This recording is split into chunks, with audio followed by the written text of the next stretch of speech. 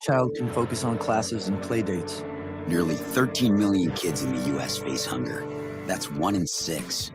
School lunch might be their only meal each day, and it's heartbreaking to imagine any child going to bed hungry. We're dreaming of a perfect day when kids can smile, play, and just be kids without worrying about where their next meal will come from. Feeding America is working to make that perfect day a reality. Each year, the Feeding America network of food banks rescues billions of pounds of good food that would have gone to waste. That food is given to families and children. Being a kid should be about doing things that make ordinary extraordinary. Learning to play an instrument, building a sandcastle, hosting tea parties. Hunger should never be an obstacle to growing up. You can help end childhood hunger in your community by visiting feedingamerica.org. Brought to you by Feeding America and the Ad Council. Check the backseat. Check the backseat. That's in your head, right? Good. Because every year, dozens of children are forgotten in the backseat of a car by a parent or caregiver. All never thought it could happen to them. But with changes in routines, distractions, or a sleeping child, it can happen to anyone. Parked cars get hot, fast, and can be deadly. So get it in your head. Check the backseat. A message from NHTSA and the Ad Council. Tickets for less. Best seats, best prices, no service fees. Shop ticketsforless.com. KOZN Bellevue, Omaha, Council Bluffs. This is 1620 The Zone. Crossover. Oh, killer crossover. Just crossover. It just crossed him over. Danced to another victim to the crossovers. Cross him up and sit him down. Time for the crossover, powered by Everlevel Concrete Repair in Omaha at everlevelconcrete.com. Josh, Nick, and Schaefer. Yes. Please tell us that that's not the delay, or are you just trolling us? No. He just didn't know what to say. Oh, Rolling. Also, I don't think Great your hat. sound is coming out of your microphone. Oh, you think it's coming out of his laptop? That's just my guess based on what I have what I have heard. It's set to come out of the microphone, so That's how his microphone sounds. Maybe it's just a microphone. Maybe it's just a microphone. Bad microphone. I don't know. Wow. I don't know. I have a good microphone. Look How would at I you. know? Happer gets a nice microphone that costs hundreds of I dollars, have a and great now he's like, microphone. wow, Schaefer's mic is garbage. I have a great mine also costs hundreds of dollars, so I don't know. Maybe it's bad internet. Maybe it's bad internet. Maybe it's bad Well, internet. it's Which probably also costs hundreds of dollars. Bad internet does cost too much money these days. It's true. Yeah. Can't confirm. Yeah. Okay, I Are you apologize. sure it's just not my voice? It's pretty bad. No, it's not. Your mic definitely has a different sound shape than a lot of mics that I hear. Yeah. I've never said anything, but Happer decided just to kick down the door of Sorry, of bullying discussion. works, right? Didn't we Yeah. already discuss that? We Nick, did. Don't. Yeah, go get Nick's not getting a haircut. haircut tomorrow now. Go us. It wasn't so much Wow. a bullying thing that did it. It made sense what you Oh, said, because okay. I thought about it a little more, and I realized that it was going to take about 15 minutes to go from the parking lot to the radio booth. And I'm Yeah. like, well, that's where it was. You Bingo. didn't factor that in. No, first I time? didn't think about that the first time. And then I thought about it the second time. Well, So here your we are. backup haircut place won't even get the opportunity to have your patronage. Nope. Bingo. That's what I said. But Schaefer, we've had this. I keep telling him there's so many haircut places that would love to. But we cut found your- out something about Nick. Yeah, we did. We did. Nick doesn't want to go to the cheap places. For all the things that he skimps on, he doesn't skimp on haircuts. Yeah, he No. doesn't eat dinner, but he'll get a good haircut. Yeah. It matters. I have hair. It does matter. Sure. I'm not arguing with you there. It Yeah, it for definitely sure. does matter. Yeah, I'm just surprised. I wouldn't have expected you to be a pays money for a haircut kind of guy. I figured you were a $10 a cut guy. Nah, you think I could get the cuts I get with the $10 cut? Nobody ever sees your hair. You wear a hat. Yeah, you wear a every hat day. backwards. I also only cut my hair once every few months. Exactly. So $10 seems like it'd be a smart play. Yeah. You wear a Maybe hat it's just all the saving time. all of that money up and for one haircut. Yeah, I guess when you do however much, $30, $35, $40 haircut, but if you do it every 2 months, that's not that crazy. I do it every 3. See, that's like $10 a month of You haircut. get a haircut every 3 months, More or less. and it just so happened to fall right during the now. College Yep. World Series. And it was annoying. It's Yeah. very annoying. I should have had it scheduled a while ago. So a lot of this is on me. Oh, Interesting. this is maturity. That is very new. Good job. Me claiming responsibility? Yes! Yes, 100%. Personal You responsibility? hate claiming personal responsibility. You love blaming things on other people. Well, go me, I guess. Yes. Way to go, Nick. This is great. How are you, Schaef? I'm doing well. I'm just enjoying the growth from Nick here. And we're not talking about his hair. And the ownership, really, just stepping up to the plate and saying, I was wrong. It was me. Yeah. That's awesome. By the way, there doesn't seem like there's a delay. This sounds like it's going to be a perfect show today. I agree. Connor I Happer. just jinxed it. I agree. Yeah, Wow. there it goes. Oh, here we go. This is great. I agree with Sad. you, Josh. I think it'll be great. I think it'll be very good. Yeah. Microphone aside, obviously. I'm definitely not projecting. Your My- podcasting. I'm not projecting my stress level on anything else. Oh, you're Right. stressed. Well, just there's a lot of stuff going on around here Is it the College World Series? that has a lot to do with it. Yeah, You're bummed that you're not working with me a whole lot during it again. That's Our bosses always keep us apart. No matter what it is, no matter who our boss is, I never get to do shows with you. Yep. You're always other places. that is mostly what I'm mad about. Ferris Yes. wheels. Oh, are you gonna do a sideline report from the Ferris wheel this year? I will not be going in that Ferris wheel. Wow, that was. I don't. Do you I'm not like Ferris wheels? No, I'm scared of heights. Yeah, Oh, Happer and I famously- handshake. Famously doesn't like heights. I Yeah. forgot. I forgot about that. I always say it's not that I'm afraid of heights. It's that I'm afraid of heights in situations where you could fall out easily. Put Open me air. put me up in an airplane, totally fine. Same. You put me on a roof, I'm afraid. And this is not one of those Ferris wheels that has like the enclosure. This is Oh, just hell no. a little tiny piece of plastic between you and death. Yeah. It's just got a bar, right? There's a little No, bar that comes but down. it barely, Nick, you can bounce the bar up and down. It doesn't Don't even bounce lock, the bar. It doesn't lock into place. Don't bounce it. No, thank you. Schaef, are you afraid of heights? Not really, no. I don't actively seek it out. I'm not over here trying to, repel or I guess climb, if you would, either way from a large height or up to a large height. But no, they don't bother me near as much. I like sort of looking over the edge of, when you're on the rooftop, like looking down. I like gauging the distance. I enjoyed a few years back. I had the opportunity to go to a water park with Connor Happer, and there was a water slide that, fairly high, not like Climb a little bit. not real high, but he would start his climb, and it was relatively slow. He I was was deep just on the making sure he got there safely. I don't like it when it's the same thing at Funplex here at Omaha, which I would encourage everybody to go to, of course. A whole summer of fun? Yeah, I've never been. They, it's a pretty tall water slide. It's taller than one at the Pawnee Plunge, Schaefer, but like the problem is it's wet because wet people are walking up these stairs, and the stairs are metal. Yes, so it gets very slick. And there's the giant holes between the stairs. Just air, just nothing.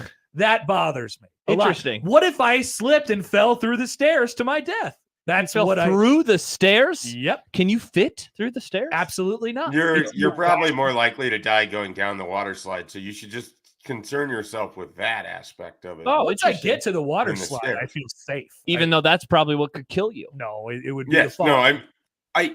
I don't think you've ever seen the stories in the news. A person dies while climbing the stairs to the water slide.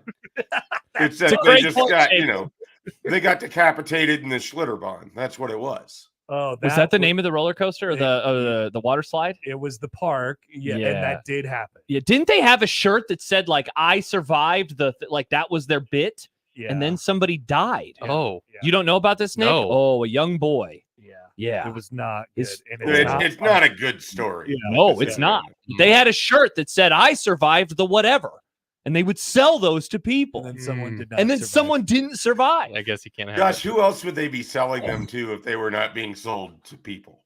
What is the market for these shirts? Who Animals. else has the capital that can Yeah. buy the shirts? You could People buy put it shirts for on your dogs. dog. Yeah, Yeah. exactly. Yeah. Hey, Banks, do you want this shirt?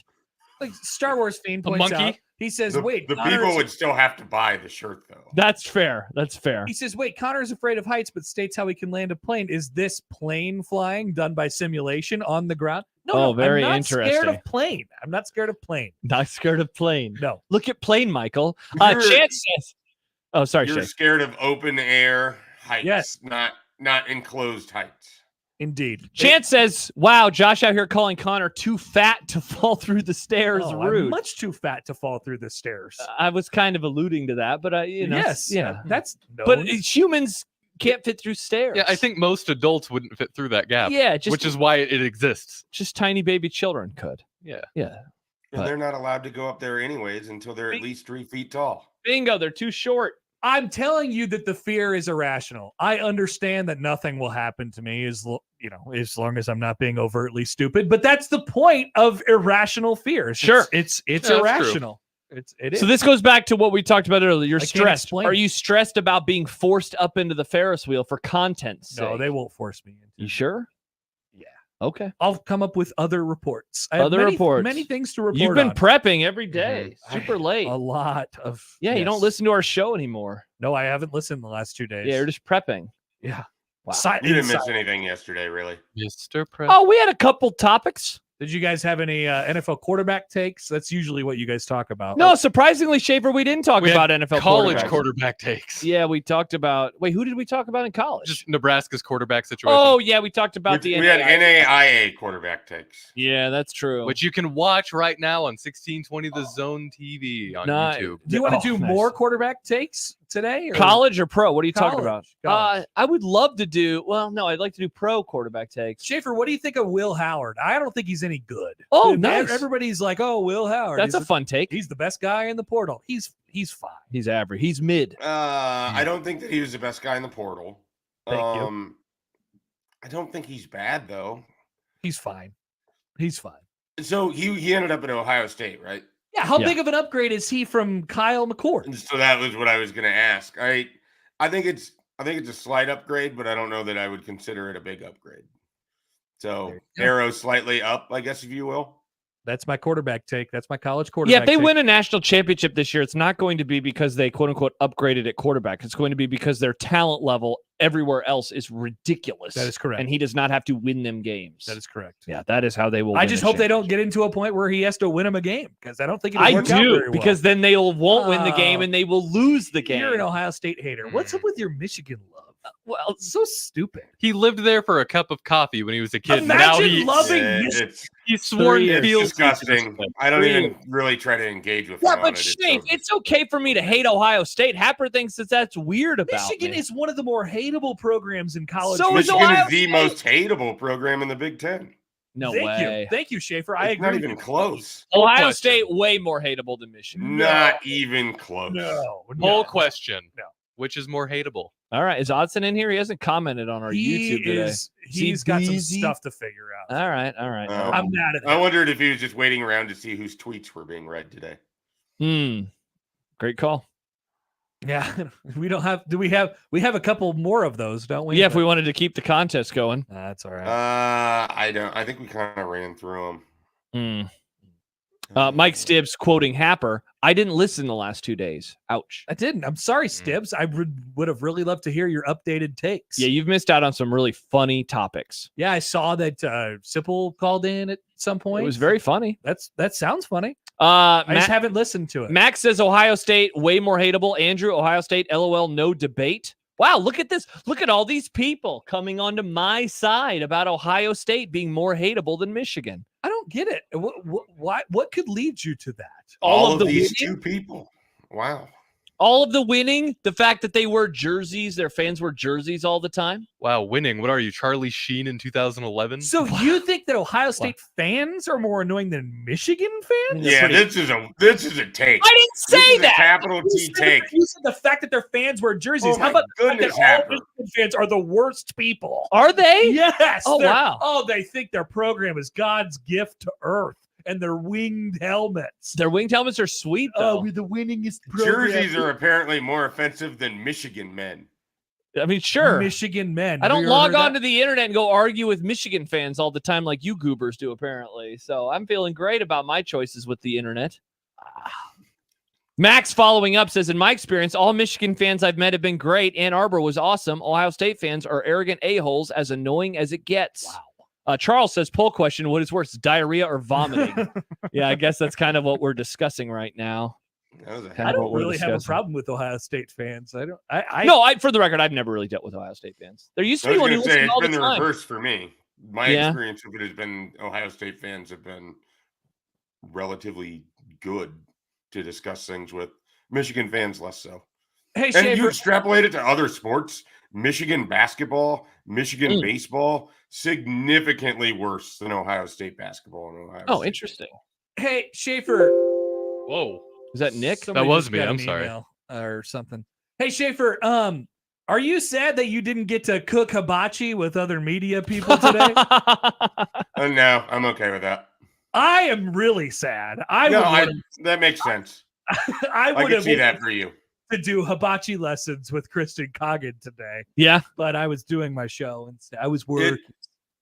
You remember, maybe you guys don't because you don't have to live in the recruiting world, but at some point in January, it was a really big deal that Nebraska during their junior days was having recruits cook their own meals and then eat their own meals. Now, like every official visit video I see, schools around the country are doing this. Yeah. Like everything is just becomes a trend. Like something becomes marginally popular and then like Florida State's doing it. There's no edge. All of these programs. Yeah. There was an edge. It lasts for like a day and then it's gone. Yeah. Good thing Nebraska has the nicest facility in college football for the next 10 seconds. Oh, yeah. Oh, it's gone. Yep. It's gone. They don't have But it. it's just funny, though, because like all of a sudden, everyone's going to go on their official visit to cook pasta. Like this is what's going to happen now.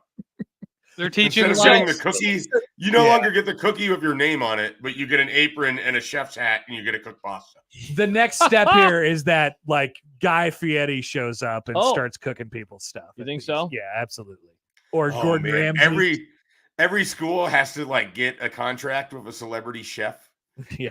Yep. Otherwise, hey, you got to catch up with got to keep up with the Joneses. Are there that many celebrity chefs? Great question, Nick. There's enough celebrity I chefs. think there's a fair amount of celebrity chefs. Scraping the bottom of the barrel by the time you get to Maction. Name 5 What celebrity celebrity chef does Nebraska want? Who are we taking here? They got stuck with the guy who got 5th place on the Great British Baking Show. Yeah, You what don't about think- one of the losers from Chopped? You don't think Nebraska could get an Emerald? Is Emerald still doing things? No, he's a they- UNLV guy. But Wolfgang Should they Puck. bring over the James Beard winner? Didn't Omaha have one of those? Oh yeah, They had a Yoshi Beard finalist?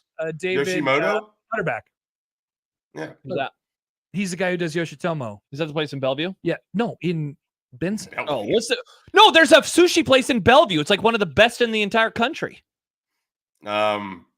I'm thinking of, I guess, the one that won the award then. I've never heard of This the guy, Bellevue place. this guy learned from the guy who learned from the guy over in Japan. You guys have never heard about You're this? talking about David Utterback. I don't know.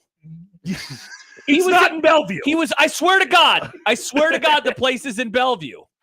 I swear to God. He's got a place in Countryside Village. Umami. A small town. Do you know what umami is, Happer? It's umami. I do know what umami Okay, is. that's the guy who learned from the guy. He began his training in What's 04 at his the name? Michelin-starred eatery Kayanama under chef. I'm not going to try. What's his name? Keen Zhang. Oh, Yeah, so he's an wow, Omaha guy? who looks like an idiot right now? Happer and Schaefer and Nick for laughing up a little giggle storm over here when I It's was still correct you. about something. You still No, didn't it's know the not name. Schaefer. We're talking about a James Beard finalist, and you're talking about a guy who learned from the guy who learned from the Yeah, guy. that's way Yeah. cooler. If Josh you're a- is talking about umamis. Yeah. Oh, wow. No one's seen more umamis than you, Uncle Tony.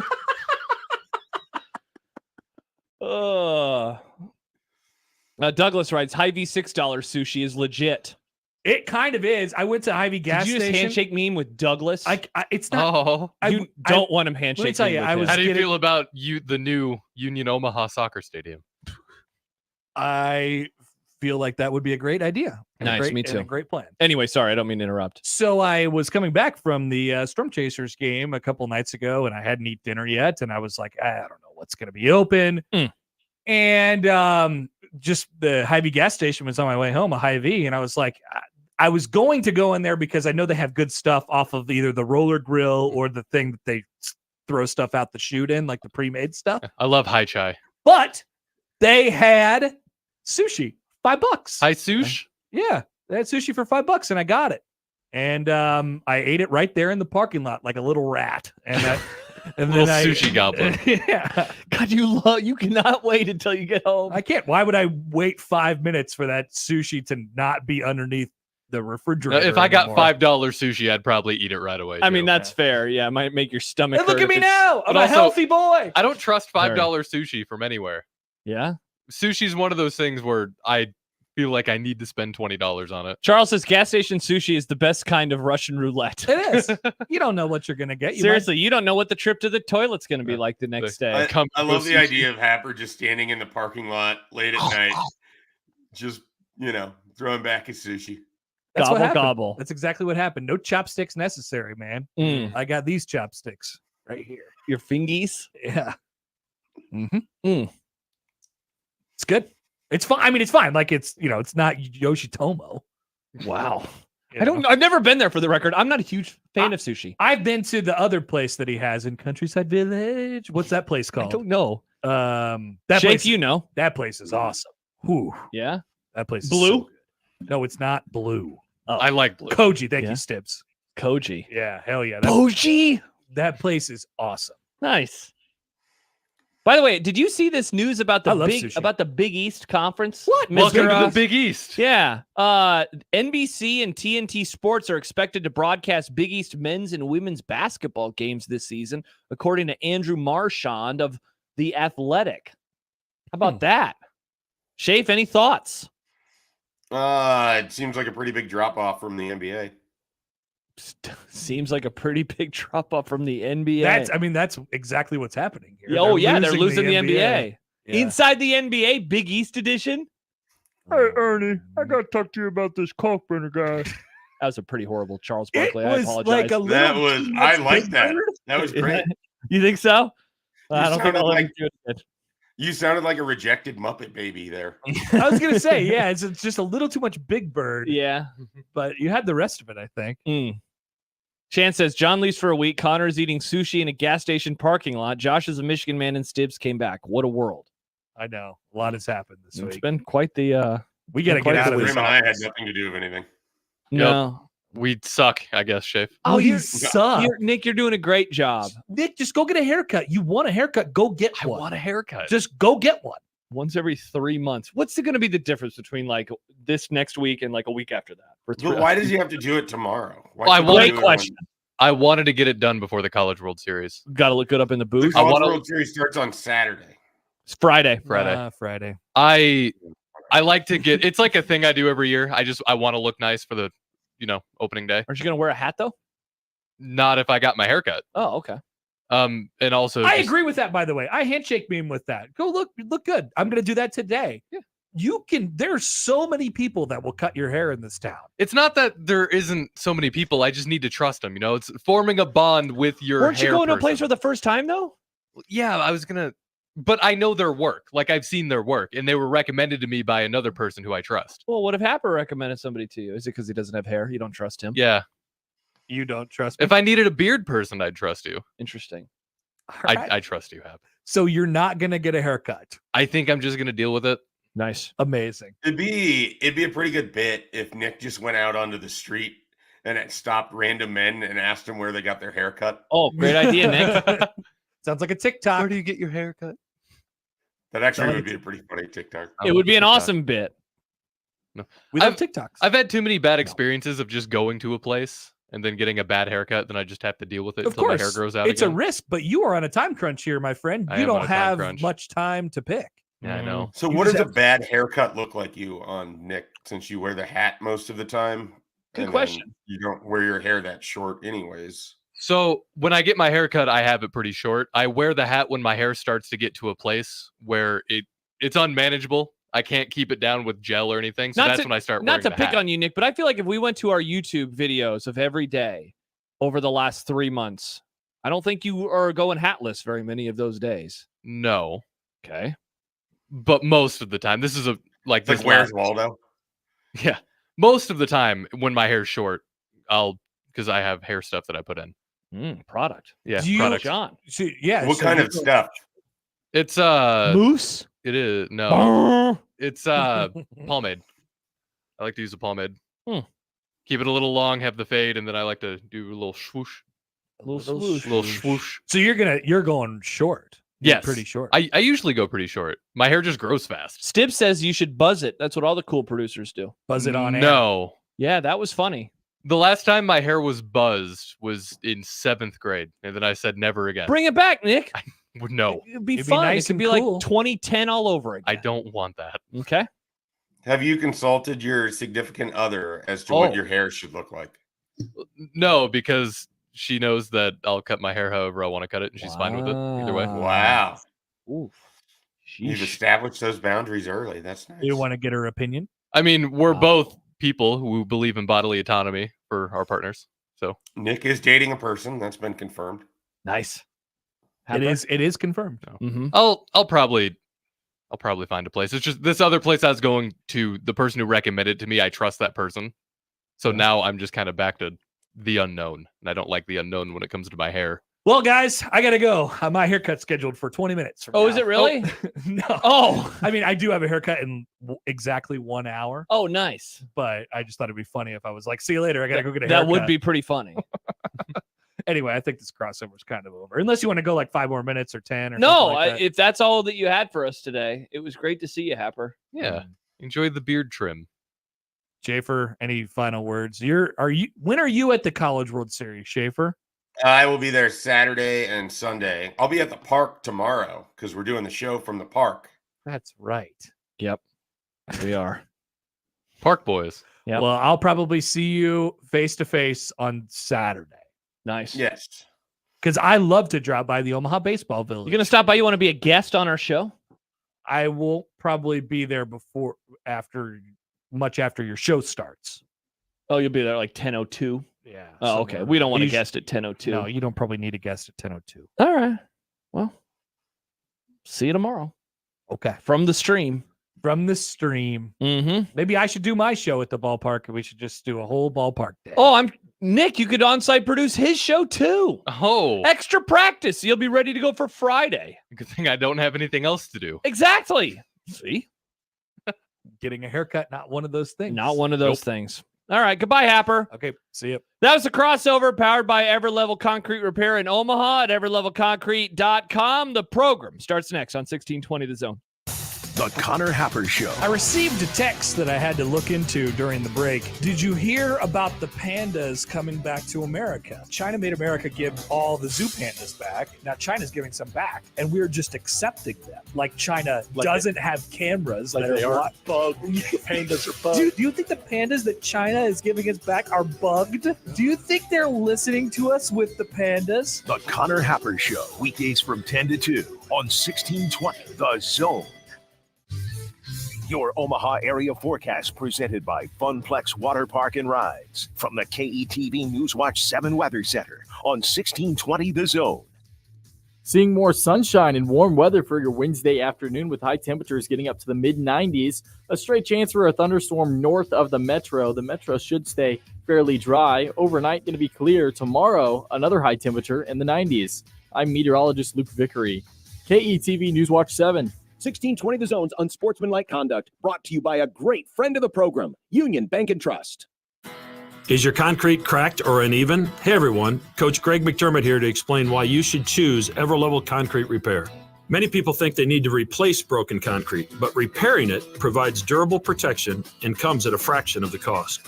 Everlevel provides permanent repair solutions to fix your concrete and protect it against future damage, and it all comes with a long-term transferable warranty. They offer free inspections to walk you through the entire process. Call Everlevel Concrete Repair today. You go into your shower feeling, but as soon as you reach for the Irish Spring, your day immediately gets better. That crisp, fresh, unmistakable Irish Spring scent zings your brain and awakens your senses. So when you finally emerge from the shower, 37 minutes later, because you pay the water bill so you can stay in there as long as you want, you're ready to take on the day. And smell great doing it. Irish Spring Body Wash and Bar Soap. Fresh, green, Irish. Shop now at Walmart. Prescriptions require an online consultation with a healthcare provider who will determine if appropriate. Restrictions apply. See website for details and important safety information. Subscription required. Price varies based on product and subscription plan. Hi, I'm Dr. Peter Stahl, board-certified urologist and senior vice president of men's sexual health at HIMSS. In my 12 years of practice as a reproductive urologist, I've helped many guys with ED, and it has never been more convenient to treat than it is right now, thanks to HIMSS. It really wasn't easy before. You had to take time out of your day, come to a physical office, and see a specialist like me in person. Now, through HIMSS.com, you can get world-class sexual health care and a full range of treatment options for ED through a 100% online process. It starts with a free assessment from a medical provider licensed in your state who can determine if ED treatment is right for you. If prescribed, your medication is shipped to you for free. So don't wait. Join the hundreds of thousands of guys who've gotten help for their ED through HIMSS. To start your free online visit and find ED treatment at up to 95% off brand name prices, go to hims.com/radio. That's hims.com/radio for your free online visit. Some people think business banking is only about transactions. But at Emprise, we don't view money as an end game. We see it as an engine. It's who we are. Transforming ideas into IPOs, turning potential into profit. Emprise is next generation business banking, where we help money work for you, not the other way around. That's the power of possible. Visit emprisebank.com to learn more. Member FDIC. I can't believe tax season is here already. Look at all this info I have to enter. Phil's small accounting firm is growing in numbers. Why didn't I take that typing class in high school? A data entry specialist could really help him in a crunch. I got blisters on my fingers. Indeed can help him hire great people fast. I need Indeed. Indeed you do. You can schedule and conduct virtual interviews all from your employer dashboard. Visit Indeed.com/credit and get $75 towards your first sponsored job. Terms and conditions apply. Introducing Modern Real Estate, the game changer in Nebraska's property market. With a competitive 2% commission rate, we're making buying, selling, and investing more affordable and transparent than ever. Our experienced agents blend local expertise with cutting-edge technology to provide top-notch personalized service to all clients. Don't settle for less when you can save big without compromising. Visit modernrealestateco.com and experience the future of real estate today. Modern Real Estate, redefining the way you do real estate. Getting quality employees to fill positions in your company is essential, but finding those people can be a major hassle, unless you use ZipRecruiter. ZipRecruiter makes finding quality people a breeze. And right now you can try it for free at ZipRecruiter.com/radio. With ZipRecruiter, one click sends your job to hundreds of top job sites. But more than that, ZipRecruiter's advanced technology identifies the candidates with the skills you need, sends you a list of great matches to review, then actively invites them to apply for your job. And the results speak for themselves. 4 out of 5 employers who post on ZipRecruiter get a quality candidate within the first day. That's right, the first day. Now you can focus on your business and let ZipRecruiter do the work finding the best people for you. See for yourself. Experience the ease, efficiency, and power of ZipRecruiter for free. Just go to ZipRecruiter.com/radio. That's ZipRecruiter.com/radio. ZipRecruiter.com/radio. This edition of Unsportsmanlike Conduct on 1620 The Zone is proudly presented by Union Bank and Trust. The program starts now. KOZN. Unsportsmanlike Conduct on 1620 The Zone. Husker Athletics, Creighton, and yes, UNO. Don't miss a moment, they'll give you your fix. They're on every day from 2 until 6. Spend your afternoons with John, Josh, and Nick.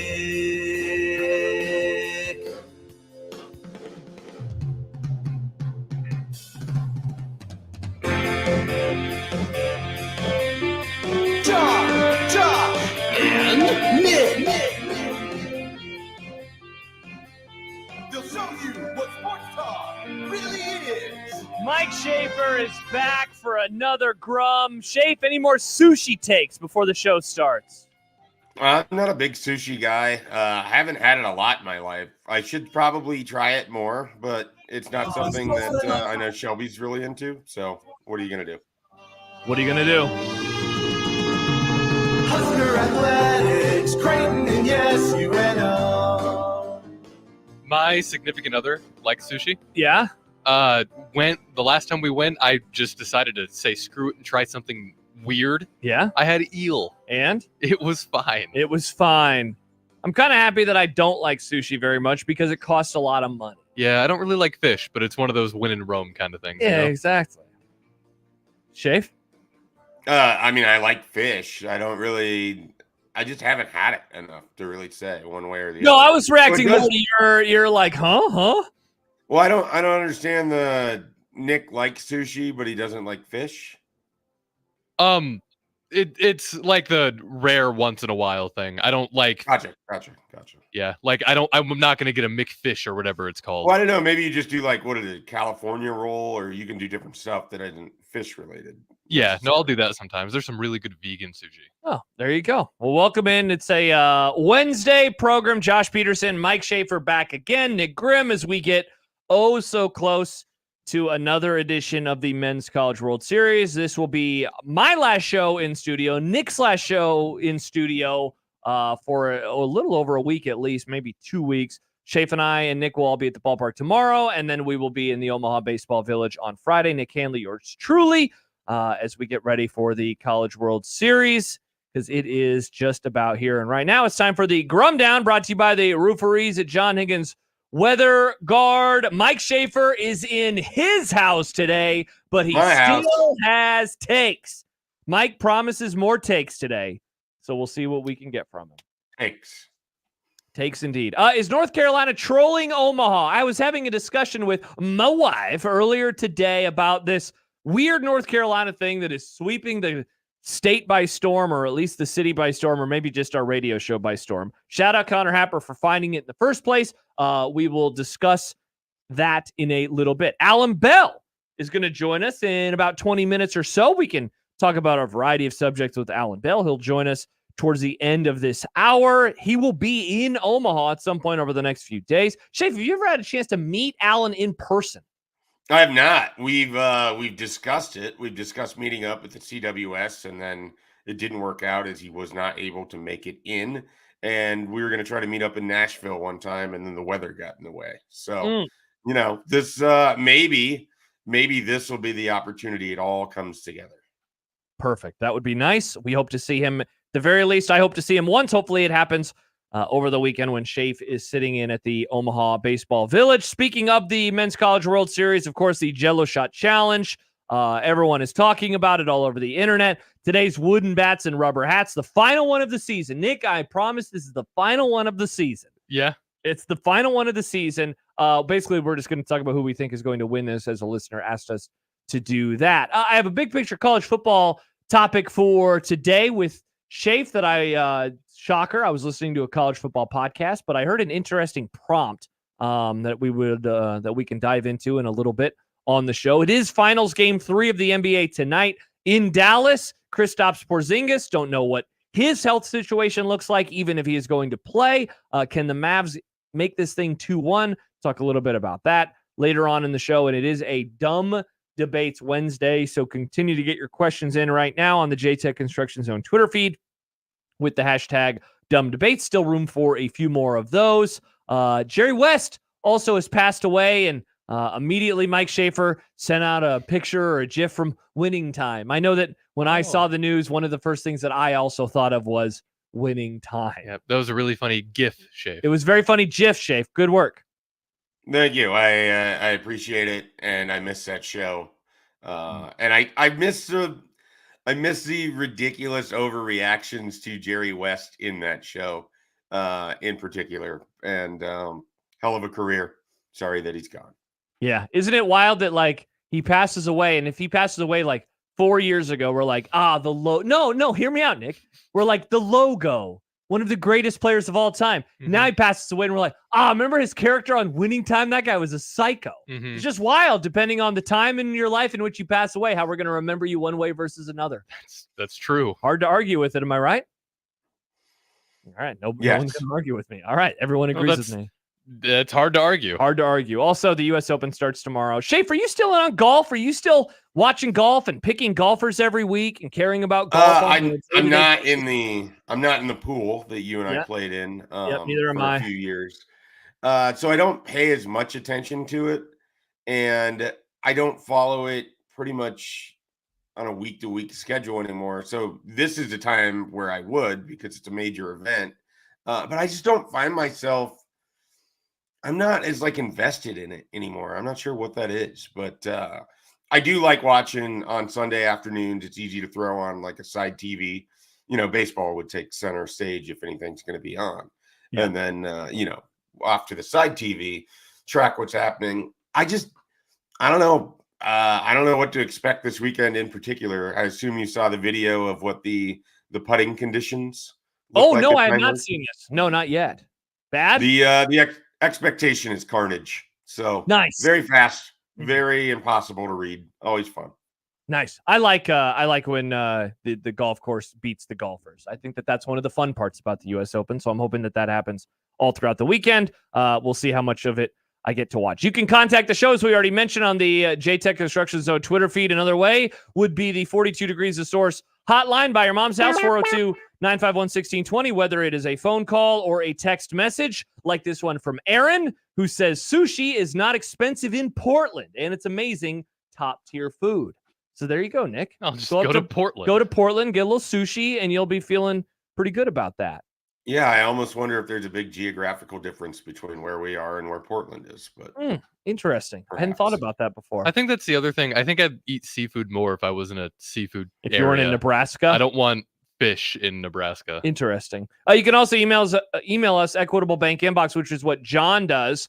Josh at 1620thezone.com says, why is Schaef doing the show from his house? Did COVID get him? Quit taking the test. Schaef, do you have COVID? Are you still taking COVID tests in 2024? No, I actually had that conversation with Max Olson when we were at the camp on Monday.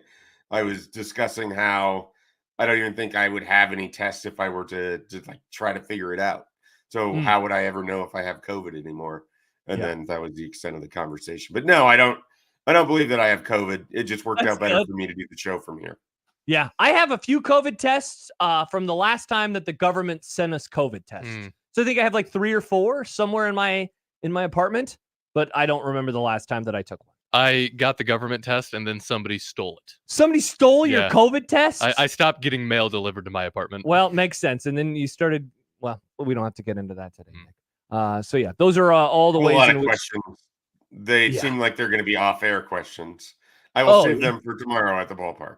All right, perfect. So we can hopefully answer all of those questions coming up tomorrow. Also, one of the things not mentioned in the Grum Down is that we will continue to take a look back at some of the topics, some of the big things that happened in the sports world while Mike Schaefer was gone on paternity leave. So I have a couple more. We'll finish up this bit today, Schaef. So just 2 more topics. Sadly, I don't think either of them are related to Nebraska sports. One of the things that you were excited about yesterday was that you never really had to have a whole lot of opinions on Trev Alberts. I don't think that you had to have a whole lot of opinions on the football stadium. So I kind of want to get your opinions on each of those, but we will not have to do that for you today. So congratulations. Thank you. I appreciate that. I feel like I won yet again. Yeah, you certainly did. So those are all the things that we have coming up on the show today. We are a couple days away now from the start of the College World Series. As we talked about, we'll hit in on some stuff with wooden bats and rubber hats in a little bit. And Alan Bell will join us in a few minutes, and certainly we can talk about some College World Series stuff with him. Schaef, we talked about it a little bit with Farron in the interview yesterday about the star power that last year's series had. This year doesn't really have the individual star power, but maybe one of the best collections of like just teams in terms of where they're ranked national seeds. I mean, like, it's funny that the underdog, Florida, and we're like, wow, a 3 seed. That's pretty amazing. And if you go all the way back to the preseason, they were the number 2 team in a lot of the preseason polls. How now, as we get closer to the event, as we get closer to doing some shows this weekend, like, where's that interest level at for you compared to a typical College World Series, given that the star power is lesser? We don't really know who the hero is in terms of teams to root for. And yet it seems like this one could maybe turn into a really fun series that's pretty memorable with a lot of good teams. Yeah, I think it's going to be unique in the sense that there really isn't there's always an underdog, but there really isn't an underdog. There's certainly no Cinderella. Florida is not as Cinderella as a 3 seed when they had played for the national title a year ago and started as a top 5 team and then sort of fell apart before finding themselves late. And now, I mean, quite frankly, they're the only team in here without a national seed next to their name. And would you be at all surprised if they play deep into this tournament? Not at all. I mean, they have the hitting to challenge anybody. The biggest concern with Florida is just, can their pitching do enough to allow their hitting to carry the day? And so I wouldn't be at all surprised. It's not a team that I would be really excited if they were in my draw. But that's true of all 8 of these teams. I mean, it's a stacked field. I mean, you just have a lot of talent. You have the top, the 1, 2, 3, and 4 all made it. Yep. And then what are the rest of the seeds? I think NC State's at 10. Florida's unseeded. Virginia's at the lowest at 11 or 12. Yeah. So, and this one, of course, doesn't have the seeds next to it. But yeah, and then Florida State's 8. So yeah, you have 5 of your top 8, and then the other 3 includes a 12 and a 10 and Florida, who played for the title. Like, it's a very unique field. And for me, like, it's not what I would necessarily want coming into it. I always enjoy the Kent States, the Stony Brooks, the Fresno States, the random schools that find their way in. But for the quality of baseball that you might see, you could have some really good games on your hands. I tend to think, and this might play into the point that Scotty was making yesterday, I tend to think it could be pretty high scoring for some of these games. You wonder if people would be a real big fan of that, just given a lot of the discourse that has surrounded the ballpark, since it came into existence back in 2011. And it's certainly not what it was in the dead ball era of the ballpark in, 2011 to 2015-ish or so. But would that make a series more memorable for fans if we get some games that, there are a lot of high scoring games in the regionals and especially in the super regionals. One of the games that we talked about earlier this week was Oregon and their complete meltdown versus Texas A&M. Even before the meltdown, that was a high scoring game. It was 8-4. Suddenly it's a 13-8 ball game after the grand slam is hit. So, with that happening, I wonder how people would respond to it. The other thing that I've been thinking about, and we talked about this a little bit with Farron yesterday, is that in each sides of the bracket, there is like one outlier in terms of conference and then 3 teams from the same conference. On the upper half of the bracket, it's 3 ACC teams in UNC, Virginia, and Florida State, and then the SEC team in Tennessee. And it's flipped on the other side where Kentucky is playing the lone ACC team in that side, NC State, and then Texas A&M versus Florida. Do you think that gives a benefit to either side? Does one side of the bracket benefit that does Tennessee benefit in that they are the lone SEC team and they're not going to go up against a bunch of teams that have seen them so far? Or could NC State say the same thing on the bottom side? I don't think it's a big benefit for really anybody, but I think there is one team that probably is hurt the most by it, and that would be Florida, because these teams have seen their pitching, their lack of pitching. No one, from the SEC is going to be surprised by what Florida's offense can do. But as we saw, with Clemson, certainly in the super regional, and then Nebraska and Oklahoma State can attest to this, you see that 3 seed or you see that record, and you just don't expect the offense that's going to come onto the field to be able to hit the way that they do. Texas A&M is not going to have that problem. Forgetting who the other SEC team is that they have as well, but on their Kentucky, they're not going to have that problem. They know what Florida has, and so I think because of that, it probably lessens the chance of a Florida run. But I don't know.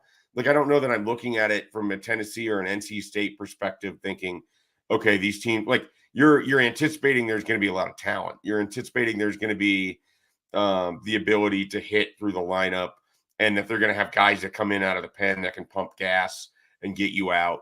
And so I just don't know that there's a big advantage one way or the other there. But I think for Florida, it's maybe mitigated a little bit, because A&M and Kentucky would know how to play the Gators and have played the Gators. Before we go to break and talk to Alan Bell, we had the poll question that I put up a little bit earlier Going back to our discussion during the crossover, more hateable program, Michigan or Ohio State. Michigan, Schaef, kind of running away so far, 60% of the vote versus 40%. So it seems like people are more on the side of you and Connor Happer so far. I don't know. That victory lap you took after the first 2 texts you received seemed Victory lap. I thought it was official. I'm just reading people that agreed with me. I'm sorry that you guys have the wrong opinion on this entire situation. I did just get a text message. Another You have the wrong opinion with 60% of the vote. Yes. Yeah. Hey, things happen in this country, Schaef, and sometimes the people that vote on one thing are not always correct. I just want that out there. Interesting. Yeah. But I did get a text, Schaef, from You're Jacob. not going to honor the results? I didn't say that now. I didn't say that. Jacob says the sign-stealing poison brain has poisoned the minds of college football fans with these poll question results. What do you think about that, Schaef? Or do you have poison brain because of the sign-stealing scandal? Well, so you've known me long enough to know that my disdain for Michigan was before anyone ever knew the name of Connor Stallions. It was there before Jim Harbaugh ever took over at Michigan. It's been there for a long, long time. In particular, I would think in the state of Nebraska, Michigan would just be there'd be disdain just because of 97 alone. But I've never liked that program. It's always been a long time into the past. It's always been the king of the college football fart sniffers as far as fan bases go, and it always will be. I mean, the sort of irony of it is that the people who really trumpet the Michigan men thing are the people that don't even get into the school. And so it's like sidewalk fans. Yeah, I mean, I have a friend who claims Michigan, and he refers to this segment of the fan base as the Walmart Wolverines. And so it's just a weird dichotomy, but they are as aggressive online and obnoxious online as any fan base I really have ever encountered. Now, it is very much worth pointing out that the team that I cover plays in the Big Ten.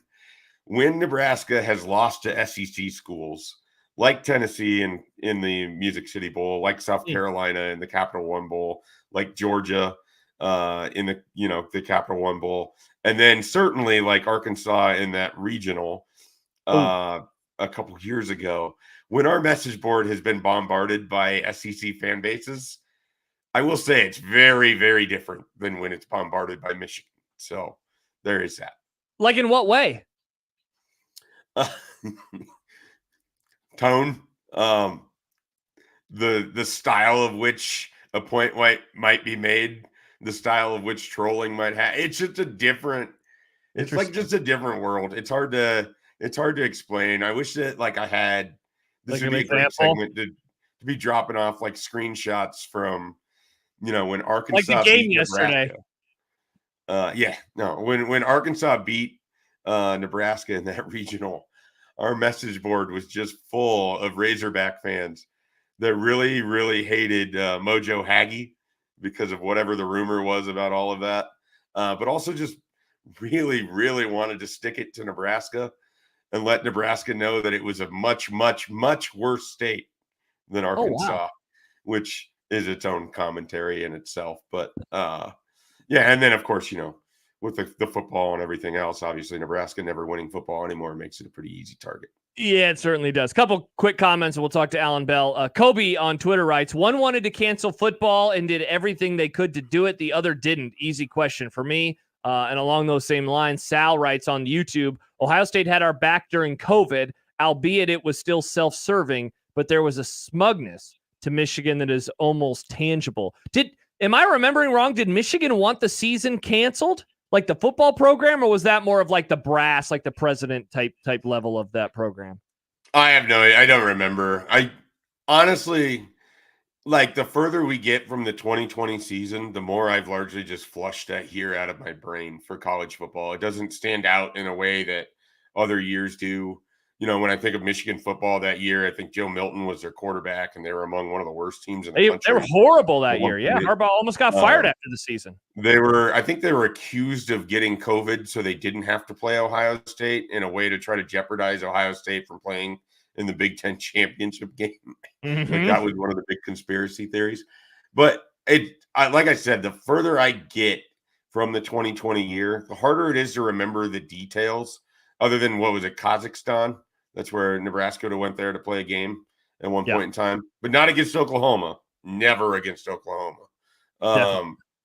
But it feels like a very forgettable year the further you get from it. Oh, yeah, 100%. Somehow 4 years ago this fall. 402-951-1620. All right, when we return, Alan Bell, we have been wanting him to come to Omaha for so many years. He will finally be making the trek at some point soon. Will he be following the North Carolina recommendations of going to the zoo and driving 5 hours to see the Field of Dreams baseball field? Have you been to the zoo yet? We hope not. We hope that he's going to go to places that people actually like around here. Like Carhenge. We can give him some recommendations like Carhenge. And we can also talk about the NFL. I forgot with that him. you guys hate the zoo. I forgot about that. Yeah, I mean, it's just, I'm 35 now. You know, that's kind of my bit with the zoo. I'm not a child anymore. It's fine. So you don't have any sense of wonder in you? Okay, I got it. I have a lot of Schaef. I have plenty of wonder. Plenty of wonder. Okay. Don't you feel bad about the animals that get kidnapped and then put behind bars? I feel bad for the gorillas. They're too human. Yeah, no thanks, Schaef. I'm not into that kind of stuff. But if that's your bag, then that's totally okay, I The guess. birds, though. Birds are sick. Yeah, birds can fly around. All right, Alan Bell joins us when we return. Mike Schaefer in today for John Bishop as we continue our countdown towards the 2024 Men's College World Series. It's Unsportsmanlike Conduct on 1620 The Zone. Live from the Host Coffee Studio, this is 1620 The Zone. A team succeeds when they work together. Banking's no different. At UBT, we're in your corner for every financial move you want to make. Your money's backed by a roster of experts who put in the work to know you and your community. So whether you're opening a savings account, buying a home, or planning your future, you always know who to turn to. Working together toward your financial goals. That's a win in our playbook. Union Bank and Trust. Equal housing lender, member FDIC. Join United Way of the Midlands as they thank our community for their amazing support with a party at the park. Saturday, June 29th from 11 a.m. to 1 p.m. at Warner Park. With face painting and balloon animals, a photo booth, a community village, live music, a toothbrush drive, and more, there's something for everyone. Plus, the first 1,000 attendees get a free hot dog lunch. Special thanks to sponsors Election Systems and Software, NP Dodge, Shields, Warner, and Woodman Life. Get all the details at unitedwaymidlands.org. If you're planning on popping the question this year, now is the time to buy the engagement ring at Greenberg's and receive 20% off a men's or ladies' wedding band during Greenberg's Wedding Band Extravaganza. And you'll be entered to win a free honeymoon with airfare and hotel included. Heck, even if you already have your engagement ring, Greenberg's will still give you 20% off of his or her wedding band and enter you to win the free honeymoon. Greenberg's has a stunning wedding band selection from Love Story, Crown Ring, Benchmark, and M-Fit, with 20% off for a very limited time. 20% off wedding bands and potentially a free honeymoon during Greenberg's Wedding Band Extravaganza. Like I said, now is the time to buy that engagement ring and wedding band from Greenberg's Jewelers, a cut above the rest. Westroads Mall. Some restrictions apply.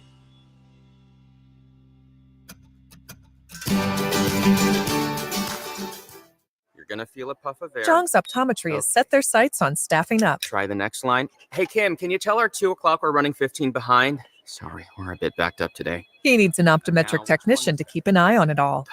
Where are the dilation drops? Indeed can help him hire great people fast. I need Indeed. Indeed you do. You can schedule and conduct virtual interviews all from your employer dashboard. Visit Indeed.com/credit and get $75 towards your first sponsored job. Terms and conditions apply.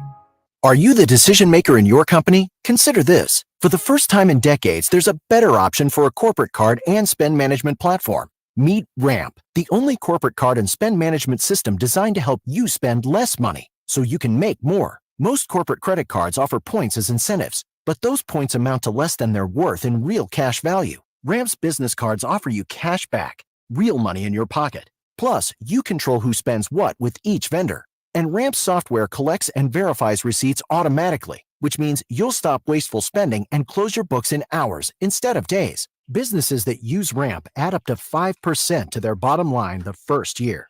If you're a decision maker, adding Ramp could be one of the best decisions you've ever made. And now get $250 when you join Ramp for free. Just go to ramp.com/sports. Ramp.com/sports. RAMP.com/sports. Cards issued by Sutton Bank and Celtic Bank, members FDIC. Terms and conditions apply. Is roasting every morning. How does Host Coffee Services provide the best coffee for your workplace? By finding the richest and most robust coffee beans from all around the world and bringing them to our Nebraska roastery, where your coffee is roasted fresh and delivered straight to you. Proudly serving Nebraska since 1972. Host Coffee Services is always roasting something good for you. Tickets for less. Best seats, best prices, no service fees. Shop ticketsforless.com. KOZN Bellevue, Omaha, Council Bluffs. This is 1620 The Zone.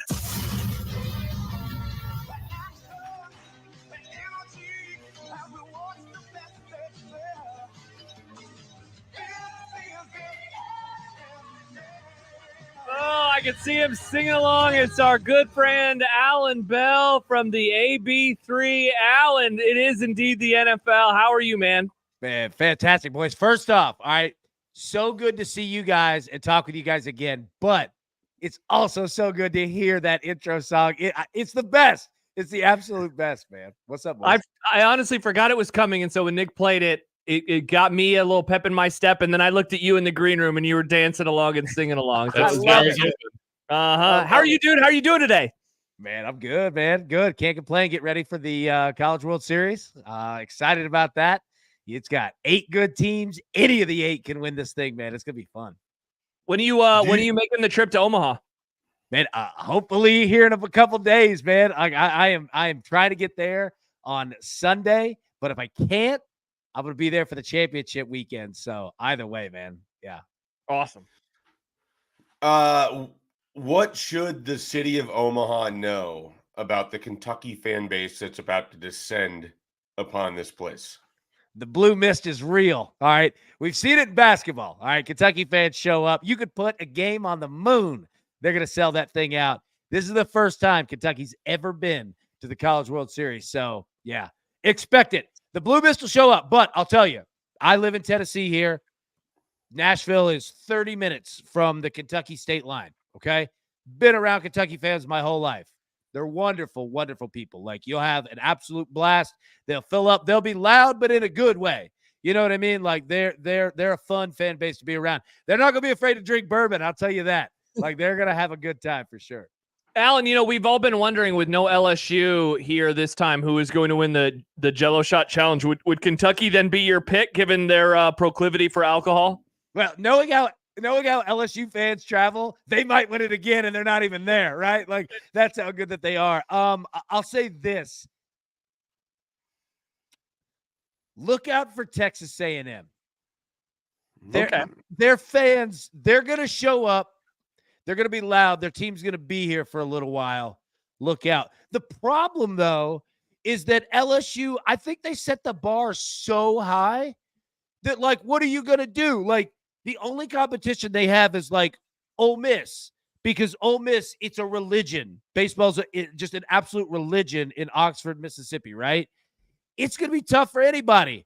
Tennessee fans will show up, and they'll buy a whole hell of a lot of Jello shots. But even still, it might take 3 schools combined just to get what LSU did, man.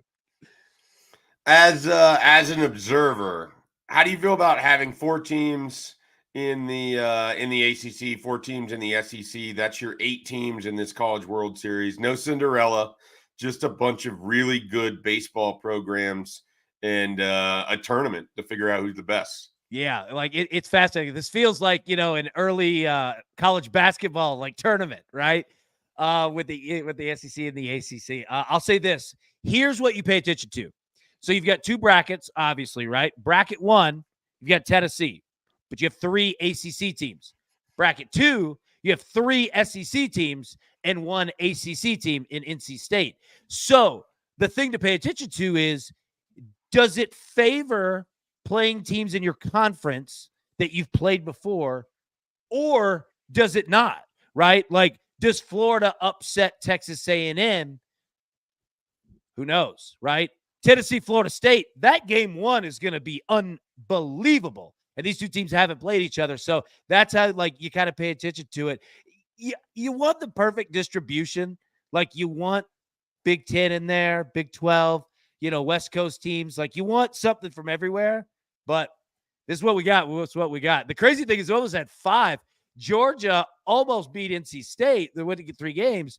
That would have been all 4 SEC teams on the right side. That would have been nuts, man.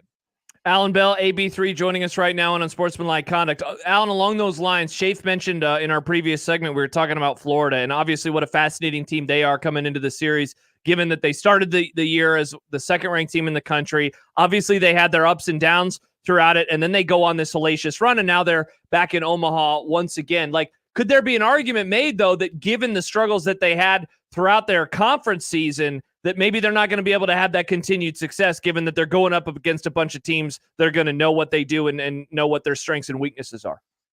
I think that's the biggest question of, is there going to be like the quote unquote upset win, right? Because Florida and Wake Forest coming into the year were the 2 favorites to win the whole thing. And they both had terrible regular seasons for what they would have been. Now, they both made, all right, the tournament. Wake Forest obviously gets knocked out. But the tough thing with Florida is that it wasn't talent. It was something in that clubhouse, because they've got major league players everywhere, okay?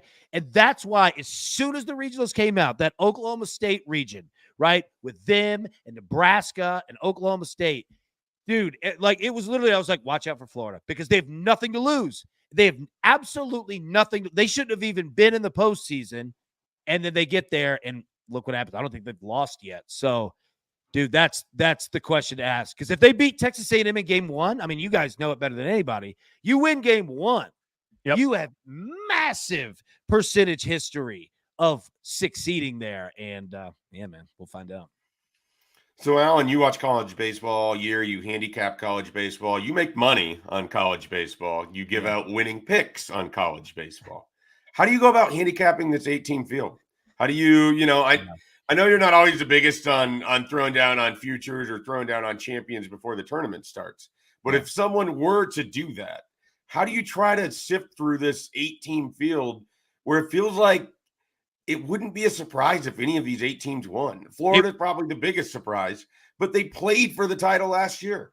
Yeah, you're right. Like, any of these 8 teams can win. Okay, so right now, today, if you're looking at the futures, all right, Tennessee and Texas A&M are going to flip-flop, but depending on your book, of who's the favorite. Roughly plus 250, plus 300, give or take, on either of them. And rightfully so. They're the 2 best teams that are here. They've been consistent all year long. They can hit better than anybody. They can pitch just as well as anybody. They're absolutely legit. But if you're looking for value, you could play Florida State right now, and I think it's like plus 800, which is crazy because Florida State is phenomenal. The only reason that it's plus 800 is because they play Tennessee in game 1. If they beat Tennessee, which can they could smoke Tennessee. Like, they're that good. If they beat Tennessee in game 1, that plus 800 will be plus 300 immediately. So if you're looking for value, Florida State. Because I'm telling you, I've seen every pitch of Tennessee, and I've seen a whole heck of a lot of Florida State. And Florida State can put it on anyone at any time. Anytime. They hit just as well as anybody. That's your value play right there. But if you're looking for the 2 favorites, Tennessee and Texas A&M, and they're on opposite sides, so you could actually bet both equal money. They're plus, over 200 each. And now it brings back your potential winnings. But now you have 2 teams that could theoretically play each other. If you're looking for a kind of a lower risk future play, that's how you go. Alan Bell joining us right now on Unsportsmanlike Conduct. Alan, the team that they're playing in the first matchup, you mentioned them, Tennessee. Given where you're located, I wanted to ask you about the Vols, because this is a program that has been obviously very good over the last few years. They had that great team, 2-3 years ago, one of the best regular season teams that we have ever seen. They have been unable, though, to win national championships with that. And obviously there's been so much talk about the number 1 seeds overall and how it's been basically a quarter century since we've seen a 1 seed win the whole thing. How does this Tennessee team compare to the ones from the last few years? And what type of chance do you give them? I mean, obviously they're going up against a very tough opponent that you like in Florida State early. How do you view this fall squad? So, okay, what you just said is fascinating in this, that Tennessee's been to the College World Series now 3 of the last 4 years. That team that you mentioned, the 2022 team, was arguably the greatest baseball team we've seen statistically. They set home run records, pitching, all of it. That team is entirely in Major League Baseball now. That was the one that didn't make it. It's fascinating of how baseball plays out. This Tennessee team right here is just as good as that team. They all know what time it is. The coach knows what time it is. Everyone in Knoxville, and quite frankly the state, knows that if they're going to win a title, this is the team to do it. This is the year to do it. Now, does that play out? Who knows? History tells you no. You know what I mean? 1 seeds don't win this thing. And Tennessee's not exactly Mr. Clutch in baseball, football. Keep going down the list, right? That's also a deal. But they all know what time it is. They're not afraid. They've talked about it all year long. That this is exactly their goal. When they won regionals, they didn't go crazy, dogpile, shake hands, leave. Professionals, super regionals, shake hands, leave. They know what's on the line and that they're good enough to do it. But you got to go out and do it. And that first game against Florida State's tough. If they get past Florida State, look out. When did that Tennessee swagger sort of develop? Because they have the most irrational confidence that you're going to probably find in baseball players, which are, usually not the showiest. And then you have Tennessee. I'm thinking of Jordan Beck. I'm thinking of guys like that. When did that really start to emanate with this Vols program, and where did that come from? Yeah. Okay. So first off, and look, dude, you know it from the message boards and all that. Tennessee fans have had irrational confidence forever, right? They've always been doing it when the football team was going 5-7 and handing out McDonald's bags for players that were terrible. But no, it's when Tony Vitello, the head coach, when he arrived there, he's a young dude. He's a young dude who's a good-looking guy. Legitimately, the college girls there go to see him. They don't even go to see the players. It comes from him, and he is confident in who he is. He's confident in his recruiting, and he's confident in his team. And that's where it comes from. They feed off of it. The interesting part, you go back to that 2022 team, Vitello, the head coach, he said this all year long, that they've tried to play in managing their energy levels, because that 2022 team, what you're talking about, guys Beck, Drew Gilbert, every home run, which was every at bat, it was a bat flip into the goal from that. And Vitello brought that up, and he said Notre Dame came in here and stomped us, right? Because everything was too high. It was let's play with confidence, but let's even keel, right? So that's a great question, and watch that team, because you have to manage it. You don't want to stifle it. You want to have energy, but yeah, that's a real thing. He's trying to keep that even keel. So that's a great question. Watch out for that. When they hit a home run, it might be very silent and just softball-esque and get off. Nobody wants that. I want the bat flips. Give me the bat flips. Know, right? Always the bat flips. Yeah. Alan Bell, AB3, joining us right now on Unsportsmanlike Conduct. Alan, I wanted to ask you a college football question, and Schaef mentioned something a little bit earlier about the futures maybe not being entirely your bag, but with the new format this year, and now with one of the things that, you've always been able to bet on who will make it to the playoff, but with now so many more teams that can make it, I wonder if there's anything enticing to you about that as an option. You have obviously the big favorites like Ohio State, Georgia, to make it into the field, but maybe not so much a long shot, but maybe a team at plus value. Is there value to be had on betting on teams to make it to the college football playoff now that it's at 12? Yes, absolutely. I think that is an excellent betting look at how these teams, the first thing you got to pay attention to is the conference realignments. Okay. So teams like Oklahoma, Texas coming into the SEC, teams like USC going into the Big Ten, right? Their schedule is ridiculous. You know what I mean? So it's okay, how does this affect not only them, but playing a Michigan now, right? Like, I think that like identifying like what you just said, Georgia and Ohio State, those teams that are like already at the top, you're not going to have a ton of value there. But finding the teams that are like second, third, fourth in these, in the Big 10, in the Big 12, or, in the SEC, those teams are going to be real because they're not going to be afraid to go in and play anybody. And they're good enough to be there. I'm fascinated, but like we all have questions because how's it going to go in football? We've seen it in basketball, right? To where it's like you'll have upsets, but the NCAA tournament's always chalk, from the Final Four on. It's always blue bloods that are there. How does it play out in football? So I don't have a great answer, but other than pay attention to like those teams that lose a conference, championship or however they do it now, right? Like I think those teams they're going to be live because they can upset some people. Anytime we have an opportunity to talk NFL, Josh and I always want to talk NFL. And who better to talk NFL with than Alan G. Bell? As you look at last year and how it finished with that Chiefs team that won a title, and I would regard as the worst of their run, and they still hoisted that trophy. What you look out across the expanse of the league, is there anyone that you think is even that you're putting on their level right now? Or does it just feel like it's Chiefs until it's not the Chiefs? Yeah, like it feels like that, right? Like, okay, so, in the AFC, we would look at Buffalo. I think Buffalo's going to take a big step back. Like, I'm not saying they have a terrible season, but I think that their window kind of might be done. What do we do with the Eagles, right? Like, they have all the talent. Go ahead. I was just saying throwing them out the window. That's what we're doing. Like, what do you do? Like I don't think anyone likes the coach. They've got locker room issues. They completely just gave up at the end of the year, right? So it's like, okay, well, all right, we're not going to count on them. You look at the AFC South, none of these teams are going to do it. I don't think anybody in the NFC South, can the 49ers finally get through? Like, I think that's a big question. And then what do you do in the NFC North, man? Like, the Vikings are going to be better than people think. The Packers are going to be there.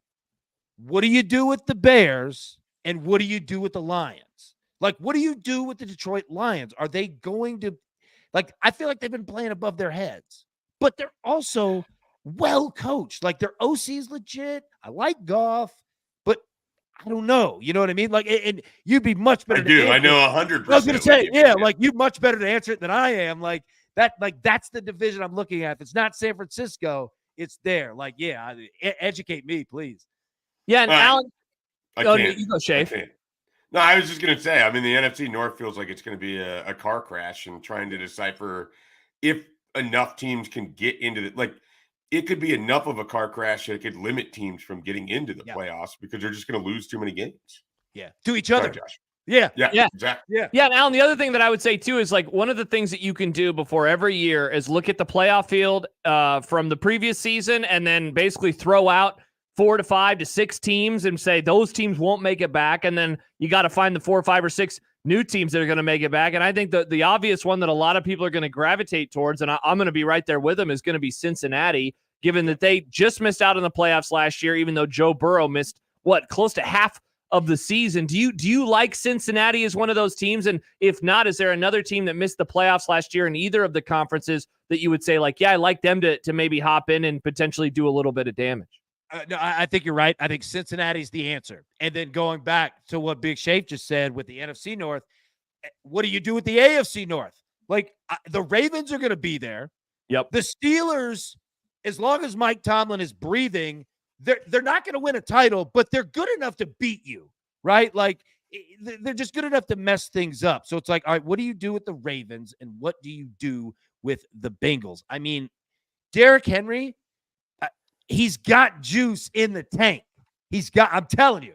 Now, they're not going to need him as much, but they're going to score. The Ravens in the red zone are going to be a serious problem to deal with.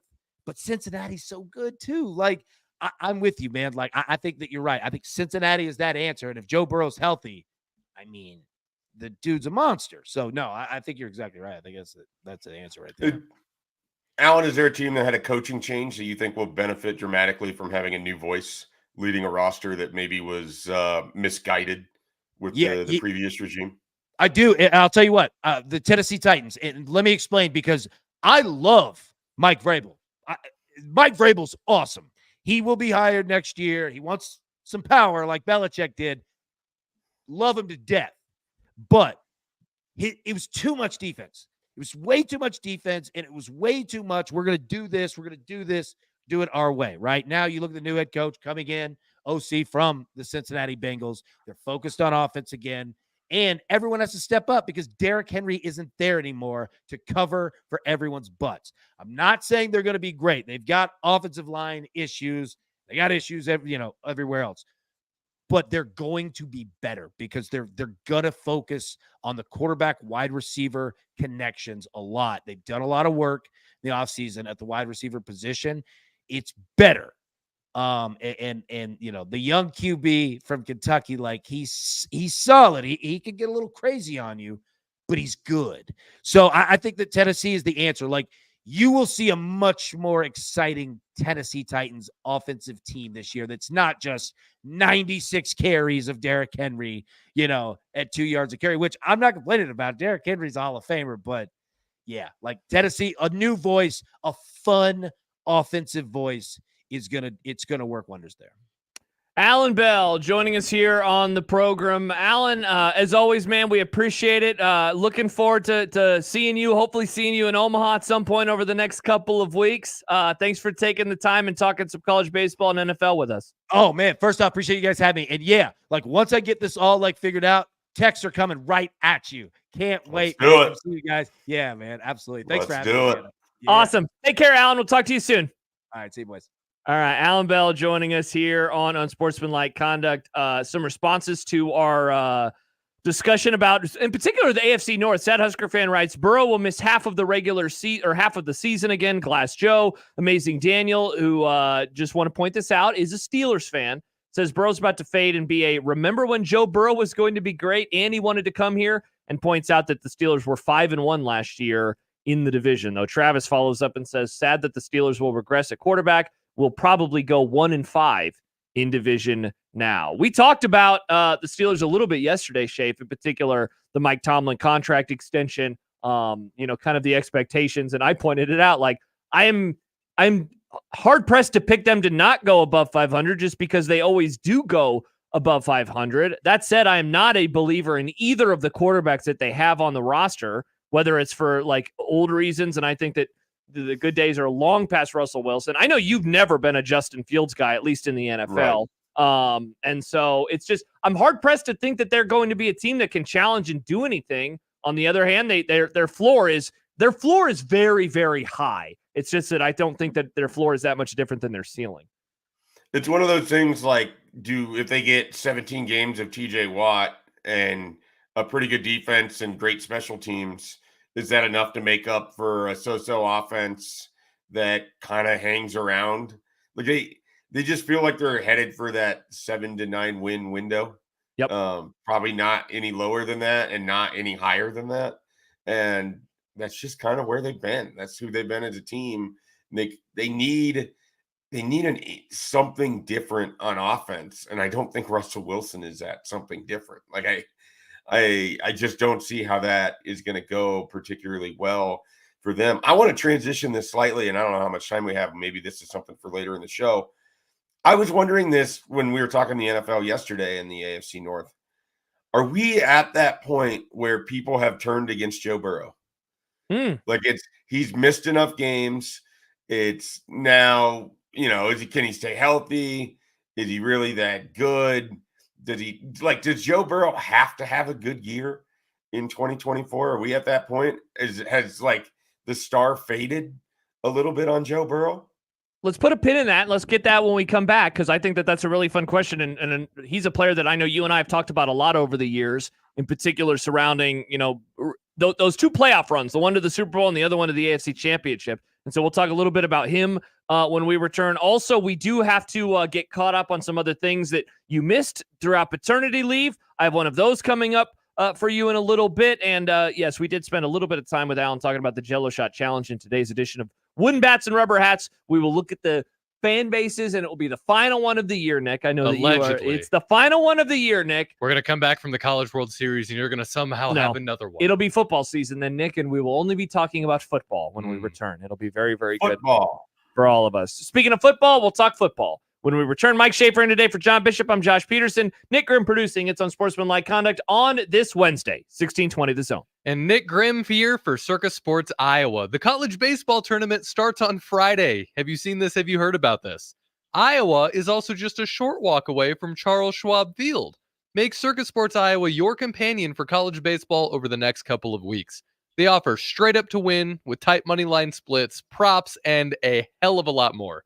And while you're on the other side of the river, maybe check out a couple of the lines for some MLB games too.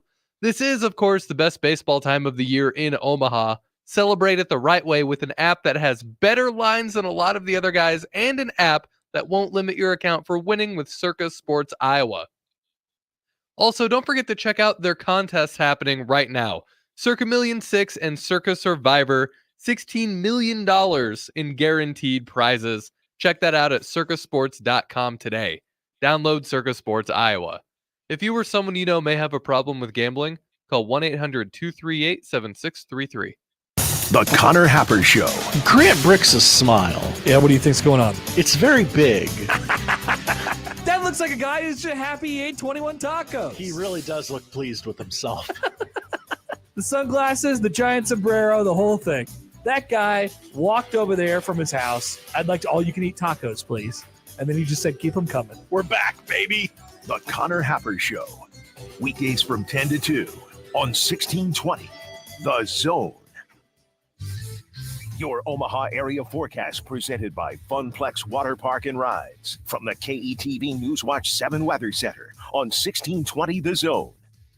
Seeing more sunshine and warm weather for your Wednesday afternoon with high temperatures getting up to the mid-90s. A straight chance for a thunderstorm north of the metro. The metro should stay fairly dry. Overnight going to be clear. Tomorrow, another high temperature in the 90s. I'm meteorologist Luke Vickery.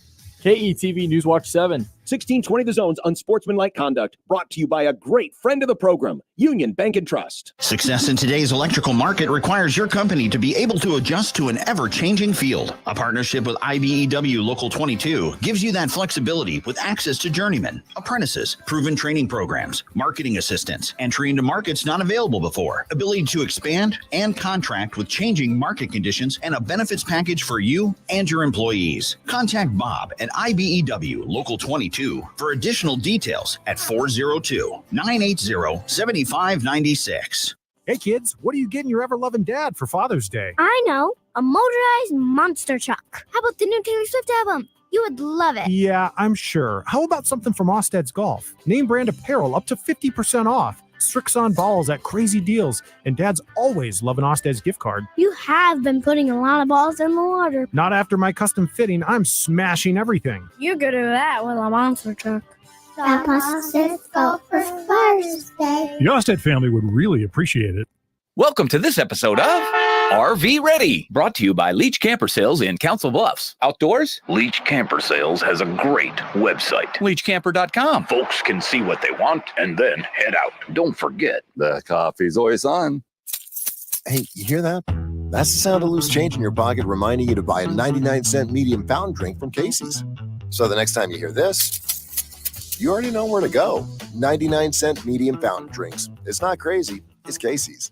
Watching a ball game at Oscar's Pizza and Sports Grill is pretty awesome. Oscar's offers the MLB package, so your team is always on their upgraded audio-video system, and nothing is better than watching the game with a cold frosty one, Oscar's Pizza, or award-winning char-buffed wings. And with daily lunch and dinner specials, it's really a no-brainer. So get ready to watch your favorite team play ball at Oscar's Pizza and Sports Grill, 173rd and West Center Road, and takeout at 162nd and Maple.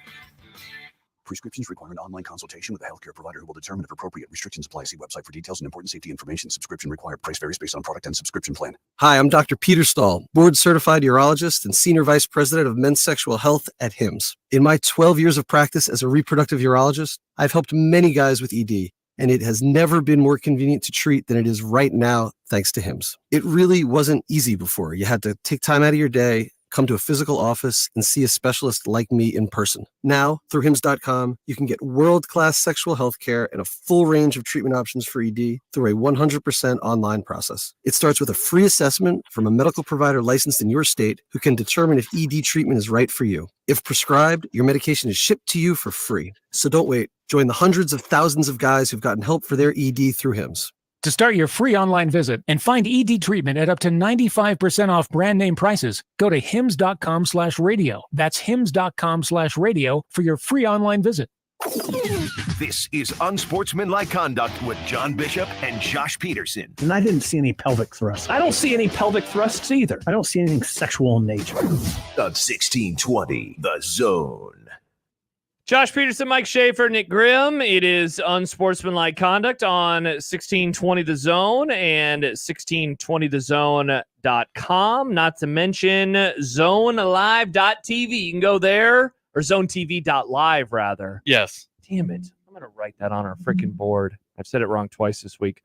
You can go watch us there, and we are your home for the Men's College World Series. We will be at the ballpark all throughout the series. We will have shows leading up to each and every game, and you can hear every hit, every pitch, every game live on 1620 The Zone and 1620thezone.com. Check out the full schedule of events on our website at 1620thezone.com. Mike Schaefer had a question about Joe Burrow that we will get to in just a moment, but real quick, Schaefer, Nebraska's volleyball schedule came out a little bit ago. Times Television will be announced later, but we got the dates themselves. If you're wondering when they'll play Creighton, that is coming up on Tuesday, September 10th this year. The first West Coast school that they will play in conference will be versus UCLA on Friday, September 27th. USC will be in town that weekend as well. But how about this? The Wisconsin game in Lincoln will be on Saturday, November 23rd, which is also the day that Nebraska plays Wisconsin in football, and the day after Nebraska men's basketball takes on Creighton. So that will be quite the weekend filled with Nebraska, their programs, playing teams that the fan base absolutely despises. Should be fun. Hate weekend. That's good. Hate weekend. Hate weekend. Yeah. You're an ideas guy, Schaefer. Maybe you come up with some fun ideas for that weekend. I can certainly come up with fun ideas for hate. Nothing right. goes better than fun and hate. Nothing goes better than fun and hate. All right. You asked a question before we went to break about Joe Burrow. Essentially, I guess just why don't you re-ask it as we reset this conversation? I was wondering, and I don't know exactly where this stems from, but I just feel like when you listen to people talk about the NFL or you read about the NFL, there seems to be this like now hesitation as to like where Joe Burrow falls in the quarterback pecking rankings, how good he might actually be, if there is some concern about what his future is with all these injuries he's had. He's had a lot of different injuries, and they're, they could be flukish in nature, but enough injuries can change the trajectory of someone's career. I mean, yeah.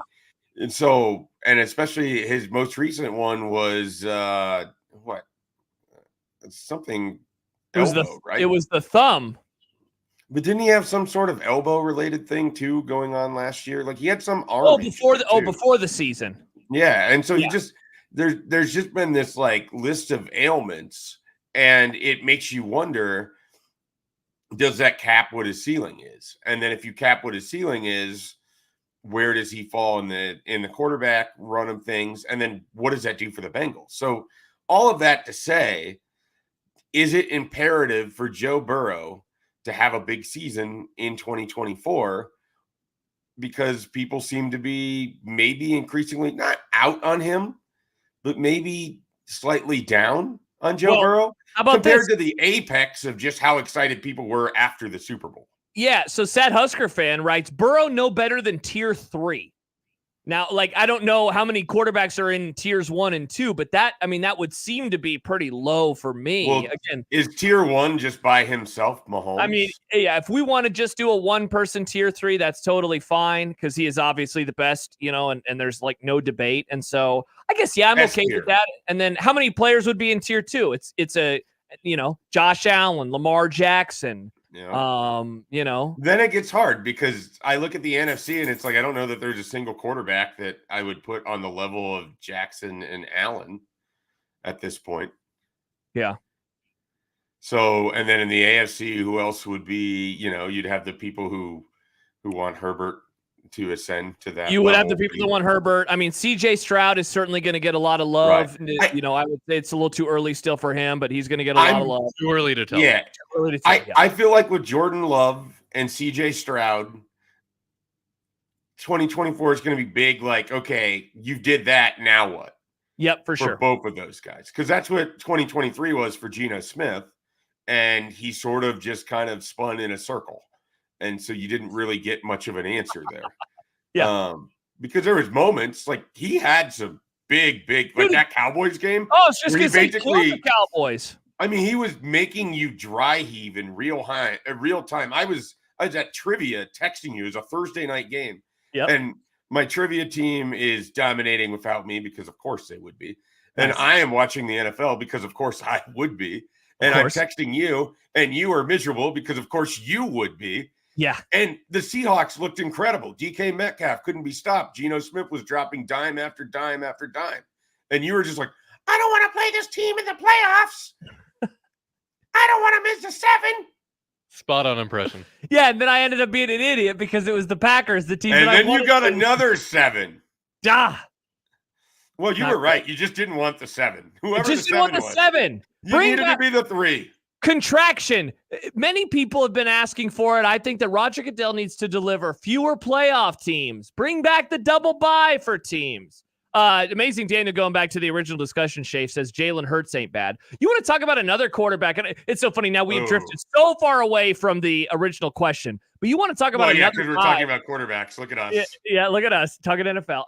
But he is a player. Jalen Hurts, he's a player that I am definitely wondering about, like what does this year mean for him? I mean, that whole coaching staff is on the hot seat. I mean, certainly his head coach is. You know that is, for people who forget, you know who his OC is? Do you remember who the OC is of the Eagles? It is. You're going to laugh when I tell you who it is. Didn't end up being Matt Patricia, right? Like that was. No, that he was the DC last year. But he was calling plays for the Patriots. He was calling. Yeah, he was calling plays. Okay, for so the OC for the Eagles. Oh, you're just gonna have to tell me. It's Kellen Moore. Yeah. See, I told you you're going to laugh. He's a guy that, like, all of his Cowboys offenses peaked way early. They couldn't run the ball in November and December, and then they usually crapped the bed in the playoffs. He went to the Chargers last year. A very particular type of NFL media member was falling all over themselves to say that this offense was going to be the best offense in the NFL. And then, the head coach got fired.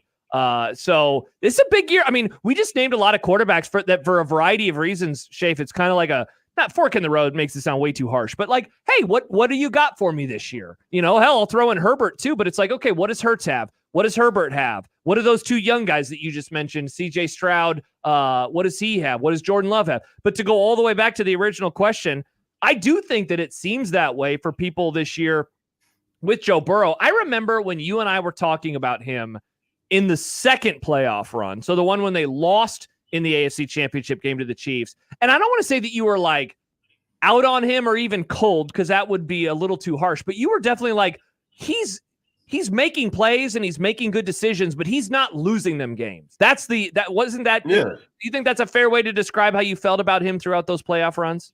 I think that some of professional Joe Burrow, now college Joe Burrow had every stat known to man. Yes. Some of professional Joe Burrow, and particularly Super Bowl era or Super Bowl run Joe Burrow, was so narrative based. When you go look at those numbers, they are not that impressive. They are not like the numbers that you expect to see from a quarterback that you are talking about as one of the best quarterbacks in the league. They are above average. They are not going to lose you games, but he took advantage of the Bengals winning them games. He took advantage of the Titans giving them that divisional round game in particular. How many times he did took they turn advantage the ball of the over? Chiefs? Like, the Chiefs basically fell apart in that AFC Championship. It's the weirdest Patrick Mahomes game of his entire career. It's so strange. The Bengals defense made that happen. In particular, I can't think of who it is. It's one of their defensive ends, had just a monster game. But it wasn't, and it's not like Joe Burrow was bad. or anything like that. And now he dissected the Bills, but some of that was Leslie Frazier sort of had a horrible game plan going into that. The numbers are merely just fine. Like they're not, we're not talking about Aaron Rodgers ripping through the NFC on his run to the playoffs. We're not talking about what we've seen Josh Allen do or Patrick Mahomes do to a team. We're just talking about a guy who's compiled pretty good numbers and drove the vehicle nicely, never got in an accident, and made it on the other side through the strength of his team. And it gets built into this narrative that he's Joe Cool. And it's just one of those things where it's, to the victor goes the spoils. Because they win those games, that narrative gets built. He's the one non-Tom Brady quarterback who's beaten Patrick Mahomes in the playoffs. Yep. He's the only guy. It does, and right? Frankly, sorry, Chiefs fans, they probably shouldn't have lost that other game. Oh, the one where that late hit out of bounds and everything else that just sort of happened to go one direction at the end of the game. That one. Sad Husker fan, I think he likes what you're saying right now because he just has game manager in all caps. Is he? And I think he's good. I just think like people wanted him to be better than he was at that time. Yeah. And I don't think he had gotten there yet. Or he hadn't, the performance didn't line up with the rhetoric, I guess is what I'm trying to say. Yeah, and I see it from the other side of it, where it's like, oh, what a loser Kirk Cousins was. And he was 20 of 24 for 3 touchdowns and 340 yards against the Giants. And the defense never got a stop in the entire game for the Vikings, and they lost. And so it's like the numbers, it's hard for me to line up the rhetoric with the numbers with Joe Burrow in the Raiders game or the Titans game that they win.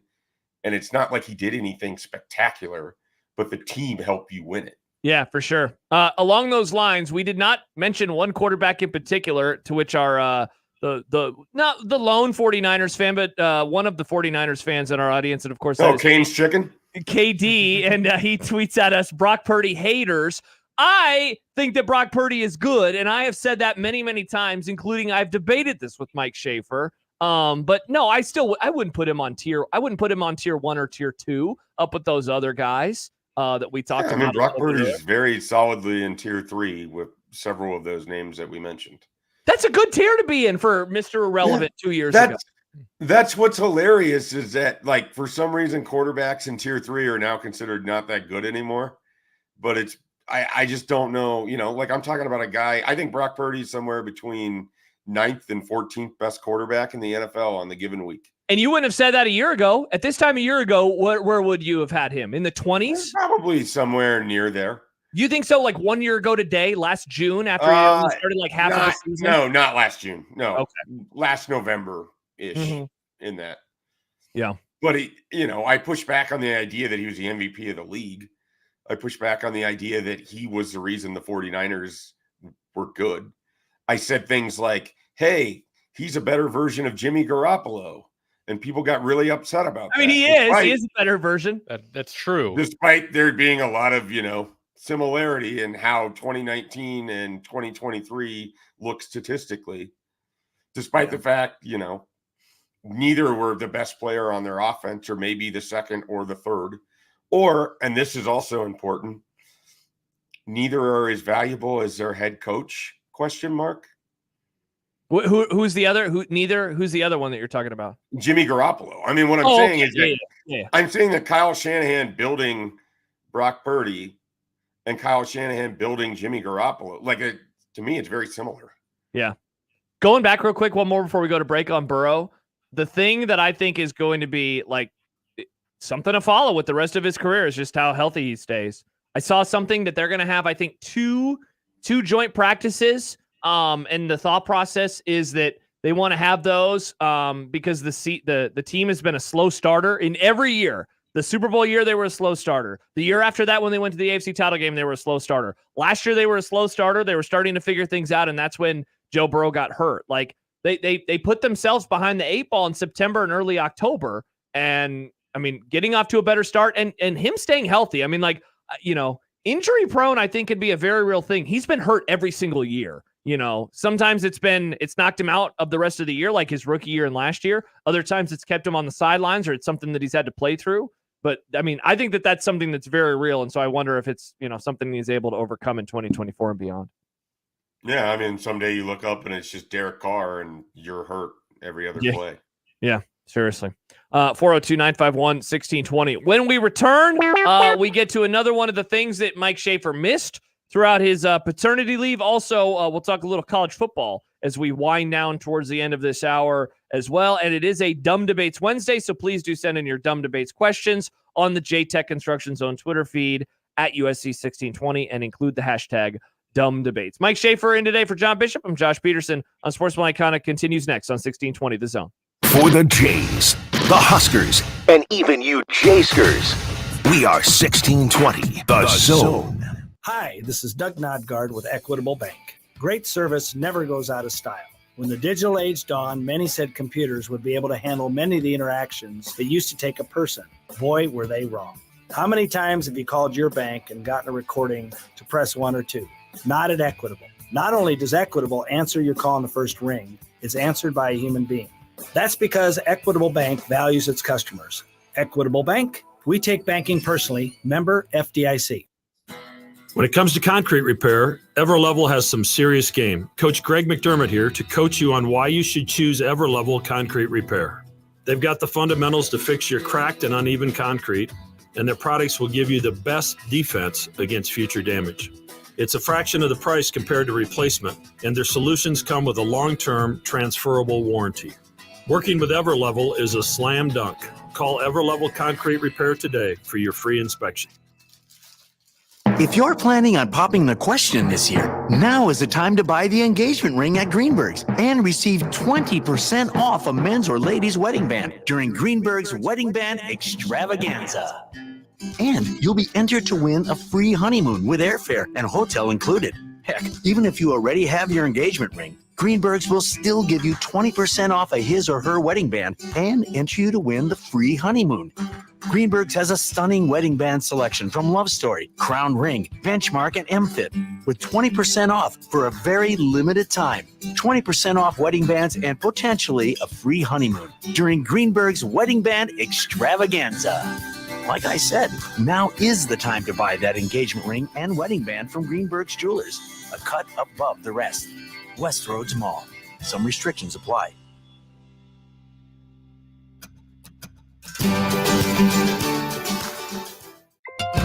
It's going to be another sizzling hot summer. Stay cool with 35% off new Champion windows. Don't burn your money on high energy bills. Get new energy efficient windows from Champion. 35% off. Plus, get an extra $100 off every window you replace. The more you buy, the more you save. We help you choose the best design options for your home. We then build your project in our very own factory. Our install team manages your project every step of the way, and it's all backed by our lifetime guarantee. Plus, we're giving away the chance to win a $50,000 home makeover. Enter online today. Turn your house into your dream home with more livable space in a new Champion sunroom, or enhance your curb appeal with new siding. Now 35% off. Don't wait. This sale won't last long. 35% off windows, sunrooms, and siding. Plus, get an extra $100 off every window you replace. Call 877-GO-CHAMPION or visit championsavenow.com to schedule a free in-home estimate today. All discounts apply to our regular prices. Select styles apply. Minimum purchase required. Cannot be combined with other advertised offers. See store or website for details. At Cox Mobile, we know you're smart. You brush your teeth in the shower to save time, make coffee ice cubes for your cold brew, and wear goggles to cut onions. You also added Cox Mobile. So smart. Now you're running on the network with unbeatable 5G reliability and saving on your Cox internet. It's ingenious, just like you. Aw, thanks. Cox Mobile, the smart way to mobile. Cox postpaid internet required. Cox Mobile runs on the network with unbeatable 5G reliability as measured by Ookla LLC in the U.S. to H 2023. Other restrictions apply. Learn more at cox.com/mobile. At Union Bank, people don't have your money. Your money has people.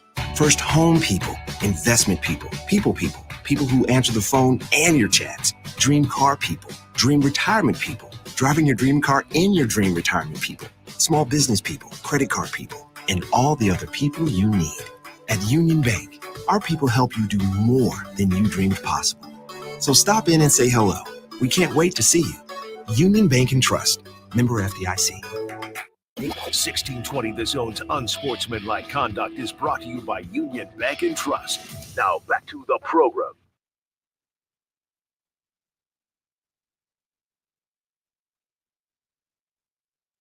Welcome back. It's Unsportsmanlike Conduct on 1620 The Zone and 1620thezone.com. Josh Peterson and Mike Schaefer with you. Nick Grimm as well. We will be at the stadium tomorrow. Schaefer, you know there's going to be a baseball practice going on below us when we're up in the booth the entire time tomorrow? A little BP? Yeah, multiple baseball practices, actually.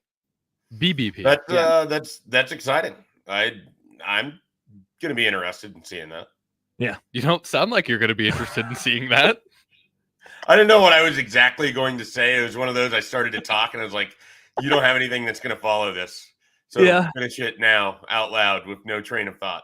The amount of times I do that, we'll find it. Yeah, Schaef, I don't know the answer to this question, so might as well ask before we get to another one of the things that you missed on paternity leave. Are you a fan of batting practice as a concept? And if you're going to a game early, or is there something that you're like, man, I can't wait to see that guy like hit the ball really far?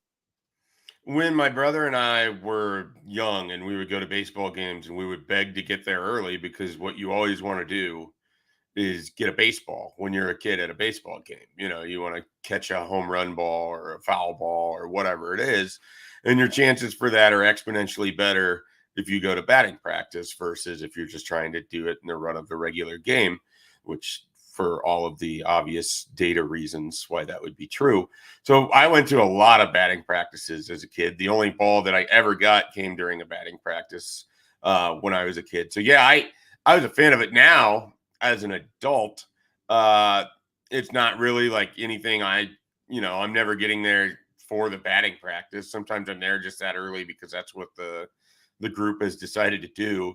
And usually I take that opportunity to find the first place selling the banquet and then walk around the stadium with my beer. I'm a big fan of the first thing that I do is I get the beer and then I do the full lap around the stadium.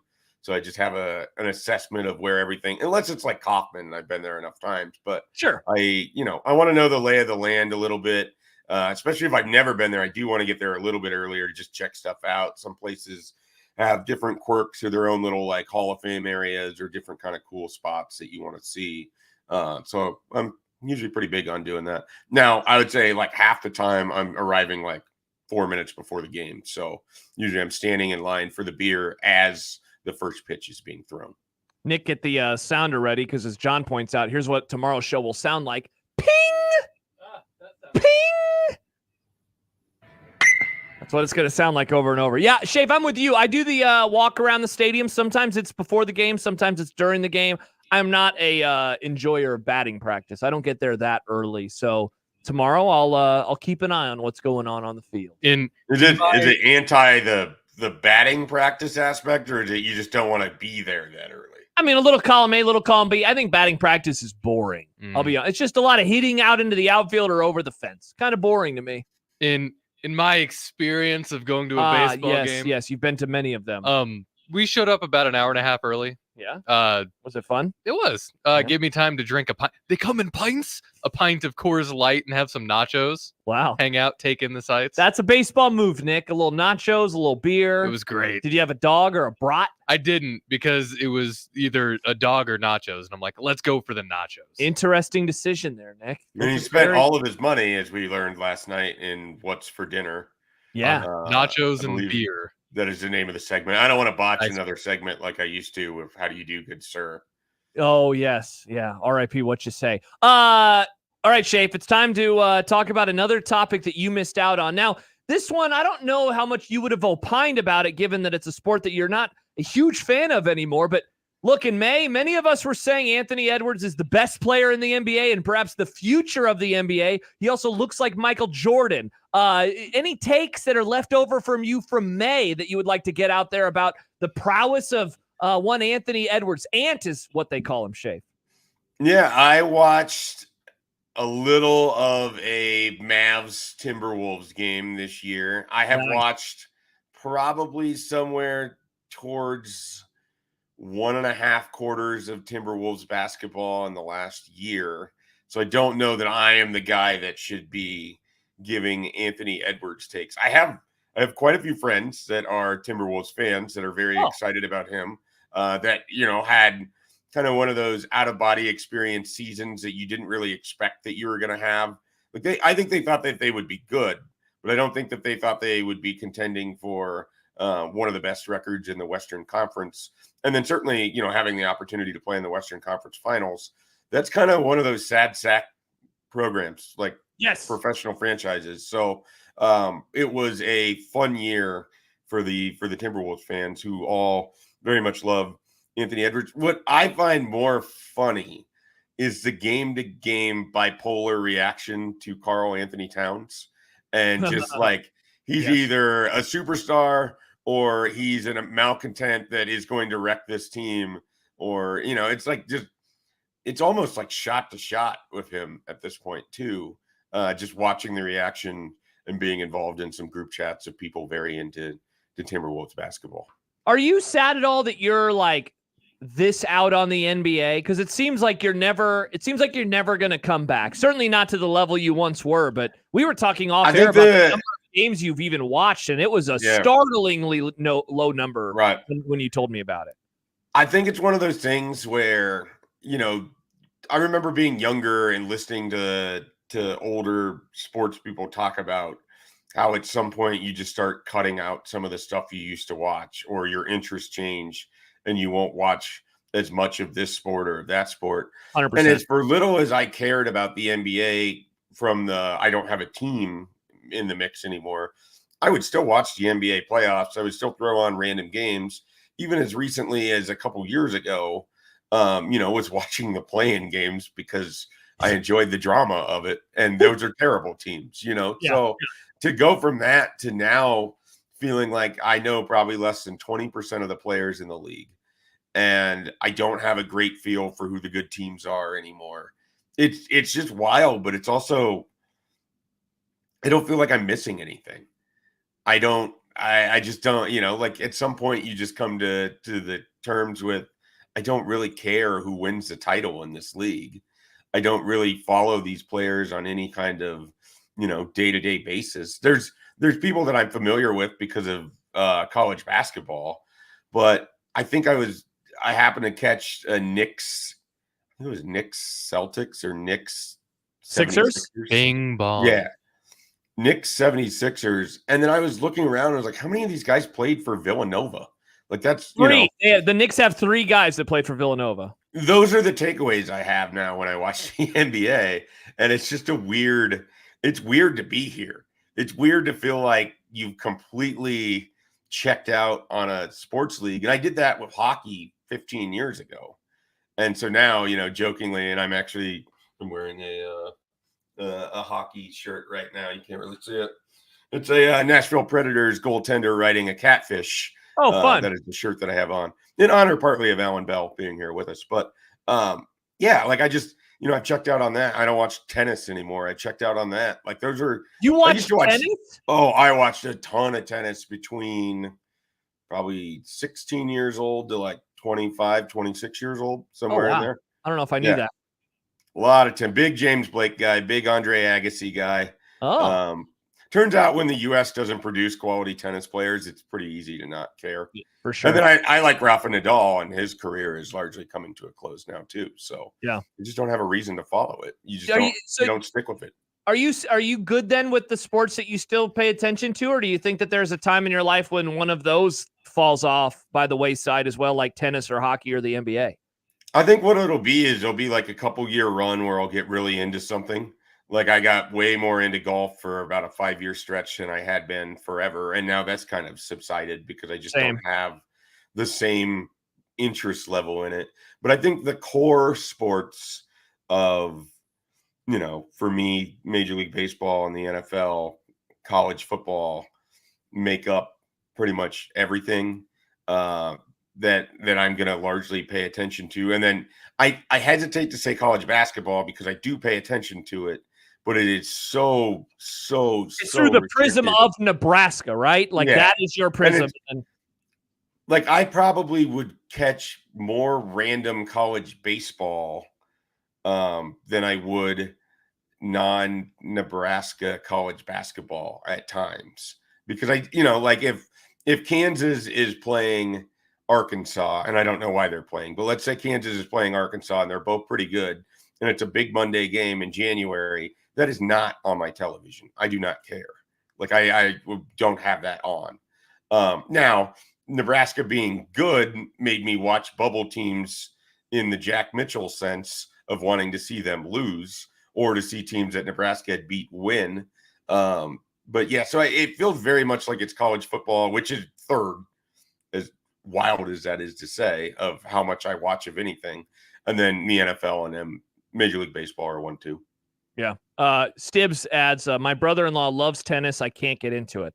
I tried to get into tennis in like the Andy Roddick days, and it didn't take. I wanted it to take. It never did.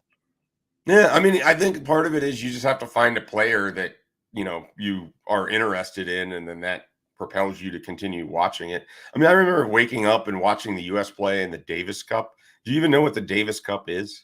Barely. I've heard the name. I can't really tell you exactly what happens there, though. It's like a team tennis tournament against, it's international tennis played in a team setting. And so, the United States would be taking on like Switzerland, and Roger Federer and Stanislas Wawrinka, or whatever his name was, the only other player from Switzerland I could name. So I'd be up at like 5:30 in the morning watching the Tennis Channel in college. Yeah. Wow, in college. That made you a real sicko. Yeah, that's sicko. That's prime time to sleep in. I was never a sleeping guy. Never been a big sleeping guy. I mean, I feel like even in college, you stay up at a party forever. I get 4 or 5 hours of sleep and then I would just be up. I hate wasting the morning. I hate it. I hated it as a kid. I hate it now. I think it stems from having a morning paper route as a kid. And so I never really got to sleep in. And so just the idea, the rare times I ever slept till like noon, I just feel sick about it because there's so many hours wasted of the day. One more comment before we go to break. Dave texts in to 402-951-1620. He says, it only gets worse as you get older, Schaef. I've got a 5-year-old and a 2-year-old, and I have no idea what's happening in other sports and feel estranged to my first love, the NFL. Yeah, I remember talking to my dad like when I was a kid, and like he would tell me about like how much he used to love the NBA because by that point he wasn't really into it, or he would get into it with me, like he would watch games with me. But for the most part, it's not like he was following it on a night-to-night basis throughout the regular season. I always remember thinking like, that's wild. I can't imagine not caring about the NBA. And here I am going into the playoffs. I think that I'd probably watched a total of 20 minutes of the entire NBA season over the course of October to April. Meanwhile, I've gotten into quite a few games and I have it on, pretty much every night throughout the playoffs. So at the very least, I'm still into it from that perspective. And I do care who wins. I do not want the Celtics to win a title, even though they're probably going to. But I have found myself getting into the sport, at least at this time of year. And, hopefully it stays that way, at least for the next few years. Is it pretty much only college football and the NFL for you? And then like 2% Royals? Yeah. Royals background noise. And I want my wife to be happy. He's a Mariners fan. But I'm yeah. Thank you for reminding him. Well, he was a Red Sox fan, I think, right? At one point in time. Red Sox, Royals, Reds, Mariners. You're like the Shane of baseball. Yeah. It just doesn't take. But yeah, college football and the NFL. Those are the ones that I hope never die. And I can't imagine that they will. All right, Schaef, when we return, speaking of college football, there was something in particular that I wanted to ask you. We could start broad and then maybe narrow it down in on Nebraska, so we can do that. When we return, looks like a lot of people are commenting with stories about their fandom, so we could certainly read some more of those as well. I like that. And Dumb Debates coming up in an hour as we say goodbye to our zone studio here and get ready to go. Forever? Where are you guys going? Well, it is apparently going to change. When we get back, the walls are supposed to be different. I think Nick is doing some carpet cleaning for us. Yep. So it'll be just another thing for you to do. They don't want to buy me a steamer, though, so I have to use my tongue. Oh, that's disgusting. I don't like it. Yeah. Okay, Nick. That you didn't have to go that far. All right, more to come. He's Mike Schaefer. I'm Josh Peterson. And that's Nick Grimm licking the carpet.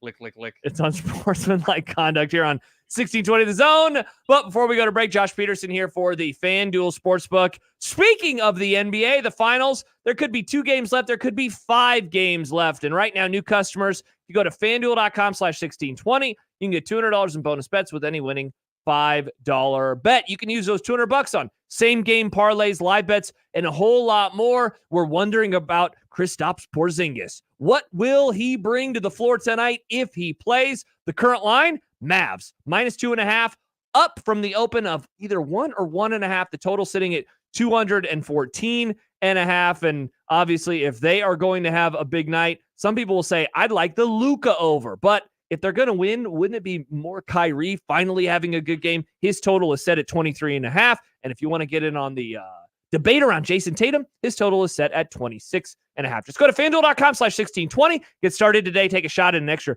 $200 in bonus bets with any winning $5 bet. 21 plus and present in Iowa. First online real money wager only. $5 first deposit required. Bonus issued is non-withdrawable bonus bets, which expire 7 days after receipt. Restrictions do apply. See terms. Sportsbook.fanduel.com. Gambling problem? Call 1-800-BETS-OFF. Live from the Host Coffee Studio, this is 1620 The Zone. 1620 The Zone. Traffic. From the Pyramid Roofing Time-Saving Traffic Center, heads up, we've got delays if you're west on I-80 starting at about 42nd going to 72nd. Delays on eastbound I-80 between 84th and 72nd. If you're headed south on the JFK, construction has the right lane closed at Cornhusker. That's causing delays back to Chandler. And then also if you're west on Dodge, you're going to see the delays from 108th to 120th. I'm Mike Neville. This time-saving traffic is brought to you by Romeo's Mexican Food and Pizza. Not your typical restaurant, not your typical place. Romeo's, not your typical restaurant, for your not your typical taste. Romeo's Mexican Food and Pizza. Not your typical restaurant.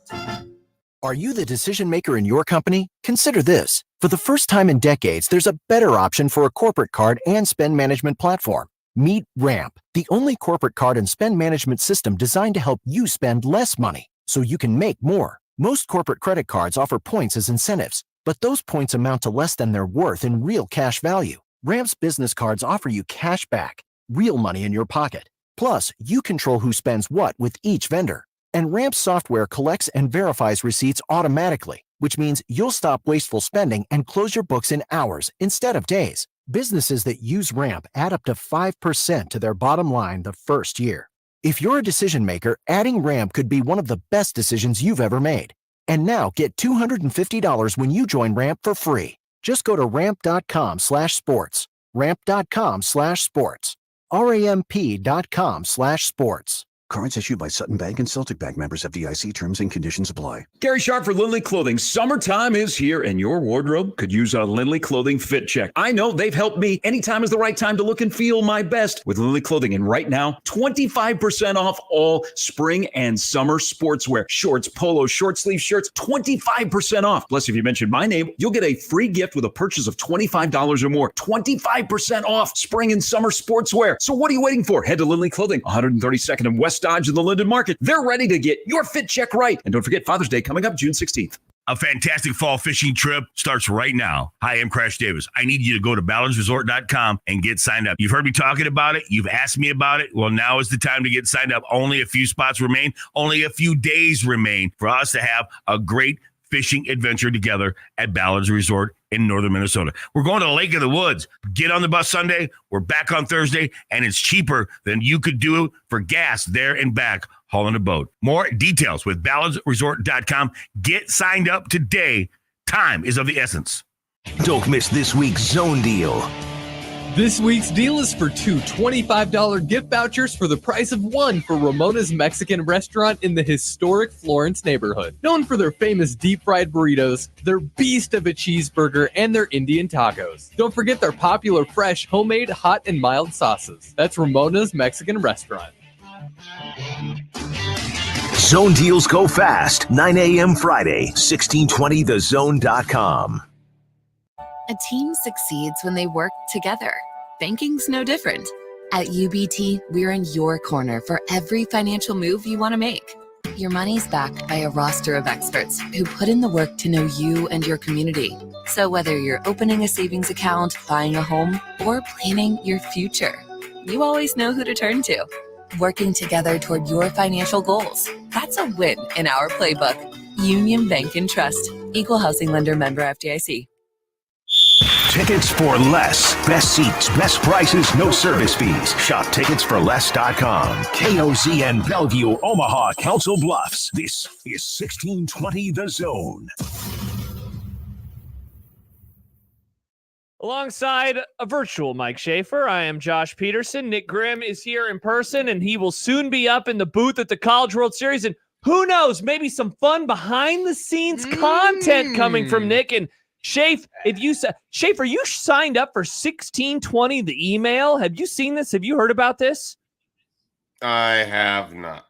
Okay, well, how about this, Schaef? You and all listeners, let's listen up. Let's all do this together, right? You'll teach you how right now. I'm going to teach Schaef how to do it, and don't do this if you're in your car because I don't want you to get into a crash. But Schaef, why don't you type in 1620thezone.com and then click on that little sign up for 1620 the email, because whether it's behind the scenes videos from young Nick Grimm, schedules, contests, video clips, smartly named titles that are certainly going to get you interested in clicking into that email.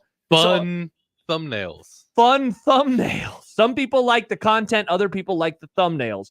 Whatever it is, it's all there at 1620thezone.com.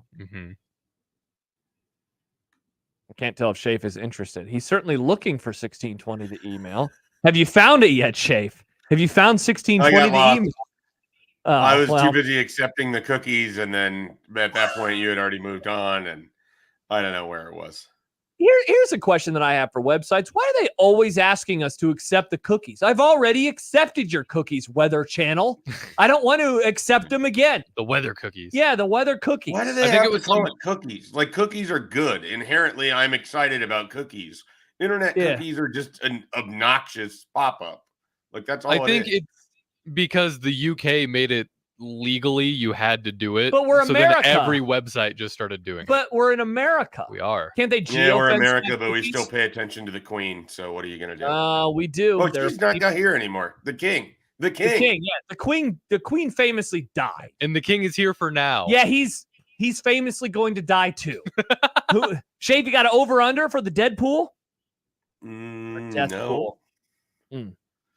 I used to be involved in those, and then I think we did it for like 3 years, and then everyone just started feeling bad about it, and then it just stopped. Yeah, it's kind of a bummer after a while. You're not people have Deathpool's been canceled? I'm not canceling it. I just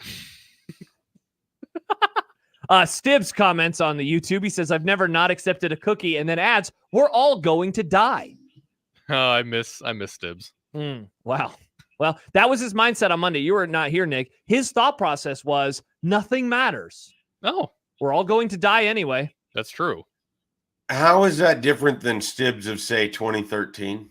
Well, now it's because the Chiefs are good, and so when they're good, nothing matters. But the M's are good too, Stibbs. But so what was it in 2013 that had him thinking that nothing matters? That's a good question. I can't really remember exactly what the difference is. I think it has to do with Chiefs winning, though. How were the Broncos in 2013? Were they fine? They won the Super Bowl in 2013. No, they lost the Super Bowl. They won the Super Bowl in 2015. I guess I've always sort of regarded Stibbs as somewhat nihilistic. So. Oh yeah. I would just say he's turned up the dial a little bit on the nihilism. The nihilism has been turned up. He's one of those characters from The Big Lebowski. Is that what you're saying? Kind of. He's Carl. Yeah, I'd say that's a fair comparison. He cares about nothing. Yeah. I did ask him, like, are you still into the NFL? And I guess this kind of puts a bow on our previous conversation. But it's like, how do you still like the NFL? Because the team you love's horrible. The team you hate the most is the best. I mean, that's pretty tough, Well, and you have Sean Payton as your coach. So even if you do happen to have a nice season, it'll end in the first round of the playoffs with an inexplicable loss because of poor coaching. Yeah, and somehow it'll come to the Vikings, even though they're an NFC team. It would just be really weird. Why are they playing in the AFC playoffs? So when we were in Vegas, I was talking to somebody who's from Denver. Yeah. And watching the Rockies game. And I'm like I was getting a little You made Rock Bros when you were out there? Yeah, I was getting. Are you guys call Boulder Bros? How does that work? I don't call anybody anything. Sad. Sorry. I was visibly upset about how they were playing, and the guy looked at me and he's like, never emotionally invest in the Rockies. Yes, exactly. We laugh at the Rockies. It's the Rockies. And that mindset kind of changed it for me. So now whenever the Rockies blow 3 leads in one game, it's hilarious. Did that happen today, Nick? Not today. Okay. They never got ahead today. I saw they lost. They only lost 17-9. Yeah, a Nebraska football score for the Rockies. Oh, yeah, that's the Northwestern game last year, I believe. I believe that was the exact score of Nebraska's win over Northwestern last year. I do appreciate that the Rockies put one more garbage time run on the board. Oh, there you that go. was top of the 9th. They're just like, yeah, we'll put a run in for fun. Look at that. And that's talking baseball. All right, that's a little too much baseball, Schaef. Let's talk some football.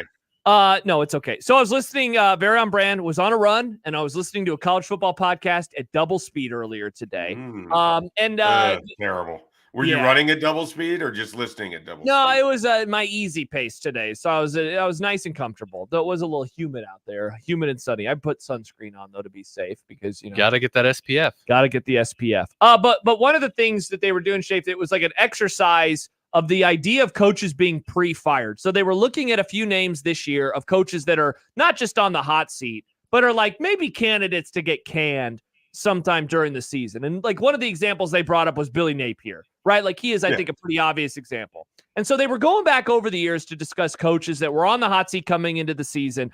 If they were able to escape this, did they get fired? If so, did they get fired in early part of the season? And it got me thinking, not about Nebraska and if anything's going to happen to Matt Rule, but one of the hosts asked a really interesting question because they went back pretty far. And they were talking about some of these coaches that got canned in like September and October, especially the 2021 and 2022 seasons, one of which included Nebraska's firing Scott Frost. Ed Orgeron lost his job really early in the 2021 season, et cetera, et cetera. And the question that they asked was, are standards higher now in college football? And one of the other hosts said, no, I don't think it's that standards are higher.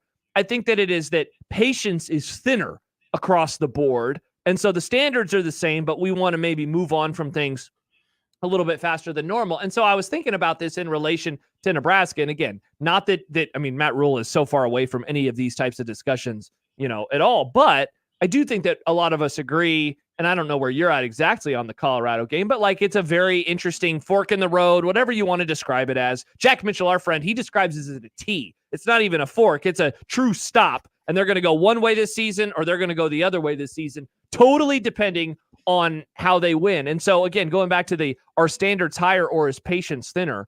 I was wondering how patience shows itself or lack thereof, depending on whether it's that game or a season. Like, how many times have we talked this offseason about, would you be okay with 6-6? Would you be okay with 7-5? Would you be okay with 8-4? Like, what is this number that makes you totally content? What's the number where they're showing a modicum of improvement, but maybe you're feeling a little bit sad about it, I guess? I know I just threw like 100 different things at you, but, I felt like it really fit with kind of the discourse that surrounded Nebraska and a lot of the things that I've been thinking about this offseason.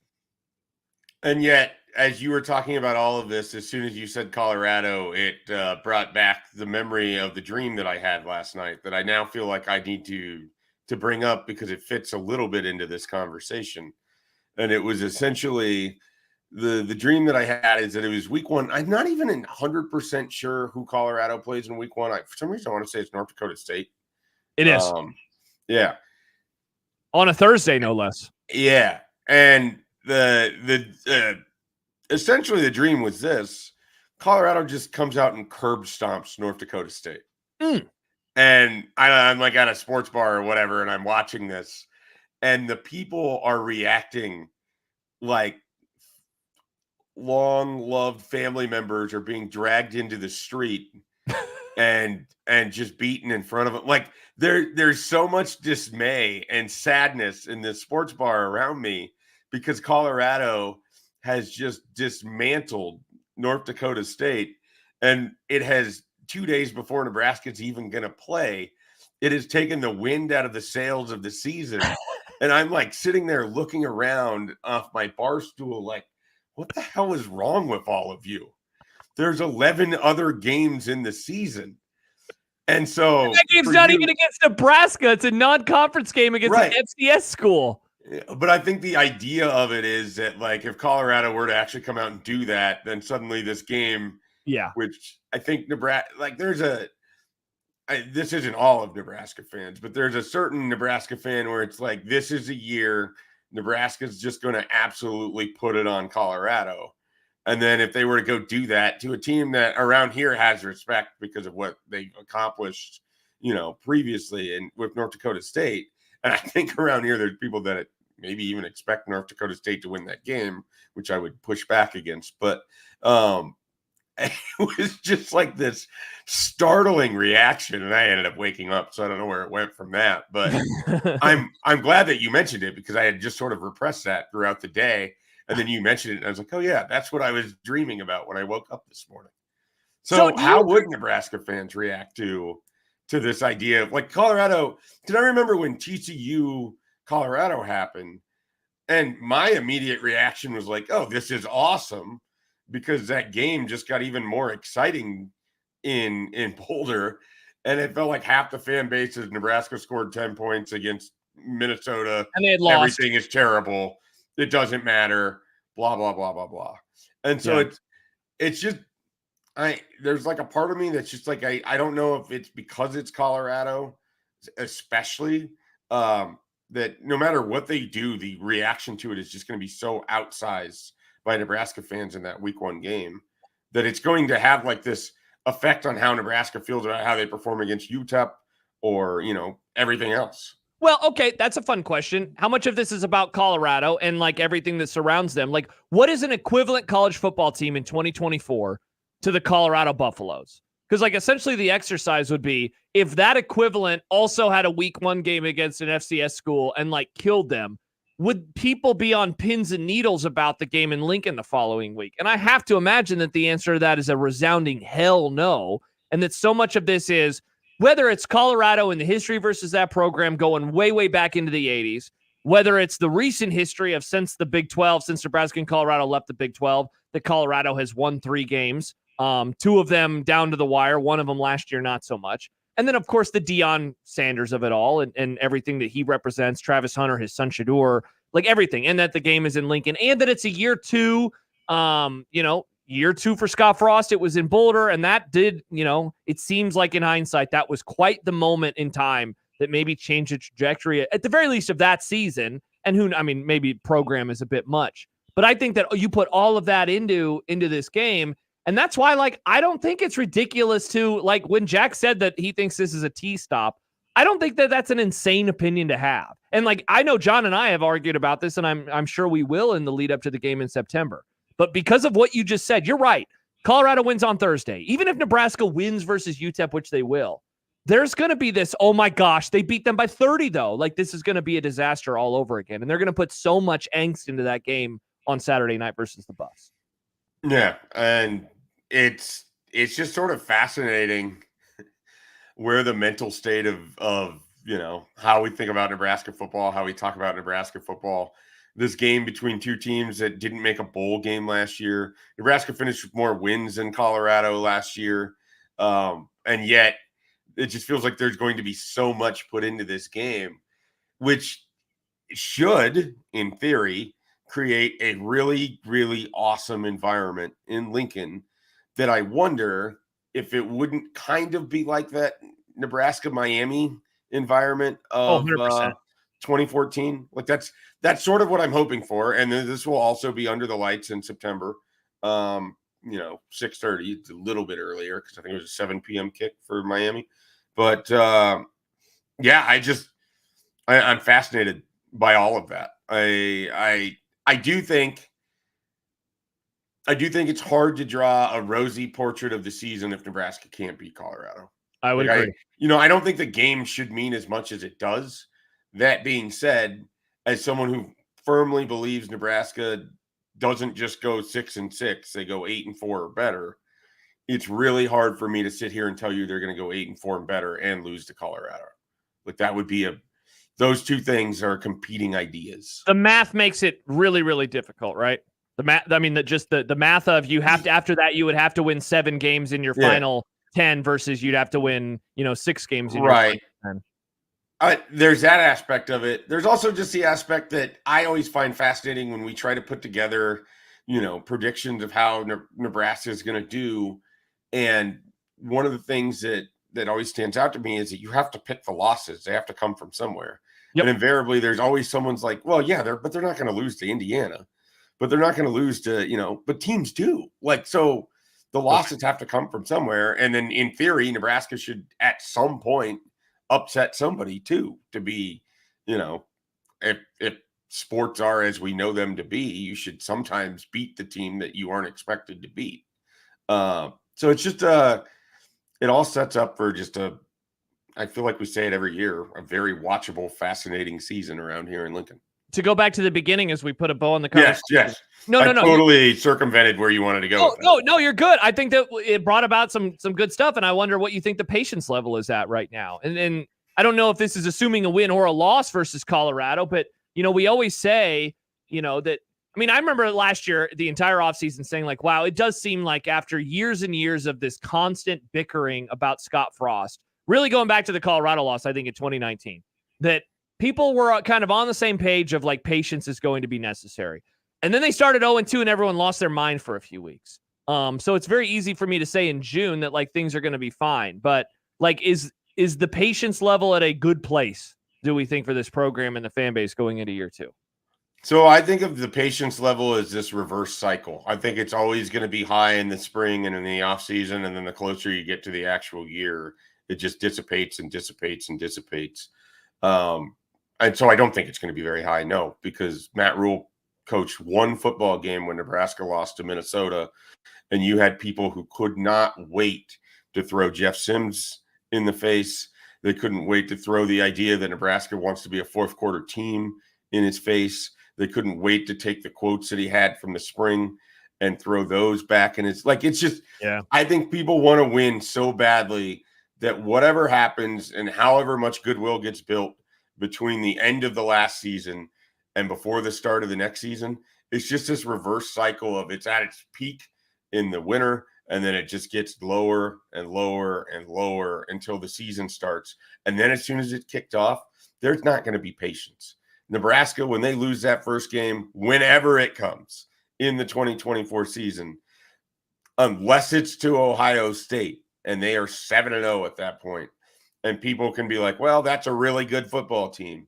If it's to any of the other 7 teams, there's just going to be this idea that, well, they don't have it. Even if they're 6-0 and they lose to Indiana, like it's just this, I just feel like people say they are accepting of a 6-6 season. And I don't know if they really are, because they couldn't have been more on the cusp of that at 5 and whatever they were last year. Right. And all you hear about is just how they didn't get it done in November.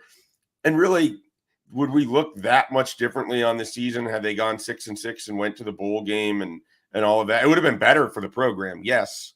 Would you feel dramatically different had they beat Wisconsin or Maryland or Iowa, those final 3 games, about what is going to come in 2024?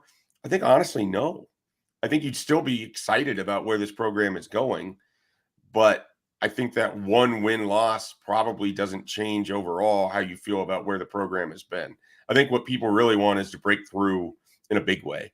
And I think that's what the hope inside, cautious optimism for this 2024 season is, that this could not just be a winning year, but a big breakout year, and a year that says we've got the right guy. I think people don't want to say they've got the right guy because Nebraska goes 6-6. They want to look at Matt Rule at the end of 2024 and say, we've got the right guy. They went 8-4. They went 9-3. Holy crap. They've got a coach. They've got a quarterback. They've got weapons at wide receiver. They've got a defense that's flying around and making plays. They want to feel like it's the end of 2008. They want to go into they want to feel like it's the end. They want to springboard into another year. They don't want to just get across the finish line. It's like if you're running, you don't want to just meet a mark. You want to excel. You want to break a mark. You want to burst through that line. Yeah. It's not so much survive and advance anymore. Now it feels like people want them to win and win at a high level. Yeah, couldn't agree with you more. We got a couple of responses that we can get to when we return. Also, wooden bats and rubber hats as we continue to wind down this hour and get you ready for dumb debates. Josh Peterson, Mike Schaefer with you. It's Unsportsmanlike Conduct on 1620 The Zone. You get a lot of junk in your inbox. This one Not junk at all. 1620 the email. Exclusive content, contests, other stuff probably. Subscribe today at 1620thezone.com. The following is a test of the KOZN emergency system equipment.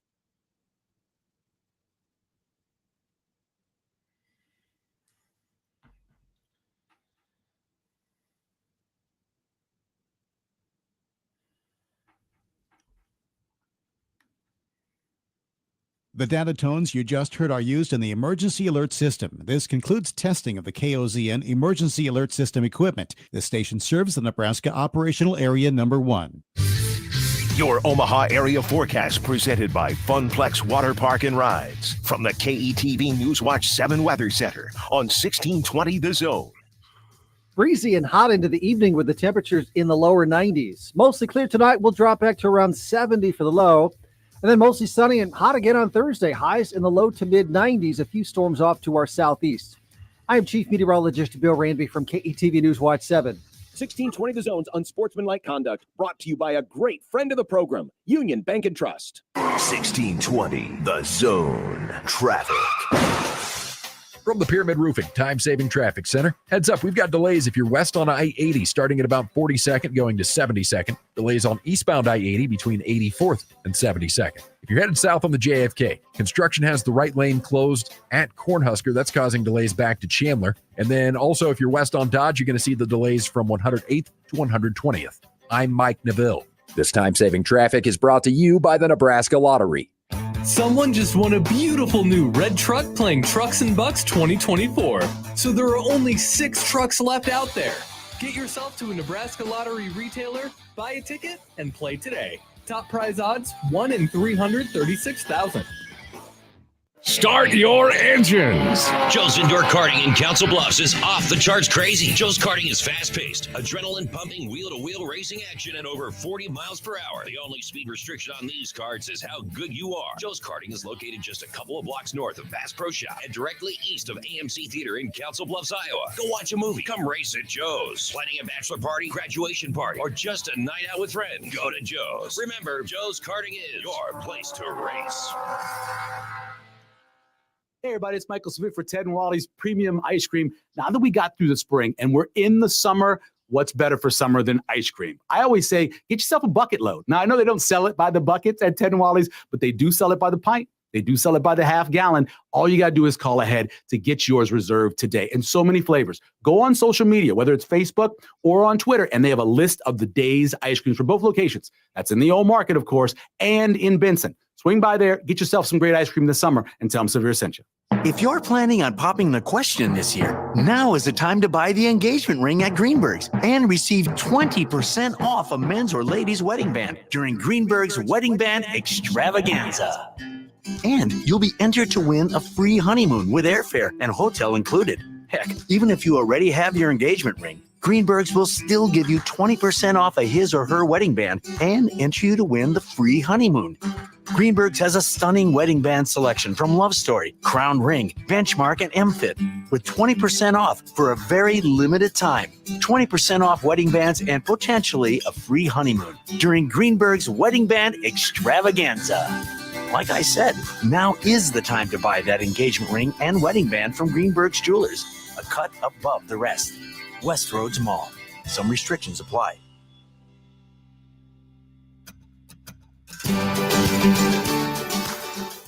Getting quality employees to fill positions in your company is essential, but finding those people can be a major hassle unless you use ZipRecruiter. ZipRecruiter makes finding quality people a breeze. ZipRecruiter's advanced technology identifies candidates with the right skills, sends you great matches, then you can easily invite them to apply.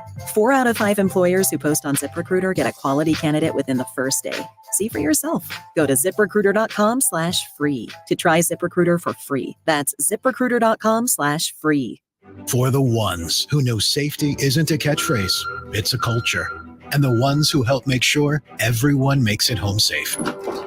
For the safety-minded who watch everyone's backs, Grainger offers supplies and solutions for every industry, as well as safety assessments and training to keep your facilities safe and your people safer. Call, click Grainger.com, or just stop by. Grainger, for the ones who get it done. Getting quality employees to fill positions in your company is essential, but finding those people can be a major hassle, unless you use ZipRecruiter. ZipRecruiter makes finding quality people a breeze. And right now you can try it for free at ZipRecruiter.com/radio. With ZipRecruiter, one click sends your job to hundreds of top job sites. But more than that, ZipRecruiter's advanced technology identifies the candidates with the skills you need, sends you a list of great matches to review, then actively invites them to apply for your job. And the results speak for themselves. 4 out of 5 employers who post on ZipRecruiter get a quality candidate within the first day. That's right, the first day. Now you can focus on your business and let ZipRecruiter do the work finding the best people for you. See for yourself. Experience the ease, efficiency, and power of ZipRecruiter for free. Just go to ZipRecruiter.com/radio. That's ZipRecruiter.com/radio. ZipRecruiter.com/radio. Roofing, siding, and gutters. Make the right call with the rooferys at John Higgins Weather Guard. This is Unsportsmanlike Conduct. The 1620. The Zone. Josh Peterson, Mike Schaefer, and Nick Grimm with you. It is Unsportsmanlike Conduct on this Dumb Debates Wednesday. That is coming up in about 20 minutes. So continue to get your questions in, and we will dive into those in today's happy hour. We have gotten a ton of response to what we were talking about in the last segment. I'll kick it off, Schaef, with this question from Nicholas, and then maybe you can help me out in defining it, and we can go from there. But Nicholas asks on Twitter, not me, not Grimm, when was the last time Nebraska football truly upset someone? I think this is going back to what you said about, like, you know, get an upset over a team. You know, it's got to happen at some point in time. Allow that to springboard things. I defined a true upset as when Nebraska is a underdog of at least 7 points. Would you agree with that definition of a true upset, or would you lower the threshold, or would you exceed actually the threshold? Would you up the number? Oh, you're muted. My bad. I was thinking 10.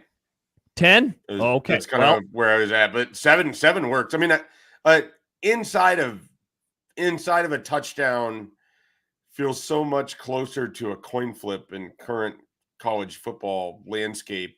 Like it's hard to call that an upset. It's an upset, but it's hard to call that like a major upset. Well, it's perfect that you said the number that you did, because whether the spread is 7 points, whether it's 8, 9, or 10, the number of wins that Nebraska has as a 7 to 10 point underdog, going all the way back to the Wisconsin game on the road in Madison in 2011, when surprisingly they were a 10-point underdog, is the same. Nebraska Schaef is 1-29 straight up in their last 30 games when they are an underdog of at least a touchdown. The lone win was 2 years ago on Black Friday, the day before Matt Rule got hired. They were 10.5-point dogs on the road in Iowa. They won that game by 7 points. At one point, they led by 3 touchdowns. They dominated that game. Otherwise, though, they have not had a chance to win any of these games. They have pushed some teams, certainly. They have covered the spread against some of these games, whether it's Wisconsin that year. Minnesota last year, they were 7.5-point dogs, et cetera, et cetera. So to answer the question of when's the last time it happened, it's only one time in the last 14 or 13 seasons that Nebraska's been able to do so. And that, you watch enough college football, there's teams that routinely do that once a year. Happens all the time. Happens all the time. It's just another one of those numbers that's just staggering as you watch, you watch everything add up in terms of futility. Yeah, Chris writes, last time we truly pulled off an upset was 2015 Michigan State. Not sure what the spread was, but that's got to be it. That spread, if I remember right, Schaef, was like close to 5. Yeah, it was short. And that was, I think, one of the reasons that I remember kind of liking Nebraska going into it, because it was like, what does Vegas know that we don't? Sure enough, Nebraska comes down from a couple scores and wins the game. Some of the other responses, I think this was in response to one of the questions that you had. And so I don't remember the exact question, but Max writes, yeah, I would, because those losses were all in-game coaching errors, which we thought was going to be gone now with Rule. It's not that those losses happened. It's how they happened. And then he adds, this was in response to you talking about. Would you feel dramatically different? Yeah. Yes. Yeah. He said, I would feel better if we had gone to a bowl. I think that's fair, given the way that they lost all those games that cost them a bowl berth. I'll hear that, even if I think in general I am more on your side with that question than his. Well, and it's not that you wouldn't feel better, because you would feel better, right? Like one more win, you would feel better. They completed the stated goal of at least getting to a bowl game. But would you feel dramatically different than you do today about the team if they had one more win or even two more wins and they had beat somebody in the Armed Forces Bowl or whatever it was?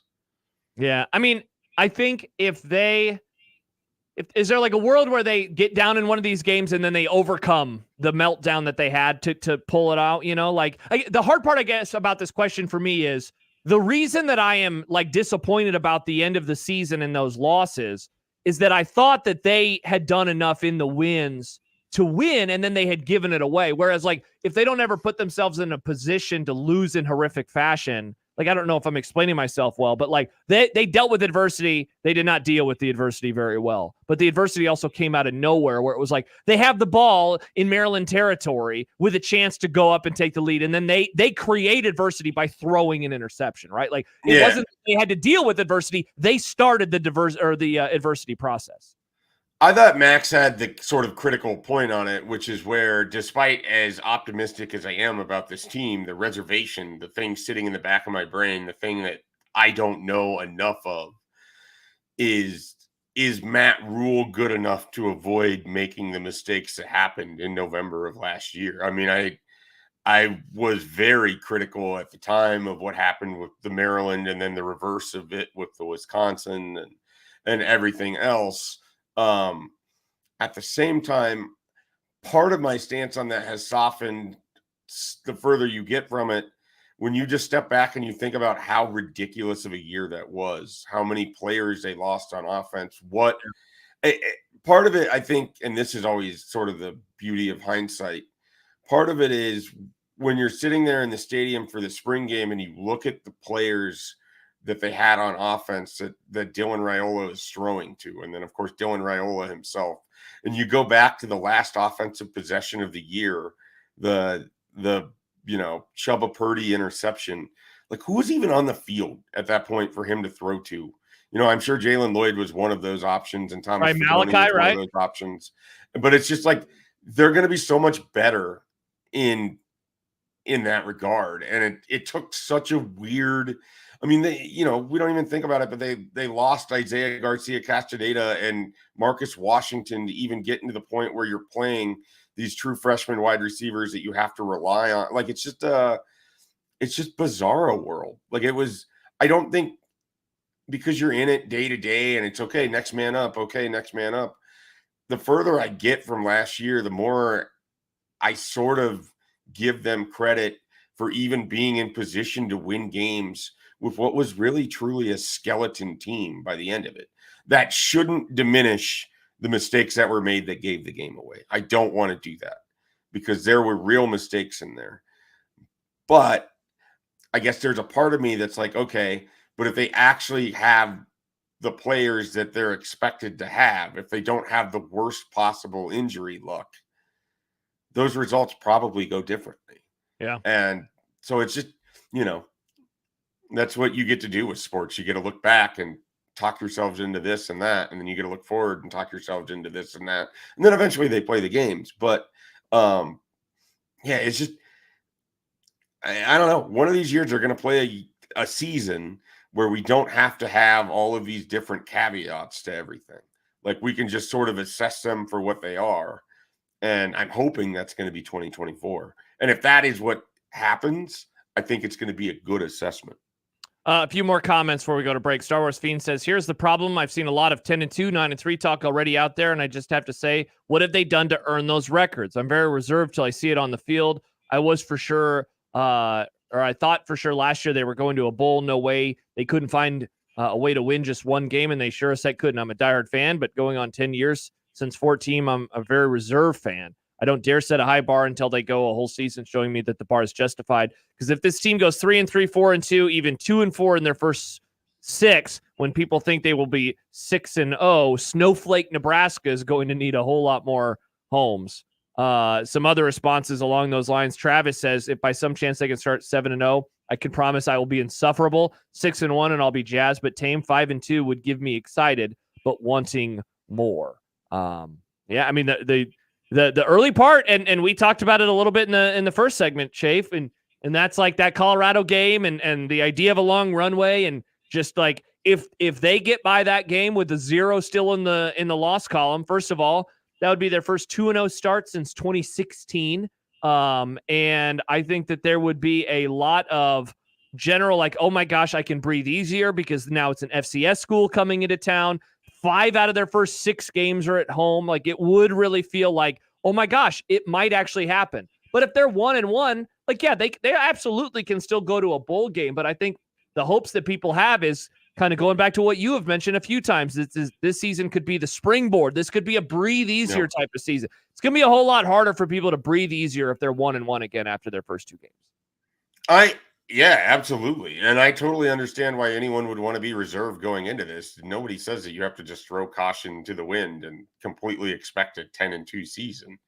Or even, nobody says that you have to listen to me and think that they could be 8-4 or better. But I think they have the ability to be much better than a 500 team. I guess that's sort of how I want to approach this. I don't think that I have to put a limit on what they're able to do.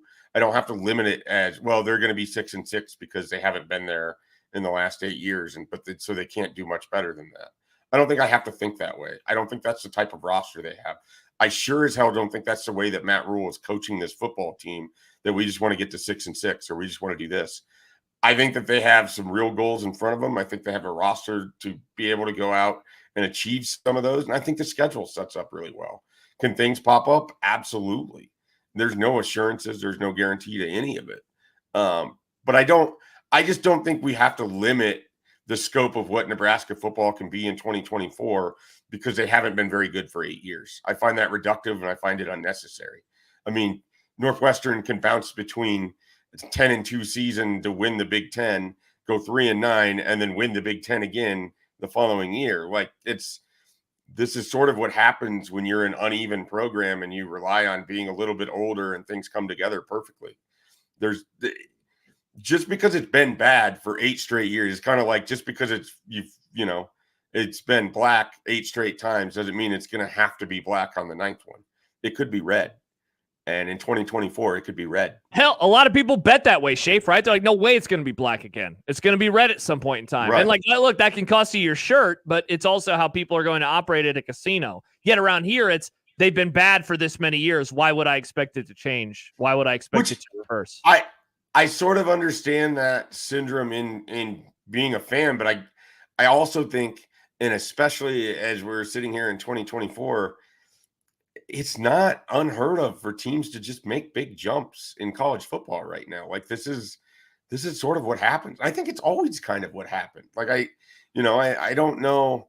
I think because Nebraska always went 9 wins or better for 40 some years, there's just this like, well, it should always be like this because that's what history says. But if you look around other programs in college football, there's a lot of fluctuation. And so it wouldn't be that shocking to the outside world if Nebraska were to go from 5 wins to 8 wins or 9 wins. And it doesn't have to just be this like gradual, well, first they have to get to 6. Well, obviously in the scope of getting to 8 wins, you have to get to 6 wins first. Sure. Yeah. Yeah. You meant, you know what I mean though? Yeah. Yeah. And I just think I think it's out there. I think this team has that ability. And more than even the team, I don't think that they play enough teams on their schedule that are just straight up write it and Sharpie losses. I think they only have one straight up write it and Sharpie loss, and that's Ohio State. Every other game, I think they have a chance to win. 11 games they have a chance to win. And inside that 11, I think there's at least 3 that should probably be, or 2 for sure, that should be, wins. And then everything else falls in there. And I think that there's some where they should be wins or close to being wins. Yeah. And certainly John and I will do that exercise later this summer. Should win, might win, won't win, or will win. And that is always fun to see how wrong we can get on that one. All right, when we return, wooden bats and rubber hats for the final time this year, we will get to that. Also, it's time for dumb debates momentarily as well. Mike Schaefer has a dumb debates question, at least one, so we will get to that.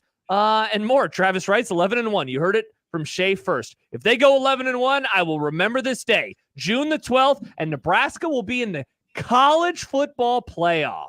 Go big red. 8-4 or better. Oh, man. Can you imagine a college football playoff game in Lincoln, Nebraska on December 20th or December 21st? Wild. With your freshman quarterback? Oh, boy. The Big Ten would be quaking in their boots or shaking in their boots. Do you quake in boots? That'll be the best 7-3 game ever. Yeah, I think you shake. I don't know why you're quaking. All right. Wooden Bats, Rubber Hats when we return here on 1620 The Zone. Now live on Twitch, YouTube, and 1620thezone.com. How powerful is Cox Fiber? Powerful enough to let your band members in Vegas, Phoenix, and Omaha jam like you're all in the same garage. Introducing Cox Fiber from the company with the fastest download speeds 9 years in a row. It's internet built for tomorrow, today. Cox, always building better. Limited availability in select areas. Speeds vary and are not guaranteed. Cox terms and other restrictions may apply. Analysis by Ookla Speed Test Intelligence in Las Vegas, Omaha, Phoenix. Fixed median download speeds Q2 2016 to Q1 2024. Join United Way of the Midlands as they thank our community for their amazing support with a party at the park. Saturday, June 29th from 11 a.m. to 1 p.m. at Warner Park. With face painting and balloon animals, a photo booth, a community village, live music, a toothbrush drive, and more, there's something for everyone. Plus, the first 1,000 attendees get a free hot dog lunch. Special thanks to sponsors Election Systems and Software, NP Dodge, Shields, Warner, and Woodman Life. Get all the details at unitedwaymidlands.org. Funplex has asked me to give you a first-hand account of the all-new for 2024 Wipeout attraction. Okay, hit it. We're starting up. Spinning a little now. Whoa, a lot. The centrifugal force is starting to stretch my face. Holy this thing's fast. Whoa, it's tilting. We have tilting. Woohoo, this is awesome. You got to try this. Get your tickets now at fun-plex.com. If there's one thing that you can count on every spring, it's that we're going to have to deal with some hail. J-Tech Construction is the company to call to make it right again. J-Tech Construction specializes in siding, roofing, windows, and gutters, even solar. They're trained for insurance claims assistance, and they can help with your insurance company. Turn to the team the Huskers turn to, J-Tech Construction. Use your favorite search engine to find J-Tech Construction online and schedule a free estimate today. Hi, this is Doug Nodgard with Equitable Bank. Great service never goes out of style. When the digital age dawned, many said computers would be able to handle many of the interactions that used to take a person. Boy, were they wrong. How many times have you called your bank and gotten a recording to press 1 or 2? Not at Equitable. Not only does Equitable answer your call in the first ring, it's answered by a human being. That's because Equitable Bank values its customers. Equitable Bank, we take banking personally. Member FDIC. At Union Bank, people don't have your money. Your money has people. First home people, investment people, people who answer the phone and your chats, dream car people, dream retirement people, driving your dream car in your dream retirement people, small business people, credit card people, and all the other people you need. At Union Bank, our people help you do more than you dreamed possible. So stop in and say hello. We can't wait to see you. Union Bank and Trust, member FDIC. 1620 The Zone's Unsportsmanlike Conduct is brought to you by Union Bank and Trust. Now back to the program. Baseball's almost too fun. You want like ice cream, you couldn't eat it every day. Baseball. College baseball. 2-1, half ball, well struck. Right center field toward the wall. It goes off the wall. 1 run is in. Come on down, Nicolakis. The throw to play. The Cats win it. The Cats win it. Arizona wins the final Pac-12 championship. Wooden Bats and Rubber Hats. Oh, it's time for the final edition this year of Wooden Bats and Rubber Hats, the segment that guaranteed that Tennessee would win the College World Series, that Kentucky would make the College World Series, that NC State would make the College World Series, and that UMass would not win a single game all year long. Go Hawks. Wow, that's 4 things that it got right. We won't talk about the stuff that it got wrong this year. Mr. Mike Schaefer, many people on many sides will spend copious energy over the next couple of weeks talking about Rocco's Jello shot challenge. And this year, it feels like it's a bit up in the air because LSU is not in town. Ole Miss, who killed it a couple of years ago, they are not in town. There are 4 teams from the SEC, 4 teams from the ACC. Listeners are reaching out. They're coming up with tears in their eyes, big, strong men, and they're saying, I need a prediction on who is going to win. Mike Schaefer, who do you like to win this year's Jello Shot Challenge? I believe I said it yesterday. I would take Kentucky in the Jello Shot Challenge. I think Big Blue Nation's going to show up and be loud and proud and, very excited to win this contest. I think these other programs have been here before. They have. They're going to focus on the baseball. And Kentucky is going to want to leave their mark by winning the Jello Shot Challenge. Have you ever had one of the Jello shots? Not from Rocco's, no. You have had a Jello shot. I have had I've had probably in my lifetime, probably 24 Jello shots in my life. But you never wanted to take the, I would venture to say 250 steps from the baseball village to Rocco's to get yourself a Jello shot? No. I feel like you should have a Jello shot. That should be your goal for 2024. I mean, if I'm going to be critical of John Bishop for never coming and visiting us at the OBV, who am I to judge when I won't walk a few hundred feet and go get some Jello shots? You know what that sounds like? I will go with you on Saturday and Sunday and watch you get your first Jello shot. I will document it. Film that. Oh, that could be content. That does sound like content, Schaef. We love content. We could put it in the email. Have you subscribed yet? I got lost on the way there. Remember the cookies? Yeah, I know, but you could return to the website now and it wouldn't ask you about cookies. Yeah, this is user error, Schaef. Definitely is. That's all right. I'm willing to accept that. Mike Schaefer is staring down the barrel at 40 years old, and he's certainly acting like it visiting websites. Staring down the barrel? No, he's staring down the road at 40 years old. He's on the highway. He's on the highway to 40. All right, Schaef, we'll do this. I will go have one of the Jello shots. Now, when I go buy one, as an unbiased observer, do I have to pick the team that I am have supporting? to pick a team? You select a team, yes. Or- Last year when I did this, I believe mine went towards Wake Forest and their losing effort.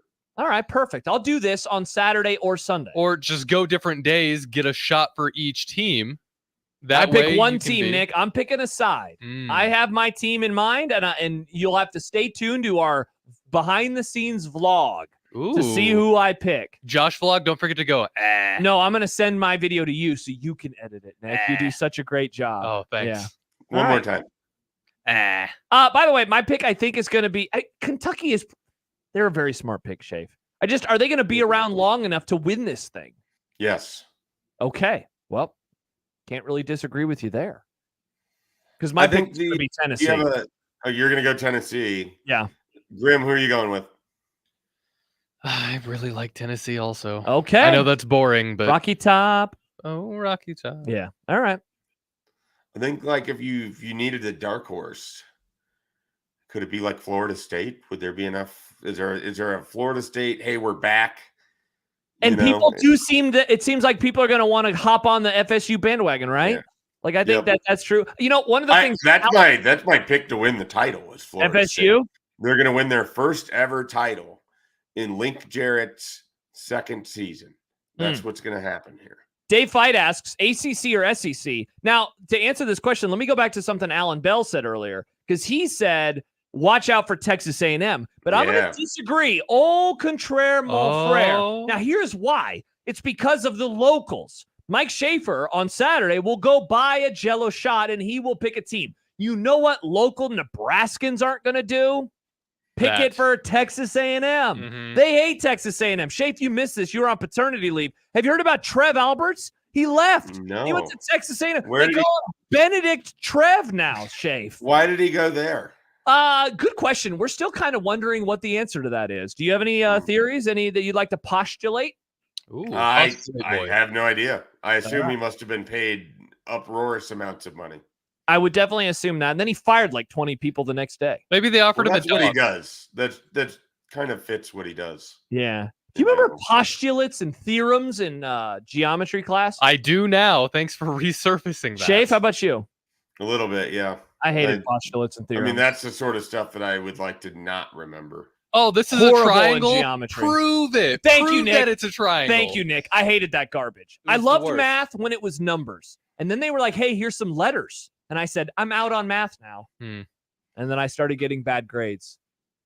Math is dumb. Math is dumb. You know what else is dumb, Nick? Huh. Dumb debate. Oh. The program. Mike Schaefer. Me. Wow. You. We're all dumb together. Time for dumb debates when we return. Get in your questions right now on the JTech Construction Zone Twitter feed. Hashtag, please, dumb debates, and we will answer those on the other side. It is Unsportsmanlike Conduct. The happy hour is next on 1620 The Zone. Wood bats and rubber hats. Live from the Host Coffee Studio, this is 1620 The Zone. 1620 The Zone. Traffic. From the Pyramid Roofing Time-Saving Traffic Center, looks like if you're east on I-80, delays start at 680 going all the way to 60th Street. Now, if you're west on I-80, delays start at 24th going to 72nd and then pick back up around 680 and delays go all the way to Q Street if you're west on I-80. If you're west on Industrial Road, delays between 132nd and 144th, and then delays on westbound Dodge between 72nd and 90th, and then significant delays on northbound 204th between Highway 370 and West Center Road. I'm Mike Neville. This time-saving traffic is brought to you by Pyramid Roofing. If you've seen the white trucks with Rufus, the spotted dog, then you know about Pyramid Roofing. Replace your siding, windows, roof, or gutters. Call Pyramid Roofing at 402-502-9300 or visit PyramidRoof.com. Never settle for less.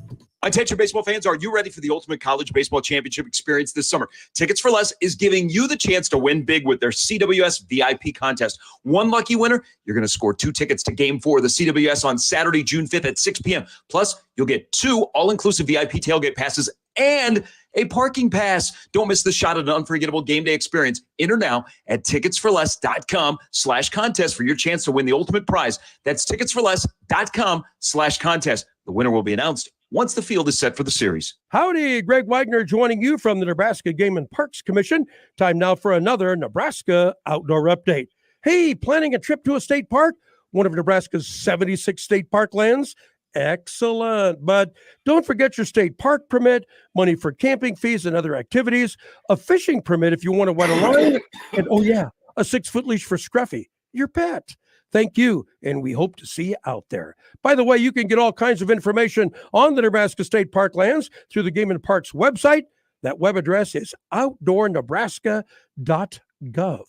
Are you going fishing? I thought so. For proper catch and release fishing this season to ensure fish survival, I want you to remember these important things.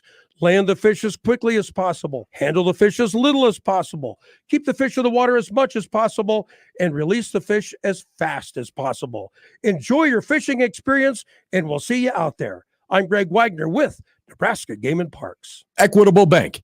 We take banking personally. EquitableOnline.com. Are you the decision maker in your company? Consider this. For the first time in decades, there's a better option for a corporate card and spend management platform. Meet Ramp, the only corporate card and spend management system designed to help you spend less money so you can make more. Most corporate credit cards offer points as incentives, but those points amount to less than their worth in real cash value. Ramp's business cards offer you cash back, real money in your pocket. Plus, you control who spends what with each vendor. And Ramp's software collects and verifies receipts automatically, which means you'll stop wasteful spending and close your books in hours instead of days. Businesses that use Ramp add up to 5% to their bottom line the first year. If you're a decision maker, adding Ramp could be one of the best decisions you've ever made. And now get $250 when you join Ramp for free. Just go to ramp.com/sports. Ramp.com/sports. RAMP.com/sports. Cards issued by Sutton Bank and Celtic Bank, members of FDIC. Terms and conditions apply. Tickets for Less. Best seats, best prices, no service fees. Shop ticketsforless.com. KOZN Bellevue, Omaha, Council Bluffs. This is 1620 The Zone. Throw. It would be nice to have a throw. It would be nice to have a throw. It would be nice to have a throw. It would be nice to have a throw. It would be nice to have a throw. It would be nice to have a blow throw. It would be nice to have a blow throw from your mom.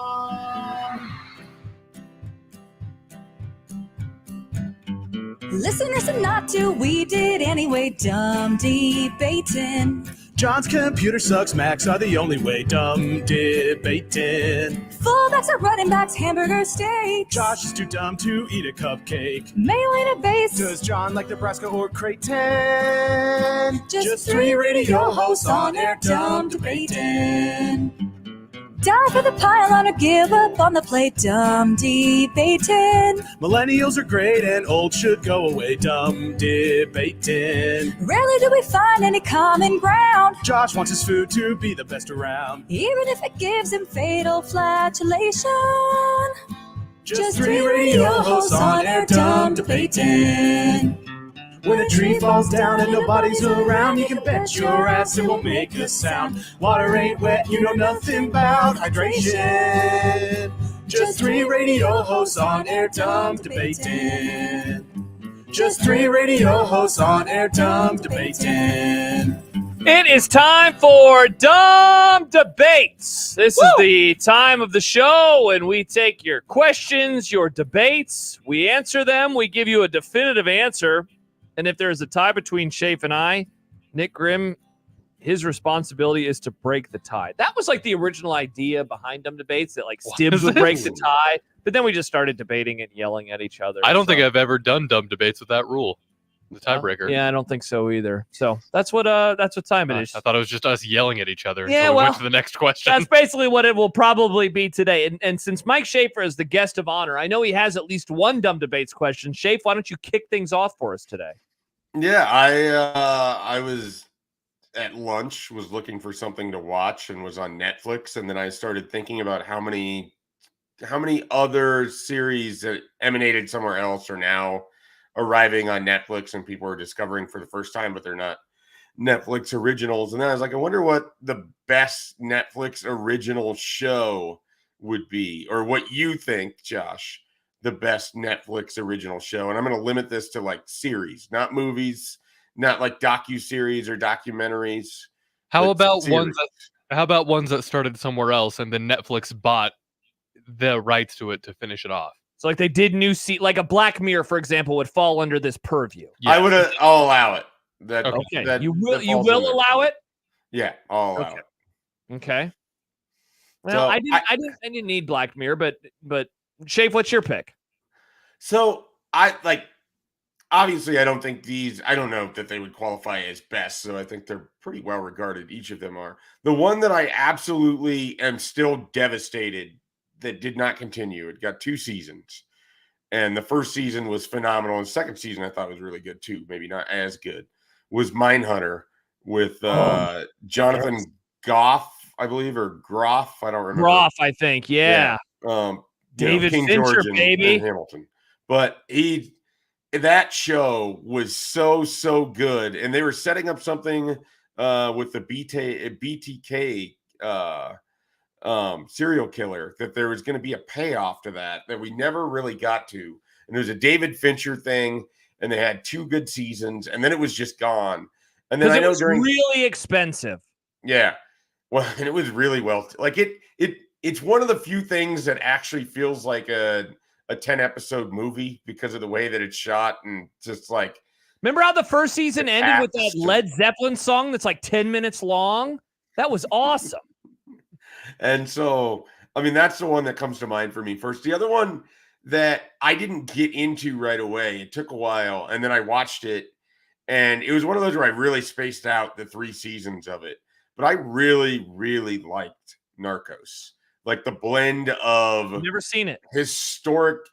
I think you would call it historic fiction, or it's the hunt for Pablo Escobar essentially, and then it turns into just the drug trade and the war on drugs from the United States side of things, and what that does to Colombia and all the people caught in the middle of it. And it's just really, really entertaining, really well done. And those are probably the 2 that come to mind. And then the third, and it's so hard because I'm really weird about this, and I don't know that it gets to qualify, even though it's maybe one of my favorite shows ever. like I love BoJack Horseman, but Oh I yeah, just don't. that's one of mine three, man. Yeah. Yeah, for sure. I just don't know what to do with that because I'm weird about shows that aren't like full length hour shows or what. Like I'm very strange about. I always that's I always right. ding You can't comedies say for the being best show comedies. ever is a half-hour show. I refuse to believe that's a possibility. Yeah, I just that's can't. what a wild take. So I had 3 shows that I was narrowing mine down to as well, Schaef. That was one of them. BoJack Horseman was one of them. Just an incredible show that made you feel every part of your emotional fiber. Another one that is kind of a half-hour show, but they're longer episodes. And it's funny because I've seen the first 2 seasons. I haven't seen the third, mainly because I know it's not the show. It's a different kind of spinoff, and that's Master of None. I adore that show. I've rewatched the first 2 seasons. I've only watched the first 2 as well. Yeah, I never got around to season 3. And the other one, and this might be a little recency bias because I did rewatch most of it around Christmas time, and it is only 1 season for now. And that is Squid Game, which I very much enjoyed. Squid Game. I think my pick, it's funny. I've rewatched Master of None a bunch. I have never done a full rewatch of BoJack. I feel like I can't do a free because it's full very rewatch. dark and depressing. Yeah, I think my pick would probably be Master of None. I love Master of None. I think it's a great hang. And I think it's very funny, but it can be very serious as well. So I think my pick would probably be Master of None. So I don't know if it's my personal pick, but I feel like it's the right answer. Oh, Arrested Development. Oh yeah, I know, but that's why I was asking earlier. See, but the seasons that they have made sucked. In my opinion. But that's why I asked at the beginning. Yeah, I don't think that counts. I feel like you have to go with the different one. Queen's Gambit. Oh, I loved Queen's Gambit. It was really good. That was a good show. It was a very good one. Love, Death, and Robots is really good. Never seen that. It's like animated sci-fi kind of Black Mirror-esque kind of thing. That was really good. What about House of Cards? Did people like House of Cards? I didn't watch it, but I did. Yeah. I did, and then it just got worse and worse, and then I just stopped. At it some fell point, off I was like, Schaef, it fell off the train tracks. Ooh. Spoiler alert. Or Ozark, too. Ozark was a fun binge show. I don't think it holds up to like I thought the last season kind of stunk. Yeah. Queen's Gambit might be my answer, honestly. Yeah. Ozark was one of those that, like, I found myself watching it, and then at one point I was like, I don't even really enjoy watching this anymore. Yeah. And then I just kind of pieced out on it with a season to go. Trying to think of what else is in there. I know a lot of people love Stranger Things. I still haven't finished it. I still haven't watched the newest season. I've got, I think, 3 seasons in, and then I haven't started the 4th. Like, I think I've just sort of lost kind of the interest in finishing it. Plus, it got a little adults. Stranger weird. Things is interesting for me. So I recently binged the whole series for the first time a year ago. And there's a lot of really cool scenes in Stranger Things, but I don't really care about the show overall. I never got into it as much as a lot of people did. I thought it was fun for what it was, but it wasn't totally my cup of tea. I'll throw out an honorable mention for a 3-season show set in Germany called Dark, which was this weird ass time travel show. That if you're looking for a show that is weird, I would highly recommend Dark. I don't think many people have watched that one though in my orbit, but I was a Have either of you watched Glow? No. I really enjoyed it. Really funny. Was not my introduction to Mark Maron, but like really got me on a Mark Maron kick for a while. And obviously, I mean, growing up with Community, adore Allison Brie, so pretty much anything she's in, I'm going to be interested in. Taylor writes, we need more Severance. That they just dropped the little teaser for season 2. That's an Apple show, but that's coming back hopefully soon. I haven't watched Severance yet. Severance is awesome. Another Netflix one that I liked. They did a Scott Pilgrim series that was based off of the comics, but they went a completely different direction from the comics. But that was really well done. It was a fun zigzag kind of take on it. Jordan brings up Orange is the New Black. That was another show that I liked the first season, especially. I think I liked the second season. Yeah. Never watched that. Never watched Unbreakable. Kimmy Schmidt is one that people liked a lot. Yeah, I liked that show. Never got into those. What's the worst Netflix one that you can think of? That I've watched? Yeah. Like a full season of? I feel like we're a little different where I'm a completionist and I will like sort of force my way through. You just said you haven't finished Stranger Things. Yes. And Ozark. Yes, but like I'll at least if I started season, I'll at least get through the first season, I think. Oh, okay. Man, I don't know. I'm trying to think of show. I've punted on quite a few shows. There was the one that was like kind of like a pandemic allegory where the little kid has like horns or whatever. That came out a few years ago. Will Forte, I think, was in it. I liked the first couple episodes and then I just bowed out. I tried to watch Lost in Space, but I couldn't really get that far into it. Never seen that one. By the end of it, I really hated Baby Reindeer. I don't know if either of you have. Is that's this year, right? That's a this year show? Yeah, I heard good things, but I never got around. By the end of it, I was so done with that show and just over it and the sort of manipulative way that it's made. Nick says Lilyhammer was the Netflix first series and one of the best. I never have watched a Lilyhammer. I haven't either. It gets recommended or it pops up there where it's like, you should watch this. Yeah. And I think maybe I should, but then I don't. Never do. Next question from Joe. Would you trade the College World Series being in Omaha for an NBA team? No. So we lose the CWS. Nick, you lose being in a stuffy booth with John Bishop for 2 weeks.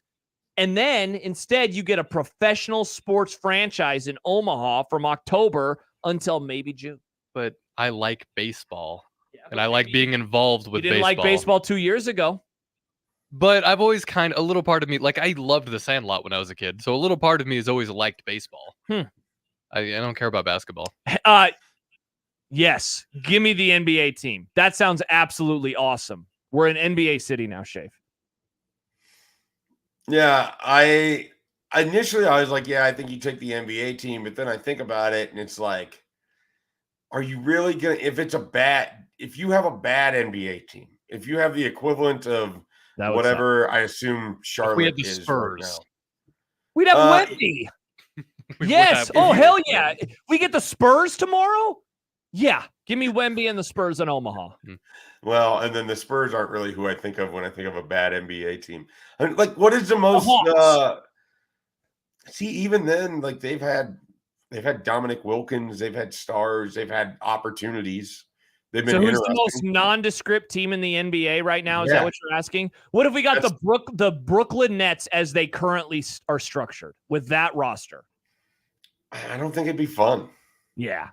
It would. That does sound pretty horrible. But then you're just like one of 32 cities that has an NBA team. Yeah, but that's cool. You're one of 32. There's only 32. Well, I guess there's fewer. You can sort of look at it like every home game you have an opportunity to watch just world-class athletic. LeBron James is coming to Omaha to probably sit on the bench because of load management, but that still sounds cool. Kawhi Leonard will definitely be on the bench. Have you been to an NBA game, Josh? I have been to one NBA game. I saw the Nuggets play the Mavericks in 2003. Nug boy. Yeah.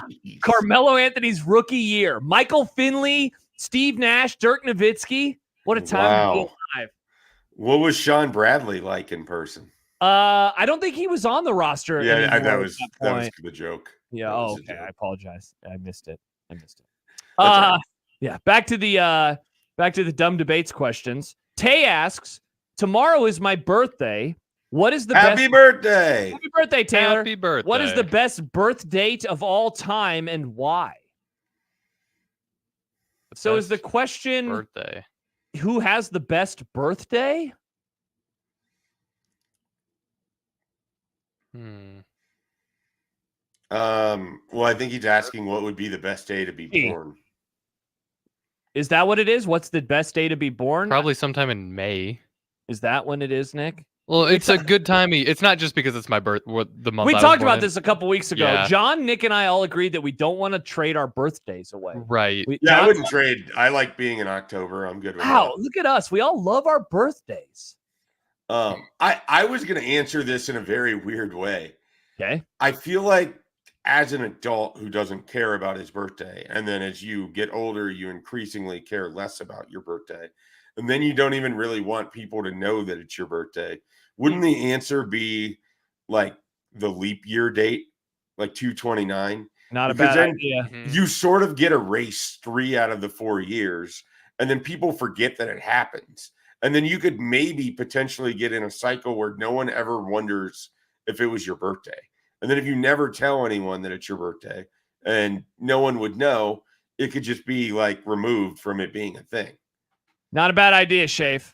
Not a bad idea. Oh, Why Not Hoiberg says 4/20, 1969. Nice. Ignoring that 4/20 is Hitler's birthday. Oh, famously, people forget. And someone I went to high school with, Jessica. Oh, yeah. Tough look for her. Happy birthday, Jessica. On 4/20. I always reminded her that was Hitler's birthday. I'm sure she loved that. She was not a fan of that joke. Along the lines of 69 jokes. Nice. Jeff writes in June 9th, 1969. Nice. 6969. Wow. That would be awesome. What a year. We have to wait. Kids who aren't born yet in 2069 don't know how lucky they are. Oh my gosh. Can you imagine all the jokes? If Twitter is still around in 2069, that is going to be the best year of all time. Unless there's another pandemic. Then it'll be the worst year of all time. How old would I be in 2069? I will turn in 2069. I will turn 81. I'll be 70. I'd be 82. Wow. Look at us, Schaef, in our 80s. Yeah. And I'll be in my 70s, a spry young boy. Poll question: will we all be alive in 2069? I hope so. You hope so? I just want to say nice the second that the clock hits midnight on And New then you're Year's, good and to then go. I'll croak. Nice. Dude, when that clock hits New Year, that's, again, whatever form of social media we have. Nice. It's going to be great. Whatever the young generation is, they're going to hate us so much. We're going to say, you don't understand how funny this is. You don't get how nice it is. We're going to call it the nicening. The nicening. What a nice year that'll be. The nicing. The nicing. Back to the dumb debates questions as I scroll through Twitter. Darth asks, which driver is the worst? Those who peel out 10 feet in front of you only to go 10 miles under the speed limit, or those who come to a complete stop while making a right-hand turn? Who is more annoying? There was this jackass who peeled out yesterday onto Dodge when I was leaving work to go west, and then he almost crashed into the curb. Jeez. And then he turned left on Dodge, which is illegal. I hated that person. So I'd say that person. Yeah, the peelers who then don't go very fast. I hate those people. Yeah, it's always when the person hurries up to pull out in front of you, but then somehow is going slower than what your speed was, where it doesn't even make sense why they needed to get in front of you in the first place. I hate that. So they were only going to slow you down. Yeah. I don't have as much disdain for people who slow down to turn right on red, because there could be, pedestrians or many things to be looking for. No, in that context, that makes sense. But there are people who will just straight up stop and then turn right without a reason to. They just don't know how to turn. Oh, you're saying like not at a stoplight? Yeah. Like turning into a restaurant, for example. Yes. Oh, I hate that. Oh, I thought he was at a red light. That's how I was taking it anyway. It might have been at a red light, but what Nick is saying. Oh, no, yeah, this was who just come to a complete stop while making a right-hand turn. Oh, yeah, no, those people are terrible too. Yeah. For some reason, I thought that it was about the red, and I was like, well, you got to look for pedestrians. Right. Plus, I think it's illegal to not stop in that scenario. Mm-hmm. Another person I hate, another type of driver, is somebody who puts on their blinker half a second before they turn. Oh, because that's not the point of the blinker. Is it's supposed to give us warning. Right. Put it on. What about the people who never put on the turn signals? That's also annoying. I hate those people. What about the law enforcement who never put on their turn signals? Oh, that's triggering as well. You know what's annoying the hell out of me these days are the people that go from like a far left or far right lane to get all the way across very, very quickly. Mm-hmm. And it's like, are you just not paying attention that you couldn't start getting over bit by bit over the course of this entire process? Mm-hmm. I cannot stand these people. This is a fun one. A twofer from Declan. Ooh. First of all, which is the worst sports discourse? Tebow mania at the time or Caitlyn Clark drama now?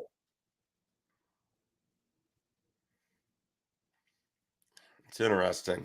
I have my answer. It answer. feels like it's Caitlyn Clark because that's what we're currently in. Yes, I would agree. And I would assume there's an element of none of us care about the WNBA to the point that you hear about it constantly now. So there's that aspect of it. But Tebow's perhaps more annoying because you do care about college football or the NFL. And he very clearly wasn't good. But then it became sort of like ironically funny watching that Denver team make the playoffs and then beat the Steelers. That was hilarious. So I think my answer is Caitlyn Clark, but I remember being very annoyed by the Tebow thing. Yeah, so my thought was Caitlyn Clark too. Part of it is the moment that we're living in, right? So we're stuck in this moment. So it's just like, oh, is this ever going to end? There was I would say Dion is more annoying than both.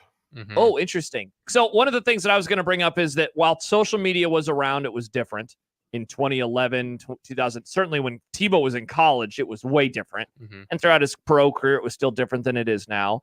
And while I have to imagine that there was like we talked about Tebow and race, it's different with Caitlyn Clark. Mm-hmm. Given that it's the sport of basketball, I think, and just given that I have seen the discourse and I know that, race comes up with it all the time. And so like that is always going to turn something up to 11. So not that it shouldn't be discussed, but that it's just like, it's a large part of it where I don't recall that being like this huge thing that was talked about all the time with Tebow. I was a child when the Tebow thing was happening, so it was just funny to me because it's like, oh, Tebowing, because I was a freshman in high school, like whatever. The Caitlyn Clark thing, I hate the discourse just because we've gotten things like that Pat McAfee thing from a couple weeks ago. That made me so angry. Oh, and there's a lot of weird toxic discourse around it. It's like people always go to extremes. Now, I feel like there's no room for nuance. People are like, oh, it's like this. John would say driving down the middle of the road. Uh-huh. Yeah. What were you going to say, Schaef? I was just going to say your point on the change in social media is correct, because part of what annoyed me about Caitlyn Clark isn't her. It's the way that social media companies, and 24/7 Sports does this, so my own employers, just like they'll post a picture of her and it'd be like, what a game. And she had 27 points and 7 rebounds, which is a good game, yes. But it's like, what are we doing? No one needs this in their feed repetitively.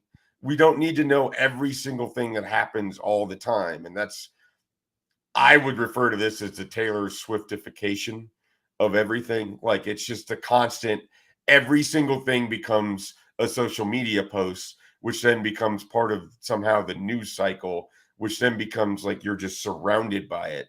And the more you don't want to see it, somehow the more it just fills up everything around you. Most of the Caitlyn Clark discussion now is about the response to Caitlyn, like to the discourse. Yeah. Like, we're barely even talking about her as a player anymore. It's just, hey, here's what somebody said. A couple more before we go. Well, we're talking about her as a not player on the Olympic team. That's true. Yeah, that is one of the things. Sean sent in a video of a streaker at a Reds game. Schaef, you love talking about the Reds. And Sean said, need idiot streakers at the College World Series to get tased. Oh, because this fan got tased. So the question is, should streakers get tased at the College World Series next week? Schaef? I vote no. Yeah, that seems a bit much. Yeah, I'll answer for John. John will say streakers shouldn't get tased. Beach balls should. Oh, beach ball. I thought you were going to say that John said that that they should be murdered. I thought that's what John was going to say. Wow. Also should be I thought that's what he was going to say. Wow. Schaef. I didn't know you thought that way about John Bishop. No, that John thought that they should be murdered. I love John. I don't want John murdered. Aaron and Papillion asks, when putting on shoes and socks, what order do you put them on? I am always a left foot before right foot. It can be left sock, left shoe, right shoe, or left sock, left shoe, right sock, right shoe, but always left before right. I am a right sock first, then a left sock. Oh, I don't like the thought of that. I'm a lefty. Wow. Schaef? I can't say that I've ever thought about in which order I put them No on. way. Tomorrow morning, I would imagine that I have put my left sock on, and then my right sock on, and then my right shoe, and then my left shoe, because I have not thought about it in the slightest. Wow. This is the first time in my life I have ever given any consideration to this as a thing. No, that's so similar. I haven't thought about it until now, but then I realized that I do for sure do it left first, but that's not a conscious decision on my part. Well, Schaef, I want you to start keeping track of this. And when you come back to the College World Series on Saturday, we can maybe have a little discussion on Saturday morning. That seems like a good idea. Extrapolating off of that, are you if you're wearing pants, or let's say that you are wearing dress pants and dress socks, do you put the pants on first or do you put the socks on first? Socks always. I always put socks on first. Shorts, I put shorts on before socks. Pants. But I put socks on before I put pants on. I don't know. I think I change. I think that one is one that I'm okay to flip flop. I always put socks on. It's underwear, socks, pants, and then shirt for me. Pretty much with Nick on that one. Yeah, sometimes I put the shirt on before the pants. Sometimes the shirt's on before anything. Could you imagine what type I'm like Winnie the Pooh. Could you imagine the type of person who puts socks on before their underwear? Yeah, I've done that before, Yeah? I think. Yeah. That's just the very first thing you put on is So socks. what I don't always bring all of my clothes into my bathroom. So Right. it's like sometimes I go, like, if I have a basket of laundry that would just finish and maybe I pull something, whatever the first thing I see So is. you I'll just grab enjoy that. walking around free balling it, is what you're saying. I mean, it's myself, Yeah, my no. wife, and my dog at home. I don't care. I free ball in my apartment. I Yeah. pay for it. Yeah, I don't Schaef. pay an obscene amount of money every month to not walk around naked. Well, yeah, no, I understand that, but I don't put socks on before I put the underwear on. The underwear is always first. Yeah, well, I'm a Yeah, weirdo. I would dig for The boys underwear get first. protected before anything else is happening. The boys are back in town. David texts in, dress shirt on before pants so it's easier to tuck in. Yeah. Yes. Interesting. I think I've definitely put a dress shirt on while I've only had boxers on. Yeah, the pants are usually the last thing that go on in that scenario because then you can just, the belt, everything, you're good to go. Yep. And that's Dumb Debates. Nice. That was fun. It was productive. It was productive. All right. We have one more thing that Schaef has missed since he's been gone. I mean, he's missed a lot of things, but we have one more thing that we can discuss. So we can do that. And then a bunch of other topics that we'll just save for tomorrow, as we'll be one day closer to the Men's College World Series. We also have some content and what's for dinner. And Schaef is at home right now, so maybe he'll be able to opine on what is for dinner tonight. We look forward to finding out the answer to that question and a whole lot more as we roll on and wind down on this Wednesday, 1620 The Zone. Mornings with Sharp and Handley. But here's the other thing that I've also come to a conclusion after eating in a restaurant the other day. You know, when you walk in and they go, would you like a booth or a table? I am here to tell you, I don't mean to be mean about this. There is no one that goes to a restaurant where the booth is available that wants a table. There just isn't. And if they want the table over the booth, I'm very curious about who they are, how they're made up. Mornings with Sharp and Handley. Weekdays 6 to 10 on 1620 The Zone. Your Omaha area forecast presented by Funplex Water Park and Rides from the KETV Newswatch 7 Weather Center on 1620 The Zone. Breezy and hot into the evening with the temperatures in the lower 90s. Mostly clear tonight. We'll drop back to around 70 for the low. And then mostly sunny and hot again on Thursday. Highs in the low to mid 90s. A few storms off to our southeast. I am Chief Meteorologist Bill Ranby from KETV Newswatch 7. 1620 The Zone's Unsportsmanlike Conduct, brought to you by a great friend of the program, Union Bank and Trust. 1620 The Zone. Traffic.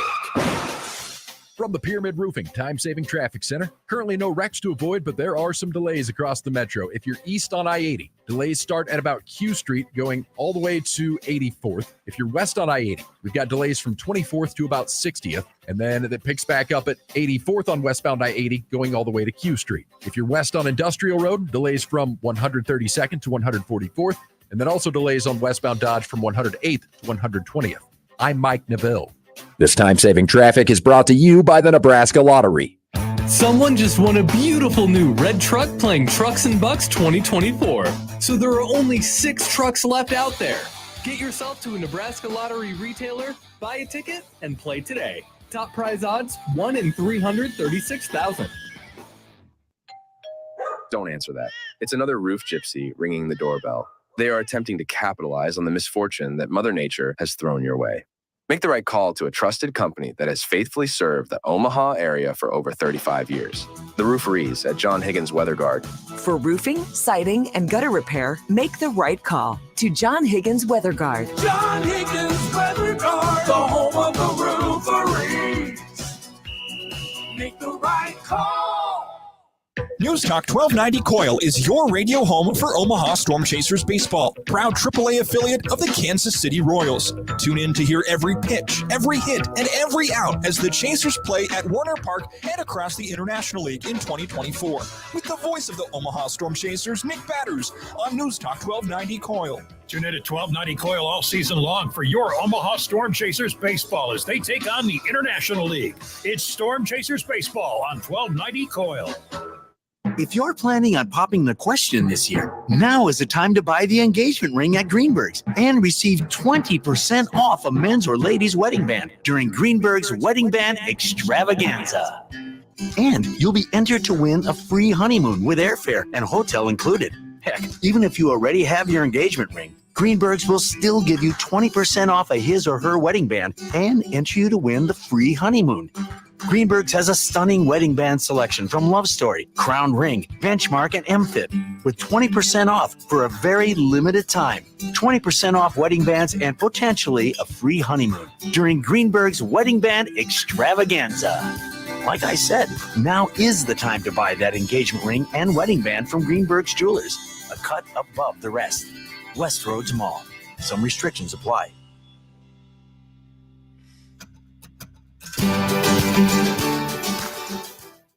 Unsportsmanlike conduct with John Bishop and Josh Peters Good on you, David Duke. This the basketball David Duke. on 1620 The Zone.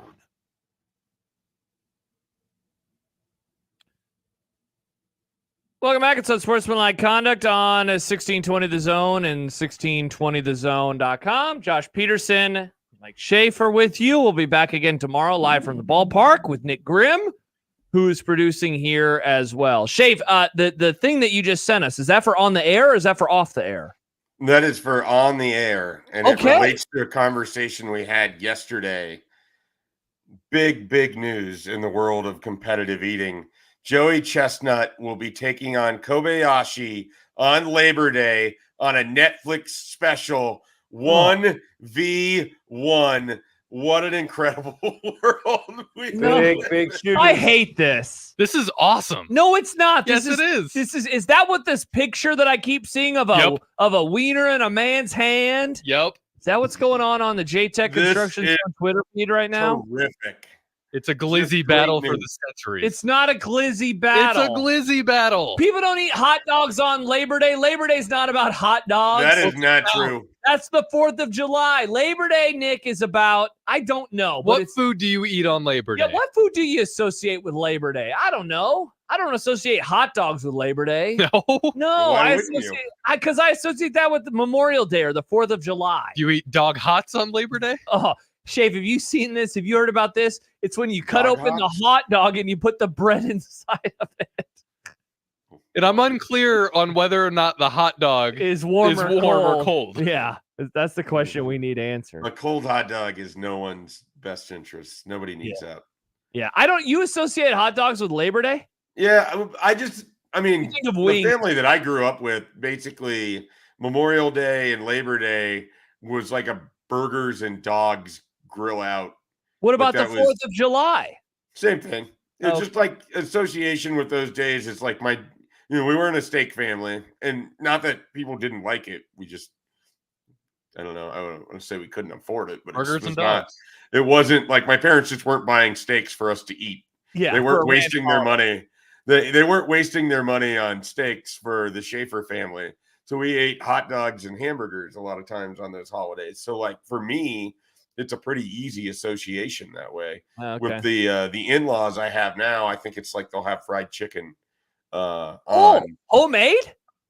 No, it'll be from like a grocery Popeyes? No. store.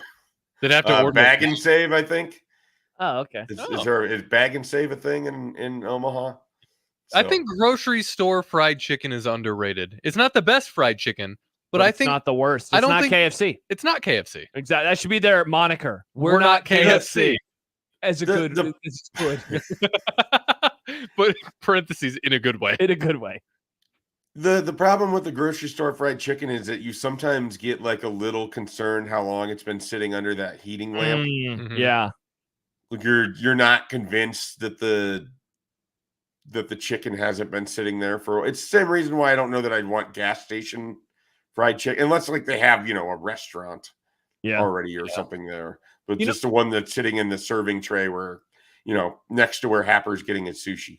You know what, Schaef, I just thought of because I was trying to figure out what food do I associate with Labor Day. So on Sunday night of Labor Day, outside of like COVID for years now, I have gone bowling. I go bowling with some of my closest friends.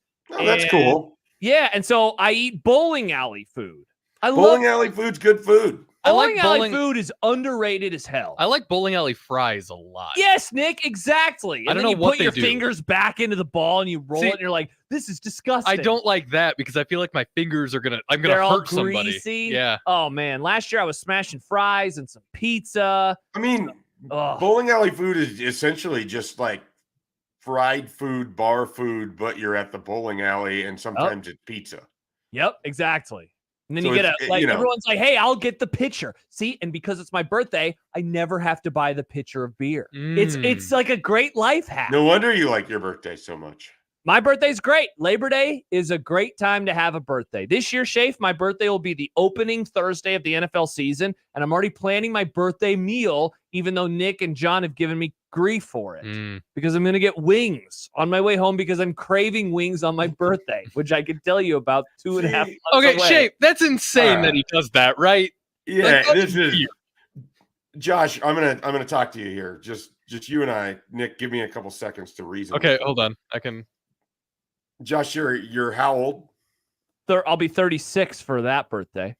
So at any point today on June 12th, and between now and September 5th. 5th. September 5th. You could pick up wings on your way home. I had wings with you and a couple eat them. weeks ago. Yeah. Exactly. Surprise So, wings. Why do you need to already have the idea that you're going to get something? Look, this isn't like you're making some sort of spectacular meal. This isn't like a once in a year type thing.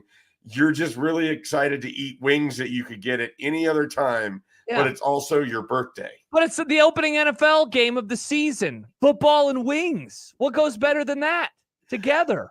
Nothing, I'm sure. Thank you. I mean, but So why am I catching strays? it seems like an odd thing to be so excited about, I guess. Wow, I think it's Because when the college football season opens, you can also eat wings, and it's not your birthday. So it's not like it's yeah, that's true. But it has nothing to do with it being your birthday. It's just that you're eating wings and watching football. Yeah, which you can do it any day of the year. What pray tell, Mike Schaefer, should I get instead of wings for my birthday? What do you want? Nothing. I just wouldn't refer to it as planning your birthday meal because you're just eating what you would be doing. I'll be home alone. My wife won't be home, so I'm like, I want wings. Amazing. I think I'm normal. The point is, you don't have to plan it. I don't think you don't you're have to have normal any at all. ideas right now.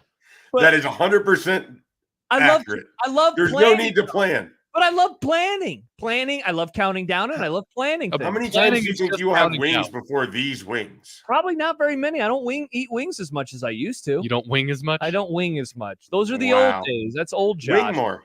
Yeah, What is the point of all of the running if you don't get to enjoy the fact that you can eat somewhat unhealthily? That's not I bad. remember you accusing other people of this same thing.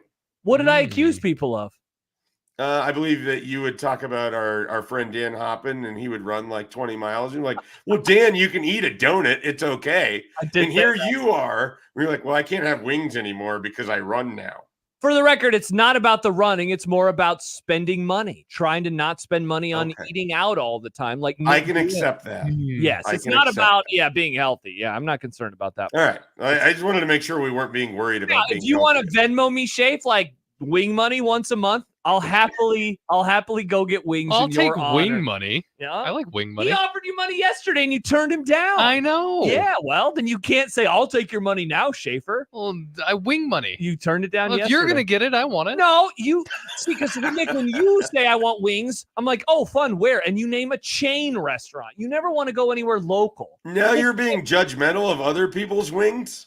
Yes. If you were around the time that Nick said he was craving wings and then he told me where he was going, I'd never been more disappointed. How many times do I need to give you the context for Lots that? of people get their wings from Arby's, Josh. It was on my way home. I just wanted something quick that I could just pick up on my way home. Interesting. Jed says you weren't really catching strays if the bullets are coming right at your face. Yeah, the bullets were coming right at my face there. The wing bullets. All right, well. So, yeah, I'm excited for my birthday, Schaef. That's exciting. Yeah. I hope that it's a great... Is your team playing that Thursday? No. No. So you don't even have to be sad. Chiefs Ravens, baby. That'll be a fun game. That will be a fun game. You and I will probably do a podcast about it. We'll talk about the NFL because we love the NFL. You'll have wings all over your face. Oh, hell yeah. I'll be like, if it wasn't your birthday, this never could have happened. Let's take a quick call before we go to break and get to some content. Joe is on the line. Joe, what's going on? Not much. So I had with the wings. Now, are you staying at home and cooking them yourself, or are you getting them delivered to you? I'm getting them to go. It's a place that's pretty close to where I live. Oh, now, how close? Because couple when minutes. the wings sit in the styrofoam container, they get rubbery. So my thing is, you have to be there fresh out of the fryer. It's a fair point, Joe. So I give you two things. First of all, this place, like a lot of wing places now, they put a little foil on the bottom of the stupid clam shell, which keeps it crispy, but also throw them in the air fryer at home for like a minute at 400, gets them nice and crispy. Okay, now if you do that, get an extra sauce because when you throw them in the air fryer, it dries them out a little bit. You know what I'm saying? Couldn't agree with you more. See, we're on the same wavelength, Joe. We know what's going on. The same wing length. I was just wondering, for your birthday, go all out. If you're by yourself, go sit by yourself at the bar and enjoy and meet people. You know what I'm saying? Then I'd have to talk to him. Yeah, though. be social, Josh. Touch grass. I mean, come on, Josh. You're on the air. That's hard to argue with you there. Thank you for the call, Joe. I mean, Thanks, he's Joe. not wrong, Schaef. Wings fresh, much better than wings not fresh. This is don't wanna go true of sit there almost by all of the food myself. that exists. Maybe I'll ask a friend to join me. I'll say, hey, friend, do you want to go have wings with me for my birthday? I've been craving these for months. I first told John and Nick about this plan, I think in May. So it's been on my mind for a while. Yeah, Well, you it's not definitely just deserve to have been this. made fun of. This is also compounded with that one time that you got Popeyes and you were keeping it in the fridge here because that was what you were going to eat on Sunday. Just a random ass Sunday. What? Yeah. No, I ordered a 5-piece and I ate 3 at work and then I saved 2 for later. And that later But was you weren't going to eat it for for Sunday. several days. Like 2 days. It was like a Thursday or a Friday. That's a normal amount of time to save food for. I wanted them for But your Sunday enthusiasm was abnormal. You About put them in the saving of air food. fryer. Popeyes in the air fryer. Delicious. Delicious. I think you guys are the freaks.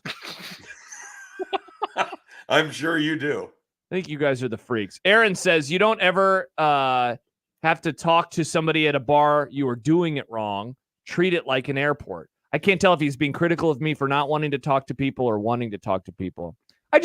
I talk to people all day long. I like being quiet after work. Me too. Yeah, it's nice to turn off my mouth for 5 seconds. I like to be quiet, be surrounded by quiet, except Yeah. for what's on the TV. It's why when I worked really close to the office, it was like, not enough time to be quiet in my own thoughts in the car. Now I live 20 minutes away. It's great. Lots of thinking. Drive home without listening to. Do you listen to a podcast? Of course at double I do. speed? Double speed, baby. I got a Bomani Jones with Schaef's favorite writer in my queue for after the show today. Howard Bryant. What's going on with Bomani? What's the latest? I'm sure he's right there in the middle of the Caitlyn Clark thing. He's talked about it, but I've been on his side at what he has said. I think he's Well, then he's when aren't opining you on in his side? What?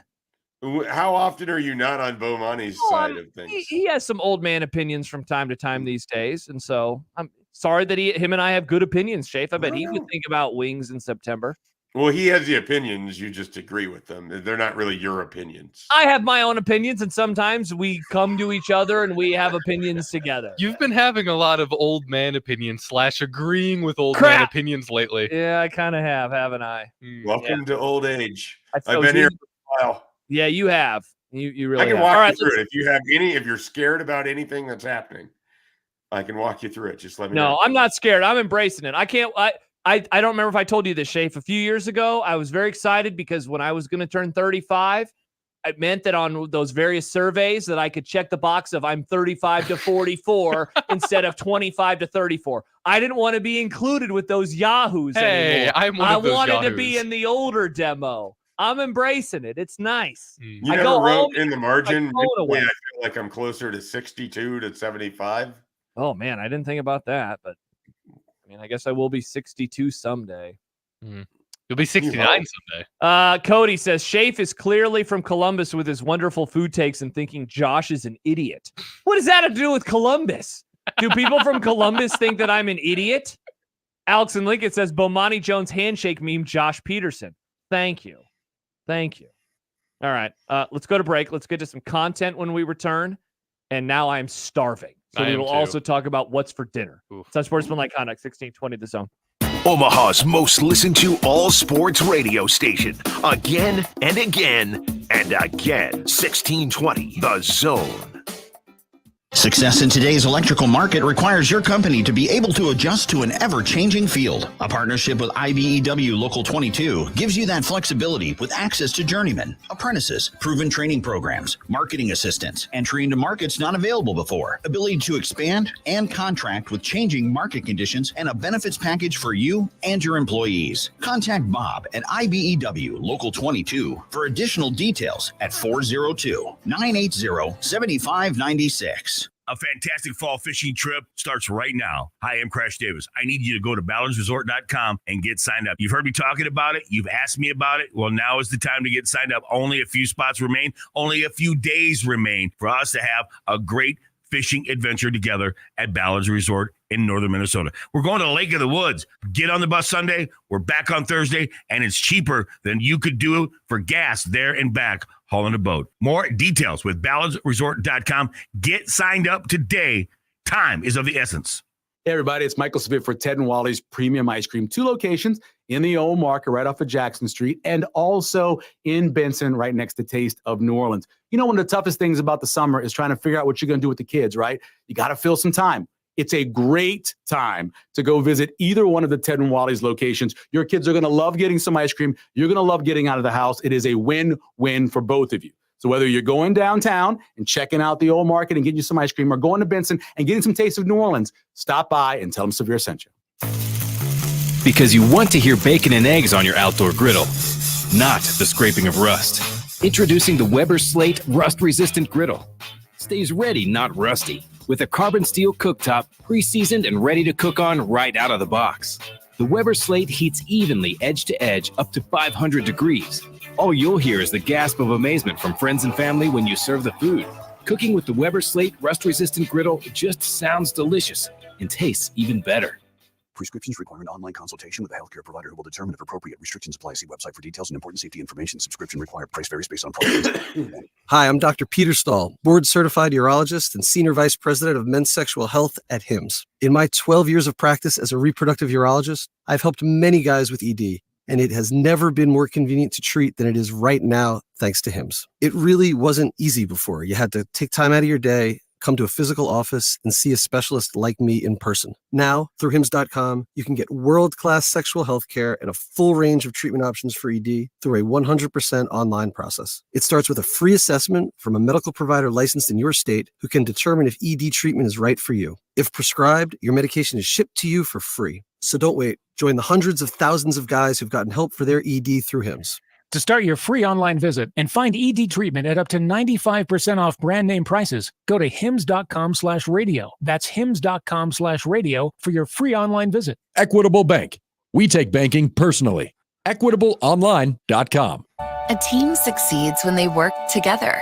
Banking's no different. At UBT, we're in your corner for every financial move you want to make. Your money's backed by a roster of experts who put in the work to know you and your community. So whether you're opening a savings account, buying a home, or planning your future, you always know who to turn to. Working together toward your financial goals. That's a win in our playbook. Union Bank and Trust. Equal housing lender, member FDIC. 1620 The Zone's Unsportsmanlike Conduct is brought to you by Union Bank and Trust. Now back to the program. Look, I made you some Unsportsmanlike content. Unsportsmanlike content. Unsportsmanlike content. Content that's unsportsmanlike. Before we get to content, news coming down from the NBA that Kristaps Porzingis will be out tonight, Game 3 for the Boston Celtics versus the Dallas Mavericks. That game might come up in content. Nick, take it away. ESPN.com put out a story today on what all 30 MLB franchises need to do at the trade deadline. Schaef, for your Guardians, they wrote, If the Guardians are really this good, an organization that too often takes passive approach to the deadline might need to get aggressive when it comes to patching any remaining holes. Do you agree? 100%. I mean, you get a window like this, your team's 21 games over 500 right now. You have questions at pitching, right field, shortstop. They could definitely make moves. It's just a matter of can you find the right trade partners, and are you willing to pay the prices? And I hope that they're aggressive. They have a team that I think can rival pretty much anybody, but it can get better, and they should. Good take, Schaef. I couldn't agree more. You're the Bomani Jones of baseball takes. Oh, thank you. Does that mean I hate the Midwest too, just because I'm on the East Coast? Maybe. I can't tell you for sure. Lightning round, Josh. Give us takes for the remaining 29 MLB teams. It's going to be fascinating, Nick. The trade deadline, there's nothing like it. It's like hot stove, but in the season. And it's hot because it's the summertime. Nice. There you go. Another thing that's hot. Oh? The U.S. Open. Right? Yeah. Temperature-wise? Yeah, it's going to be in one of the Carolinas. It'll be very warm. Yeah, it starts tomorrow. Who's going to win it? I mean, Schaef, it's always hard to pick against Scotty Scheffler, is it not? That guy has been on a tear over the last few years. He is plus 280. The next closest competitor right now is 10-1. That said, give me Colin Morikawa. Let's say that Colin, what are you laughing about? Why are you giggling over there? That's who I was going to take. Oh, okay. Look at us. Handshake. So I was like, all right, well, we'll have a different answer. That's great. Sorry. Yeah. No, you're good. Yeah, I think usually the U.S. Open, it's one of those where you sometimes get a random winner. Wyndham Clark, I think, won it a few years back. So you can get just different people popping up with it. But yeah, I'm with you. I'll go Colin Morikawa as well. I started laughing because I thought we were going to have a different answer there. Are we missing the forest for the trees with Jason Tatum? Or so asks the Ringer ahead of tonight's Game 3. Are we? I don't think so. No, I don't know, Schaef, how much you have engaged in the Jason Tatum discourse over the last couple of games. I bet you know. Yeah, lots of it. I know you're so I'll give you the rub on it, Schaef. He's not been very good. He looks overwhelmed in the finals. That said, his team is obviously up 2-0. People love talking about legacies. I have long thought that Jason Tatum he's good, but he is not, as Ravi Lula used to describe them, a Lula star. As in, he will not be the reason a team wins a championship, like a Steph Curry, for example, a couple of years ago, or a Giannis the year before that, or Michael Jordan in the 1990s. So no, I disagree wholeheartedly with this headline. We are not missing. I think that we are discussing him like he should be discussed. He's an all-NBA player, and yet he has looked like poo-poo in the NBA finals. Is the NBA like the only sport where we really have to do this in the finals? Like the narrative of he has to look like X to really be. Because it's in my head what I'm thinking of. Peyton Manning has 2 Super Bowls and wasn't particularly good in those 2 Super Bowl wins. Correct. But he has them. But as time would tell us, like no one, I shouldn't say no one. You should never say no one. Most people aren't sitting there saying, well, Peyton Manning, was garbage. Yep. Even though he kind of was. Dude, he especially the second last year. Yeah. So I just feel like this is a very NBA thing. And people have this like shape-shifting idea of what a superstar has to look like at any point in time. But yeah, I've enjoyed watching Jason Kidd play the mind game of trying to talk up that Jaylen Brown is the engine that makes the Celtics go. I have followed that enough to know that that's going on. Speaking of Boston, Kristaps Porzingis, right? Did I get that? You nailed it, Nick. Nice. Very nice, Nick. Rare injury and is questionable tonight versus the Mavs. Wow, thanks for listening to the start of the segment. He's out tonight versus the Mavs. Is out tonight because of the rare injury. Job, Nailed it, with the Nick. Mavs. Yeah. Can Dallas make the series interesting? If they can't win tonight, Schaef, then they're not going to win the series. That's my take. Yes. Wow. Okay. Why not? Give me the Mavs tonight. The Mavs get it done and make this series 2-1. Nice. Kyrie puts away his weird conspiracy books for one night and has a good game. People like Kyrie again. Kyrie's made he's the Bryson DeChambeau of NBA players. People are starting to root for him again. I'm going to go with the Mavs as well. I believe I saw the last 6 times a team has been 0-2 to start, came home, and they were like a small favorite. They ended up winning the game or whatever. So I'll go with the Mavs. So I'll take the Mavs to make it a 2-1 series. Congrats to the Celtics. We're both going to be wrong. Ah, gross. Yeah, indeed. And finally, for the second time in a few weeks, the NBA lost a legend. Earlier today, it was announced that Jerry West had passed away. What are some thoughts on the man, and why do each of you think of winning time at first? Certainly I did, Schaef. Yeah, of course I did. I don't have any real thoughts on Jerry West. I understand that he's a logo that's never meant anything to me. Wow. I'm one of these people, like, it's so ingrained into your brain. Like, I don't think of Jerry West when I see the NBA logo. I just see the NBA logo, but I know that it's Jerry West because everyone tells you that it's Jerry West. Yes. I don't have any other thoughts on him because I never watched him play. I've read glowing reports of what he was as a player and certainly as a competitor. And so all I have is winning time. And that's all I want. That's how I want to remember him as. I want to remember that actor's performance as Jerry West. That's how I like to view him, as a maniac that hates the city of Boston with a burning passion that is just chugging Pepto-Bismol because his ulcers are so bad, thinking about the idea of the Celtics getting yet another title. That is how I choose to remember Jerry West. That and the decrying of many, many NBA writers over the depiction of his character in that show. Couldn't say it any better, and yet somehow someone did, and that's Jordan. R.I.P. Jerry West. He would rather die than see the Celtics win another championship. Incredible. So many people sent me that tweet today. They're like, hey, I think you'd like this. It's like, yes, I do. Yeah. Yes, I do very much. I don't care whether the Celtics win or not, but that's such a wonderful level of sports hate that I think that I aspire to with the Packers, really. Yeah, that's good stuff. That's good stuff right there. All right, we will come back and we will say goodbye to our Zone Studios as we get ready for at least a week and probably more. It's something unpredictable. Yeah. But in the end, it's right. Hope you had the time of your life. More to come as we wrap up the show next. 1620 The Zone. Live from the Host Coffee Studio, this is 1620 The Zone. Golf's third and perhaps toughest major is coming up, and FanDuel wants you in on all the carnage, the crazy shots, and all the action of the U.S. major. That's right.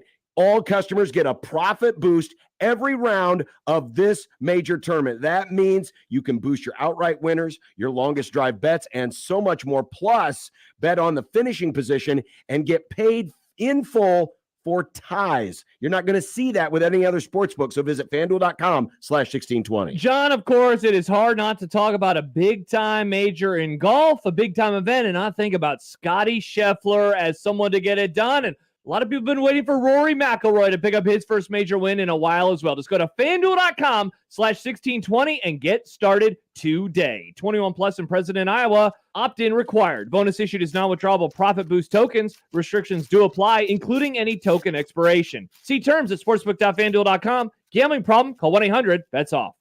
Some people think business banking is only about transactions. But at Emprise, we don't view money as an end game.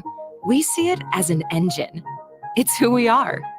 Transforming ideas into IPOs, turning potential into profit.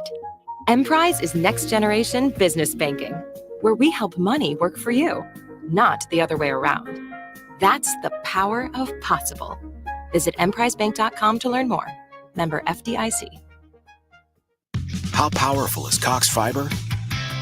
Powerful enough to let your band members in Vegas, Phoenix, and Omaha jam like you're all in the same garage. Introducing Cox Fiber, from the company with the fastest download speeds 9 years in a row. It's internet built for tomorrow, today. Cox, always building better. Limited availability in select areas. Speeds vary and are not guaranteed. Cox terms and restrictions may apply. Analysis by Ookla Speed Test Intelligence in Las Vegas, Omaha, Phoenix. Fixed median download speeds Q2 2016 to Q1 2024. It's going to be another sizzling hot summer. Stay cool with 35% off new Champion windows. Don't burn your money on high energy bills. Get new energy efficient windows from Champion. 35% off. Plus, get an extra $100 off every window you replace. The more you buy, the more you save. We help you choose the best design options for your home. We then build your project in our very own factory. Our install team manages your project every step of the way, and it's all backed by our lifetime guarantee. Plus, we're giving away the chance to win a $50,000 home makeover. Enter online today. Turn your house into your dream home with more livable space in a new Champion sunroom, or enhance your curb appeal with new siding. Now 35% off. Don't wait. This sale won't last long. 35% off windows, sunrooms, and siding. Plus, get an extra $100 off every window you replace. Call 877-GO-CHAMPION or visit championsavenow.com to schedule a free in-home estimate today. All discounts apply to our regular prices. Select styles apply. Minimum purchase required. Cannot be combined with other advertised offers. See store or website for details. Hi, I'm Nick Brumell, owner of Royalty Roofing. The recent storms wreaked havoc on our community. Our team at Royalty Roofing is here to help. We're local, skilled, licensed, and bonded. We work for you to ensure you get the funds you deserve and make sure that the work is done to your satisfaction. Don't take risks with your biggest investment, your home. We are Better Business Bureau Integrity Award winners and Best of Omaha winners. Cover your roof with Royalty. Visit us today at royaltyroofing.org. I can't believe tax season is here already. Look at all this info I have to enter. Phil's small accounting firm is growing in numbers. Why didn't I take that typing class in high school? A data entry specialist could really help him in a crunch. I got blisters on my fingers. Indeed can help him hire great people fast. I need Indeed. Indeed you do. You can schedule and conduct virtual interviews all from your employer dashboard. Visit Indeed.com/credit and get $75 towards your first sponsored job. Terms and conditions apply. This is unsportsmanlike conduct where your mindset balls. is and your balls. The 1620. The soul. When you knock us down, we're going to get up. And on the way up, we're going to bite a kneecap off. Crust is good on your pizza, not your ass. I will eat your ass first. He's tough as a Woolworth steak. And then it's going to take 2 more shots to knock us down. All right. And on the way up, we're going to take your other kneecap. I'm ready to hang them up, gut them and skin them and chop them up. You know what? I'm ready. My daughters aren't starving to death. I'll eat my neighbors. And we're going to get up, and then it's going to take 3 shots to get us down. And when we do, we're going to take another hunk out of you. Cliff, what are you going to take away as your best memory from playing basketball at Boston College? Probably just like going out to eat. Shout out Nick Grimm. He just predicted that the Padres would walk off the A's in the bottom of the 9th, and then they did. I know ball. Look at Nick. He knows ball. Mike Schaefer, what's for dinner? I believe that we are either going to end up, and I think we're going to end up with some sort of frozen food. I think our options are we have some of those delightful chicken bites that I introduced you to. Oh, the chicken chunks? Yeah. Why? Chunk doesn't sound appetizing. It's good, Nick. It's chunks of chicken. Promise this is appetizing. Yeah, I ate those one time when I watched Dallas blow a 14-point lead versus the Packers with Mike Schaefer. Sad day. Very sad day. Yeah. But you also watched the Vikings beat the Buffalo Bills. So Great game. What an all-time game. Great day. So it's possibly that, or I believe we have a frozen pizza. So it'll be one of those two things. Ooh. I don't know why I did that. I like frozen pizza. I have no idea. I eat frozen pizza on my birthday if it came to it. Which is on a Saturday this year. Yeah. I have no idea. I'm thinking maybe breakfast for dinner. Ooh. I'm not going to take Banks for a walk. It's in the 90s. He's a black lab. Too hot. Way too hot. So thankfully, he already got his walk in earlier today with my wife. Walking's good for the heart. But this saves me. It doesn't save me. It's just like I now have a bonus 30 minutes tonight that I don't usually have after work to figure out what to do. So now I'm like, should I actually make something for dinner? Mm-hmm. So I'm leaning breakfast for dinner. So what does breakfast for dinner entail here? You got to get details. So I know we have some strawberries. So I was thinking of that as one of the things. Some like potato, like cake patty type things, that you can get, and then probably some form of eggs. And then it's just, do I want to make bacon or do I want to have the sausage that is already cooked? And do I want to make a sandwich with it? So I have a lot of questions. The answer is always yes. Make a sandwich. Yeah. So I'll answer those questions when I get home. Nick, what are you having? Hy-Vee has some chicken griller things from the deli that are affordable and delicious. There you go. So that. All right, that is what's for dinner. When we talk to you next, we will be live from the ballpark. Schaef, we appreciate it as always. Thank you very much. Thank you, Schaef. Bye-bye. That's Schaef. For Nick, I'm Josh. We will talk to you tomorrow from the Chuck. Have a great rest.